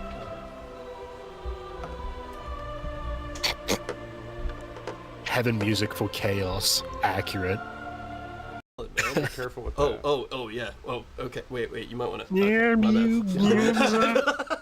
Yeah, I'm being very gentle with it. I ripped it off. Immediately it's- fuck it up, right? Yeah, you can use more glue. Yeah. Yeah. I put some on the belly. I as hope well he as the feet. scraped off the Yeah, script. just get Wait, why that- is it hollow? Wait. Why does Wait, it what? look like the way it does? I'm Do you not think going to it's a say what beast? I'm thinking, but why does it look like the way it does? Why is the hole there? What's the No, hole shut for? the fuck up. No. The mouth shall be closed. melted Do not glass. mention anything else. Chat, what is the Do hole not for? Do not mention 2 sponges, 1 Yeah, rubber I know glove, that and a they did the fucking card Pringles game. can. I saw that. That's been very popular without a doubt. No. Is that a Slanesh model? Like right there, I feel like it could have been a little Those bit who closer know. together. The forbidden, like the forbidden Yeah, keep of secrets. you could do that or green stuff, but honestly, on that right there, by the time you paint it and shade it, It won't matter, right? you won't. Bro, you he won't fucked up see the it. model. On that right there, by the time you paint it and shade it, It won't matter, right? you won't. I You don't won't think see He's it. lying to you. nothing that's like, He fucked it up. You like buy a that. new one. No. Yeah. I mean, one for diving into this on your first The opponent might not know about it, but you know about it every time you look at it. model, like it's You know what's fantastic. you know what's funny? Yeah. Like once he finds out the error, it will never be fixed. If he gets a new one, it will never be fixed. He had to go with It the will big be the model, same. right? He had to go with the big model for his first model as well. Everything was really hard for me to do. Oh, sucks to be him. Not even the Oh, nurgling. it came Just out went great. straight on. Thanks, man. Oh, dude, he's rolling out the red carpet for you now. Okay. You know Uh, what? That belongs to- Actually, he should be. Yeah. You know what? I would go differently. What? For me, I wouldn't. If I wanted to do that shit, I would not go for the demon, the Nurgle demon. I Yeah. would have gone straight to either a Land Raider or a fucking like something big, a knight. He had like an entire tank he could put together, like the what was it called? The plague crawler. Plague burst. Plague burst crawler. Yeah. Oh, no. He probably Yeah. needs like 3 of them as well. So like if he screws up one, he can just buy another one. Yeah. Oh shit, that's funny. Pretty good at that. He That is the usually- most detailed Primaris Marine, like the artwork. Really? That is the only artwork that looks a little bit better than other artworks that I've seen. So when you open the store, they just give you one of those for free. It's like part of the package. Yeah, no, Yeah. it's weird. You put it 'cause outside every- your door, like most people just do that. Why the fuck do they not do that for their codex covers? Like that one looks a little bit better. What the fuck? Well, that's why you're spending money. What the fuck? Oh yeah, true. Like you put it at a store and then you sign like the contract with them. That thing comes with like your first rack and your paint and everything. It's like a little Oh my like god, starter pack. the shit that I actually said where I was critiquing about the armor being too clean and smooth. Meanwhile, there's an actual armor look that looks like it's in a war zone. Actually, no, I kind of lied. Bit I think this is like the newer version of this. The old version of this is like the Marine is standing and he's facing like head on and he's like walking towards you. There's like two versions of this. This might be the newer one. Oh yeah, I think I know what you're talking about. Yeah. Yeah. But that one looks a little bit better. I'm like, well, okay, now that one I can fuck with. Finally. But holy fuck, man. Guys, NELLOP finally likes the primary Space Marine he's selling out. Shut the fuck up. Did NELLOP support GW by liking a fucking image? Then his opinion is invalid. Your next video is like, I now opinion. like this primary Space Marines. Primary Space Marines changed my life. I now, NELLOP of the of my own channel, support this claim. Anyways. You need to make it like a shield video, but you don't use a normal voice. You do like a very monotone, like you're reading off like a ad script. Why do I need to do that Like an when I April can Fool's grab video. you? Yeah, what do I need to do that when I just grab you? You're pretty proficient in that. Dang, I should be doing ads. I should get a sponsor. I grab your voice for my video and then I just put in April Fool's. Honestly. Honestly, I don't we even should do that and April make it like a Fool's. voice critical video and like edit it, like get his room's background. I'm sure there's like a version of that somewhere, and then just like that's the background of your video, and then just like put shit in there. Hell yeah. I don't know. It's weird. I don't believe in April 1st anymore at all. It's So just whenever a people fun keep time for bringing up, videos. "Oh, If it's you want to April make something 1st." stupid, just post it on fair April enough. Fool's. I just, yeah, for me, I just don't buy that whole thing. It's just an irrelevant day for me. So whenever people keep saying, "Oh, this is April 1st. It must be a joke." No, bitch. I don't do April 1st shit. So I don't know. It's just me. For me, every day is April 1st. That's how God treats me. Cries. He thinks the same way about me. Damn. He's been practicing. That's fine. You want to bring the nerd? Oh man, imagine if Asmongold like wait. sprays like too much paint on the model, like just kicks it up accidentally, makes it too thick. Let's find out. Stream lag? Yes, I want to find out. Oh, dude, That would be so fun. That's why the owner Find is out. spraying it for him, I think. Who's out there? Have a tester? Yeah, we're gonna do it. Outside. Get all of your nerd. If I was the owner, I'd Actually, be yeah. like really evil. I'd Oh, be like, you know outside, what's yeah. a really good color for Death Guard? White. Just paint out all your army in white. Just make him suffer. I think, honestly, I think black is more evil. Oh, against green, right? Oh no, you're right. Yes. He's painting a green Or model. No, yellow. black is horrible for unless he's trying to dry brush it. I mean, you wanna know my suffering, or I didn't know he was suffering until it was too late. Hmm. How do I explain this? I prime my models black, but because I'm making Imperial Fist, I try to paint them yellow. And I had to make multiple layers until yellow appeared. I'm gonna stay with that. Avalanche Sunset is the most dogshit fucking paint to ever experience. I can agree with that. I tried doing hazard stripes with it, and it was not fun. Just the hazard stripes. It wasn't even the full Like model. I'm not gonna lie, half the time I look at the fucking models that are painted with Avalanche Sunset, one day it will be yellow and the other day will be orange. And I'm like, what the fuck are you? It's just like transforming itself sometimes. It's just weird. It must be because you're not painting it on GW plastic. It only reacts properly on Games Workshop branded plastic. Dude, I can just give, like, I can show you my models right now. They're literally GW fucking models that I got like years ago. So Must be something I even different. got the old Terminators. I even got the old Terminator models. Oh yeah, and Well, it works with the for new some ones, right? The moment it becomes outdated, then yeah. Of course. Buy Games I even got Workshop. the I even got the Deathwing Terminator squad with the Apothecary. Yeah. I thought that was cool, but that I got those models because I needed more Terminators. Yeah. But at the same time, I was like, you know what? I'm gonna grab those guys because I need the extra 5 squads, Mm-hmm. and I'm gonna paint that Deathwing squad into Imperial Fist. Is it the old one or the new one? Old one. Oh, okay. Corn, I can see your chat. Wait, did my stream just crash again? Wait, hang on. Corn, believe it or not, I actually read chat. It's just that we were in the middle of another discussion. Hang on, let me fix YouTube for a little bit. I need to make sure.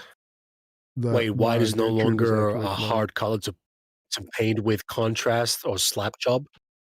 Yeah, I mean, dude, with slap chop, I could think just I'm good on YouTube. yeah, with slap chop, I could just prime it black, and then do the highlights from gray to white, and then I do contrast colors. I can do that, so it's fine. Because you got your little demons, you got your big He's demons. doing a spray. Well, it's night outside. You want a little tutorial? So he forced a guy to like overtime just to do the filming. I mean, it makes sense if they're like streamers or something, right? They want the whole store for themselves. Sure. I'm assuming it's probably like the. Yeah, you better be buying out the store though. Yeah. Oh, here we go. Oh. Okay. I was like kind of afraid for a moment. Demon in no time. Yeah. Shorter. I was waiting for his fuck up. Oh, he's using the GW black. Oh. He can afford it. Oh. This workshop better be like You gotta paying watch him. the humidity It's at like certain free. It's like a Starties. Nah. The guy's just giving you free I marketing. think I pretty much got it. Dude, you're good. Dude, that fucking spray can is bullshit. At least it's the black one, not like the I would Wraith hit Bone. right It's Wraith there, Bone, that then bottom it's just part, suffering. really quick on that, and you're set. Yeah, I see it. Yeah, you're right. I've yorked a. Like I've better luck with like gacha games than using fucking Duo Wraith Bone. time. All right, big boy, let's do it. I'm gonna move these out of the way. Finally, after an hour and start low, go high, and try to stay An hour? Start low. perpendicular. Okay, got it. You know what I mean? Short spurts, yo. Is that yeah for sure? There you go. Wind. Downwind. Also, I like to take like way up the frame. Isn't that too close? No, it looks fine. No one. It's hard to tell with that camera. It's leaning too close actually. I do feel like it's. It's short burst as well, so it's kind of safe. Look at this guy. Okay, Painting I'm the not gonna lie. underside is going to be a bit of a pain though with that model. I know people do this where they do the swing their hand when they spray paint. You don't even need. You don't need a swing. You just tap spray, stay, and then move it a bit. That's it. Yeah. But it could be a lot worse. It'll be really funny, like if for like cinematic reasons, right? Imagine if like Duncan Rhodes just shows up in the middle of this video, just tackles him. It reminds him to like thin his paints, do 2 coats, don't buy contrast paint, you know, shit like that. That would be the craziest crossover. Like he does like another 40k videos and just Duncan just shows up and paints his model for him. That would be the craziest crossover. You know what? Someone can make an AI video of that. That would be great. Oh no, you should. That would be fucking amazing. Yeah, it doesn't need to be like it doesn't need to be anything too extreme. Like just one of the shots, you see Duncan just standing there like it's like a horror movie, right? Like just in the background, and then the shot goes back to it's like the corridor. He's like gone. Actually, do fucking normies even know Duncan Rhodes though? No, he's already on his own. But we got 40k channels, so people there should know. They better know. Yeah, it's probably a good thing to not fuck this up. Otherwise, like the Duncan memes would be like really funny. It would be viral. Yeah. So far, it doesn't look too bad. So far. There it is. And then he drops it. It's happened before. But he's clearly getting into it because he's got like that sparkle in his eyes where you just like, you start working on your first model and you're like, oh, this is my Mona Lisa, Yeah. I recognize that expression a bit. It's quite special. I don't actually want him to like ruin this moment for him, but then that moment's gonna come anyways because you're dealing with GW. Like for me, like right, like I'm very different. I'm like, you know what? Have your moment. Yeah. But one day you will realize the errors of your ways. This must be how Chaos Gods feel like. True. Like every single time like his new Space Marine becomes like a full battle brother, this is how like Korn feels like. Like not the Chatter, but the Chaos God be like looking at them and be like, yep, you sooner or later, your soul You'll is find mine. out. Yes, exactly. Sooner or later, you're gonna fall to chaos. I mean, that's partly why I got into fucking Iron Warriors, which is funny. Yeah. Like at first you're like, oh, Space Marines are so good, which is the fucking normies and all that, and then you know you get a little bit salty with GW and all that, and then you're like, you know what, Chaos does better. It's just weird. It's just so fucking weird that you're just like, fuck it, Chaos had it right.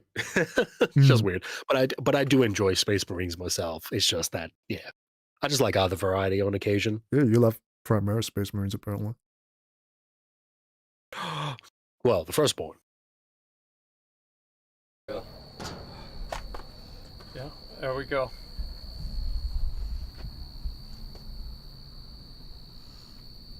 Hey, So I awesome, mean, dude. good for him. It looks It's a prime. I'm the real happy result. for him. Yeah, we're gonna have to see the real results. Let me bring these over, and Oh fuck! then I'll go get the other ones. We'll get you Oh sorted. no! Wait, I see that Armageddon. That Armageddon box is so strategically just put there. It's like, hey, you know what? Hey, how much money do you make per stream? You know what? You just wanna help me out a little bit. Just move a box. Yeah, like just like how you said, it's like nighttime, so nobody's at the store, so it's so conveniently there. Oh my god! Oh, I can't wait for them to buy the Armageddon box set. You know what? You know how I want to sign this? What? Is that like, hey, you know what? The rule books are kind of in there as well. So if you want to buy the rule box, you might as well get the whole box, right? Because the whole thing's a discount. So if you don't buy this box, you're technically like losing money. True. Oh, dude, I did the most financial mistake, but at the same time, I was like, I kind of want to do it. So you know the box set for Leagues of Votan, but it was a Christmas edition one. Yeah. So I missed out, unfortunately, because I was busy. So When you bought Votan? Yeah. That had the Terminators and all that shit. So I was like, I'm gonna do that, but I gotta buy them in separate boxes instead of a one whole box because their limited edition was gone. Yeah. And let's just say I spent more money than intended. Wait, you spent money on GW? Wait, how recent was this? 9th edition? Oh my god. Ugh. Yeah. Christmas. Yeah. The journey begins. Yeah. You just got so much that like you have. I want to see the bill. Ooh. Ooh. It's okay. Ooh. Thank you, Chime. All right, my dude. And then he just casually like scans the Armageddon box. That'll be so fucking funny. Like, boop. 1,609 cents. Oh well, you swiped already. Might as well, right? I mean, the refund is probably more trouble than it's worth. But you're going home with a full. He almost reached for that fucking ball. The new Armageddon box. Oh man, you're gonna have a good time. Hey, Corn, have fun. Actually, read what you said, dude. Just don't be. Kind of enjoy. Oh my. What the fuck?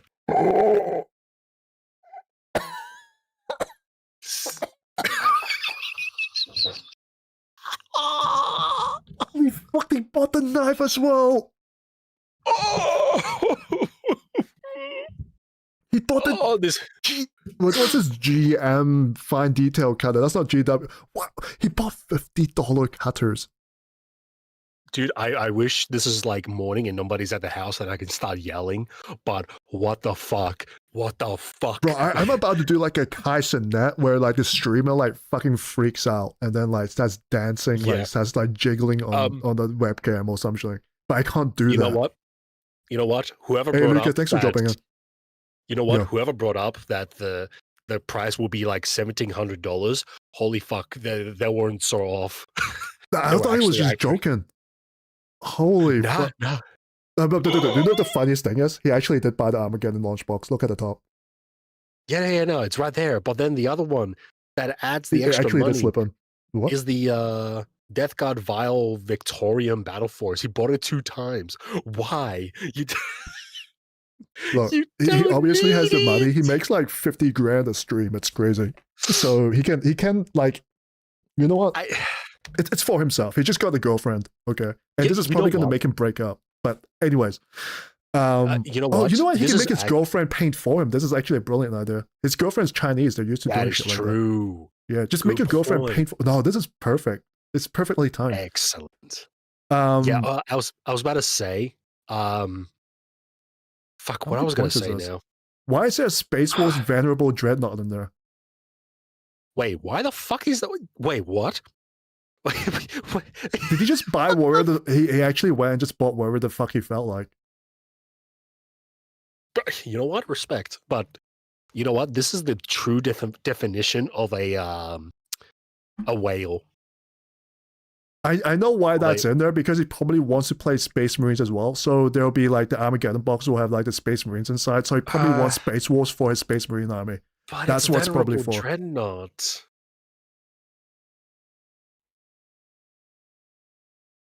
Yeah, it's a venerable dreadnought as well. Yeah.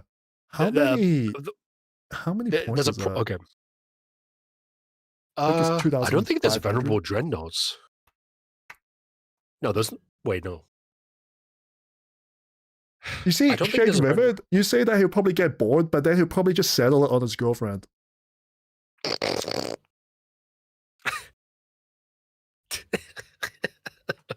It's like, hey, you're dating Asmongold now. Not only do you have to like shower him and feed him, you have to paint his models as well. Asmongold has a girlfriend? Yeah, he got a new one. It's like Chinese as well, so it's like a more recent one. They just came off the production line. Made in China. Okay. It runs off electricity. It's quite good. How the it's fuck like did one that of those new BYD models. How the fuck did that guy get a girlfriend? Beats me, but okay, sure. He just bought one in the Chinese market.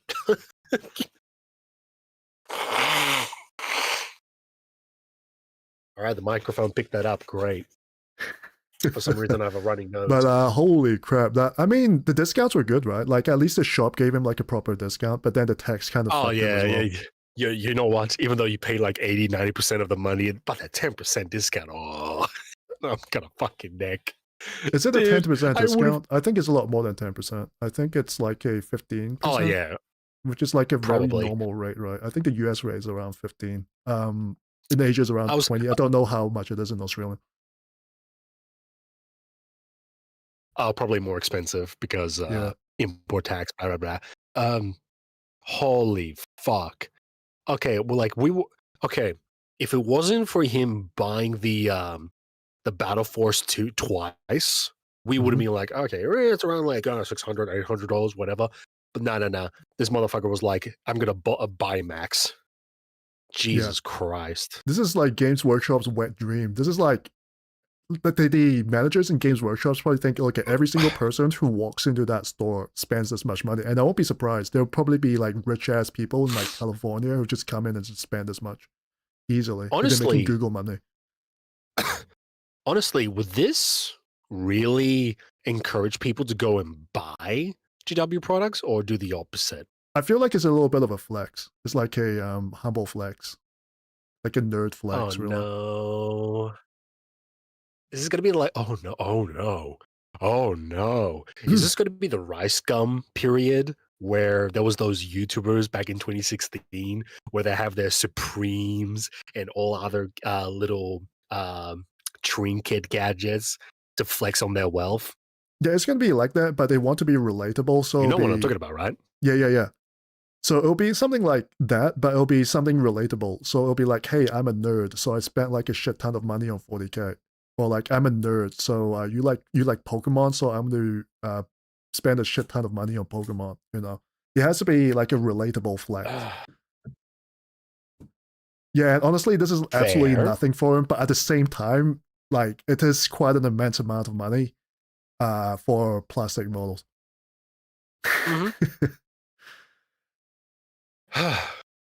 All right. Anyways, so when are we I was playing, way like, off. I thought it was about 600. well, I did not account when for are like the we, two playing boxes a and video Armageddon game? boxes. I think what was on the table was like roughly around 600. I don't think we were actually incorrect. I just did not account for the fucking Armageddon box. and $600 to $800. Yeah. Hey, shit, thanks for coming in. Yeah, the fucking back horse. Yeah, it was. Yeah. Yeah. Jesus. No worries, man. Have fun with the Total War stuff. No worries. Ciao, ciao. Ciao. Ciao, ciao. But yeah, no, like, Jesus, fuck it. Like, to be fair, yeah, we didn't even account for the rest of the stuff that we're getting. Yeah. What the fuck? Did you buy glue at the very least? Maybe he actually hated the glue. That's why I did not buy the glue. The only thing I will say is, for Space Marines at least, there's no stats for Venerable Dreadnoughts. They're on Legends. I think he just likes it. Yeah, sure. If you like it, buy it. Fine. Yeah. I won't be surprised. Like, looking at him, he's probably into like the whole Space Wolf Viking culture. I can see the appeal of that. So I can probably guess the launch box Space Marine side will be Space Wolves. He's probably going to start Space Wolves next. Him, Space Wolves? He's like very big on like the say whole barbarian much, thing when he maybe, plays RPG but games. the amount of times I've encountered people who play Space Wolves are very stoned looking people or fake Vikings lookalikes. I mean, Space Wolves, dude. Anyways, let's keep going. How's this going? Wow. A heart attack. Did a lot, yeah. So one thing I really like doing is I like just mindlessly and obsessively, compulsively doing something. And like, this is the reason why I like open world video games. And I click on one flower and it says 1 out of 523. I'm like, oh, thank God. Now I have something to do for the next 2 weeks of my life. Oh, yeah. So whenever I was looking at this and you were like, there's 57 pieces and it's going to be a really What I'm getting from what he's saying is that he's probably going to sit there compulsively paint while listening to Warhammer lore, and it may or may not be a major kill. Yeah. annoying thing. I wonder what those YouTube videos are. Okay. I'm really You want curious. good news? The obvious one is Luton. So every single Yeah. model that you have, besides the battle line ones, because they can And you know what the saddest thing is that like the probability of him clicking on a bad lore channel is like much, much higher than clicking on a good one. Yeah, absolutely. Oh yeah, absolutely. Like channels like me, you, maybe a little bit over the Pontius and other channels, gonna be their discoverability will be much lower than other channels. Let's do like a little experiment, right? Sorry, keep going. I'll do my experiment while I'm I have nothing much to say. lore. If I type that in, what is the top video he's gonna get? He's gonna get Crack Duck, he's gonna get Westhammer on the second one. Third one is Albert Ian. The fourth one is Remembrancer, which is alright. I don't know who does this. Remembrancer. So I feel like a quarter, like there's a major kill is right there, right? Mr. Bones, I think Pontius said some stuff about it, but I haven't actually gone through that. But let's go off the top 5. Yeah, well, the Pontius says Crackback a is lot not really of like things a low about other channel. channels. Yeah. No, So- no, as far as I'm aware, no. He just like talks about it. So I feel like you're gonna get Make it easier. Well, you could do up to three. Pontius needs to make more lore videos. Pontius lore videos are very accurate, but they take forever to do. Great unclean ones on the table at once. And it's very specific. You could have 3 fat Like ones. very Technically, niche you could subject. have 4, because you could have Rodigus too. Uh-huh. You've just Yeah, it's probably why he wants to go on. I would also say that I don't think he wants to go to the route of what other 40K channels have already made and being repeated over and over and over again. So if I have to guess, he wants to go for, as you said, more niche topics or topics that people just falsely talk about and he has to correct them a bit. That's Yeah. what I think, at least. Because why would you make like something as small as, oh, the Imperial Fist, they existed because Horus Heresy, and then they come back and blah, blah, blah, blah. Like, you've already heard it like 10,000 times. People won't be interested in that shit. Compared to the Armageddon, the, oh my God, the war with the Space Marines, not the Horus Heresy, the other one. Badab? Kebab War? Yeah. You have the Badab. Yeah, the Badab War. Apparently figuring out the 2 lost legions. For some reason, he was the only And one. then the How Red the Bang fuck? Xenocide. Yes. And yeah, like shit like that. Like the things that people don't really talk about. Like they kind of know they're there, but they're not being talked about. Yeah. So he's a little bit different. Or else he'll be like just like any other ordinary 40K channel, lore channel that will just talk about the same shit over and over and over and over again. So that's what I think, at least. But I would argue a little bit is that I'm like, buddy, you don't need to read the novels unless it's about a specific story that he has to read about. They're not canon. Relax. Just grab a codex, but depends. Well, we're almost done with this video. We've got about... Boy, I got Honestly, I'm not sure if we can two watch the more last times. one. Okay, well, yeah. Well, but yeah. Drink a shot to anyway, that. guys, we're gonna do probably maybe another episode painting them and going through everything, and that's gonna Oh, boy. That's probably gonna be where things. Well, you telling me you can't just spray them? We'll see what happens, but He's actually painting I'm them. I want to see that. excited. I think this is the first time I've done Warhammer in 20 years. Hey, if I thought it was 15 years. you But never are mind. a really good YouTube. It's just off the top of his head. something. Caught him Maybe lacking. we can get Caught him lacking. Yeah, have some kind Put of him help or lucky. something like that. But yeah, it was great, and huge shout out to Fellowship, for helping us, do this and everything like that. It was I want to see like a battle rap. That would be like the actual like entertainment episode, like where he been actually awesome. tries to And play a so, game. Yeah, I had a great time. Honestly, I did. Yeah, guys. if All right, you let's are- read the comment section. gonna be a Okay. little- Hey, Oh, shit. I thought I was gonna clean his house. LOL. I had to take a Like- shot from that. Yeah. Yeah, people talked about that. They're like, he did all this shit and not clean his house. Well, I mean, his girlfriend's gonna do it for him. Oh, I mean, his last 2 girlfriends technically cleaned his house as well. Also, legendary drops. You might know, You know about what? this. Is a content creator, and if he actually starts talking about GW, it'll be wait, who? crazy. Legendary drops. He talks a lot of stuff about like gaming and Ubisoft, like Assassin's Creed, gaming industry stuff. mm, And it's really funny because yeah. like in all his videos, it's almost like Games Workshop and Ubisoft is almost interchangeable, like in the script. I mean, yeah, I don't know how this is gonna go. If more people see what GW does and more people talk about this, then that would be much more of a benefit, and there should be a little bit more friction. And friction is good because that creates a little bit of conflict, and people should discuss about this shit. But yeah, like to be fair, that's kind of like what Gamza tried to do in 8th edition. Like his way was a little bit more chilled, trying to explain to people like, hey, this shit is bad. We should gather and say, no, this is bad. But people were against him and all that. What do you think I'm such an asshole? I will finish what he started, but differently. Let's see. I'm just reading the comment section. I can A tell. lot of people are just talking about Henry Cavill and stuff like that. Yeah, I think the timing does kind of fit.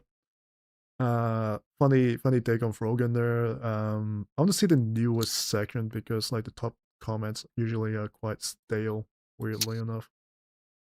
Yeah, it's just the most agreeable shit. More Warhammer. Technically, it does not melt polystyrene plastic. It dissolves it and allows for the polymerization, hardening between the 2 pieces. Is that what we were talking about? It's just so basically, you're just describing what fucking glue does in the first place. Super glue does it. Normal But glue is it does correct? it. Flex tape does it. But is it technically correct? Like a kid in candy store. Dude. Let's see. Okay, I'm not gonna lie. Even I believe that the plastic melted because logically, right? Yeah. If the plastic melts, then they should be into one piece, but it's not. They actually break apart. So I don't know why people think it melts the plastic. It doesn't. You want to melt plastic? Use the fucking fire torch.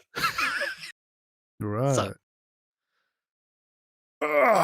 well, good thing that we actually got through this part of the stream. It's been like 6 hours.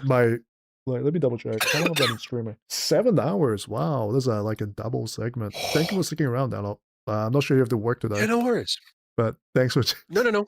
I have my day off today, and that's why I'm drinking. Oh, that's very good. There was stuff about Northern Exile that we could go through, but that's like, you know what? Let's do that. Nah, I'm just kidding. It's probably for next week. Sure, I don't mind. I suppose there might be like a content drop next week as well, unless something interesting happens. Oh, and the Morty and Glory stuff as well. We can do that next week too, if you actually want to jump in. Otherwise, I can just solo something else. But I think, I mean, yeah. I mean, it depends, man. Yeah. Maybe suddenly I'm just too tired on Sunday. This is the rare exception that I'm not tired on a Sunday. So. No pressure. I'm just listing things off. Yeah, no, like sometimes I'm like, fuck, I have to stay up after 9:30 or some shit, and then I get what you mean. And not being so tired. Sometimes you just want to do stuff. I need some space. No, it's just more of that. I come back from work and I'm just so tired, so I just go straight to bed, wake up, and then suddenly just being awake at like 4 a.m. in the morning, and it's just awkward. So I think sleep schedule is fucked. And then that's why you hit up like the air fryer and like start making chicken wings or chips or something, and have that like midnight binge. I'm not black, but yes. I don't think it's a black thing. I think it's like an anybody thing. For me, it's like instant noodles. But chicken. I mean, everyone can have chicken. Wow, there's a stereotype you for a say reason. it has to be like steak or something? What? Like, are you that posh? Like, you know what? Steak ew, is. chicken. You know what? Steak is better. I would prefer steak. I think everyone would prefer steak if they have it. Absolutely. Lamb is not bad, but it just has too much fat. Steak is a nice balance, but people keep complaining about it's too expensive. Dude, I don't give a shit. Like, fucking use a dehydration machine and have beef jerky and savor it. Fat bitch. I think pork is also quite good too.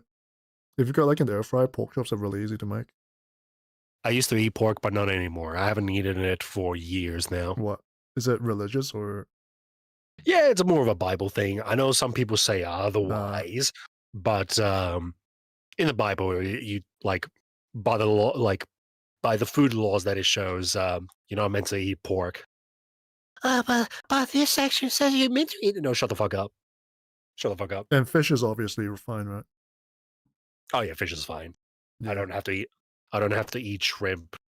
And there was one more I can't remember. But yeah. But depends what fish.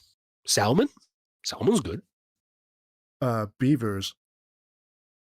I have no idea what the fuck that is. A beaver. Wait, beavers? Yeah. Is that a fish or a mammal? In medieval times, people ate beavers during days where they can't have red meat because they wanted red meat, but then they reasoned that beavers might... Hang on. It's doing the thing again. I'm sorry, dude. I think it's because we're covering Asmongold. Every time I say something controversial, like, this shit happens. Like, I'm not even joking. Knows. Like, it was not for the storm. Like, there was this once with the storm, and then there was the other one where I was like talking about like I think it was like political, like leaning towards politics again, and then the fucking thing like cut off. Yeah.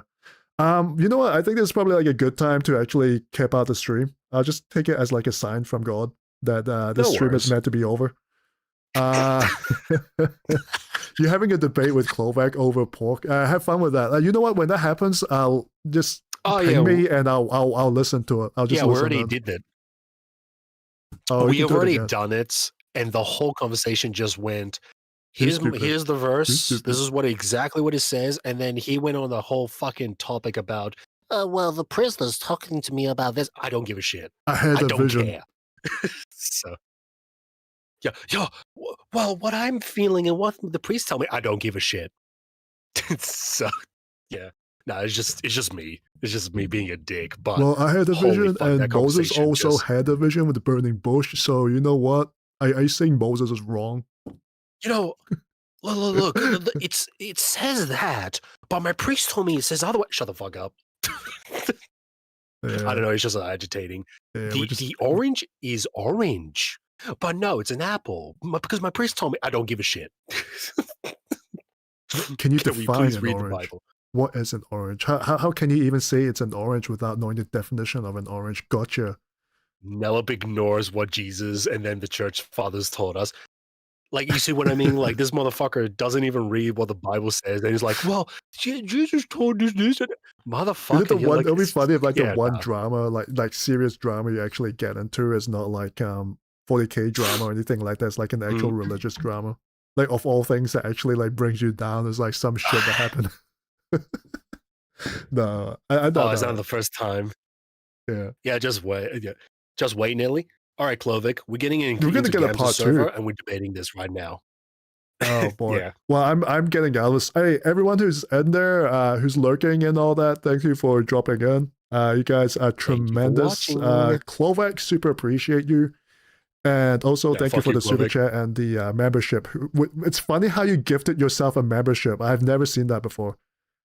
And so Clovic's being a bitch. Yeah, you take care this week. Love you all. God bless. Bye bye.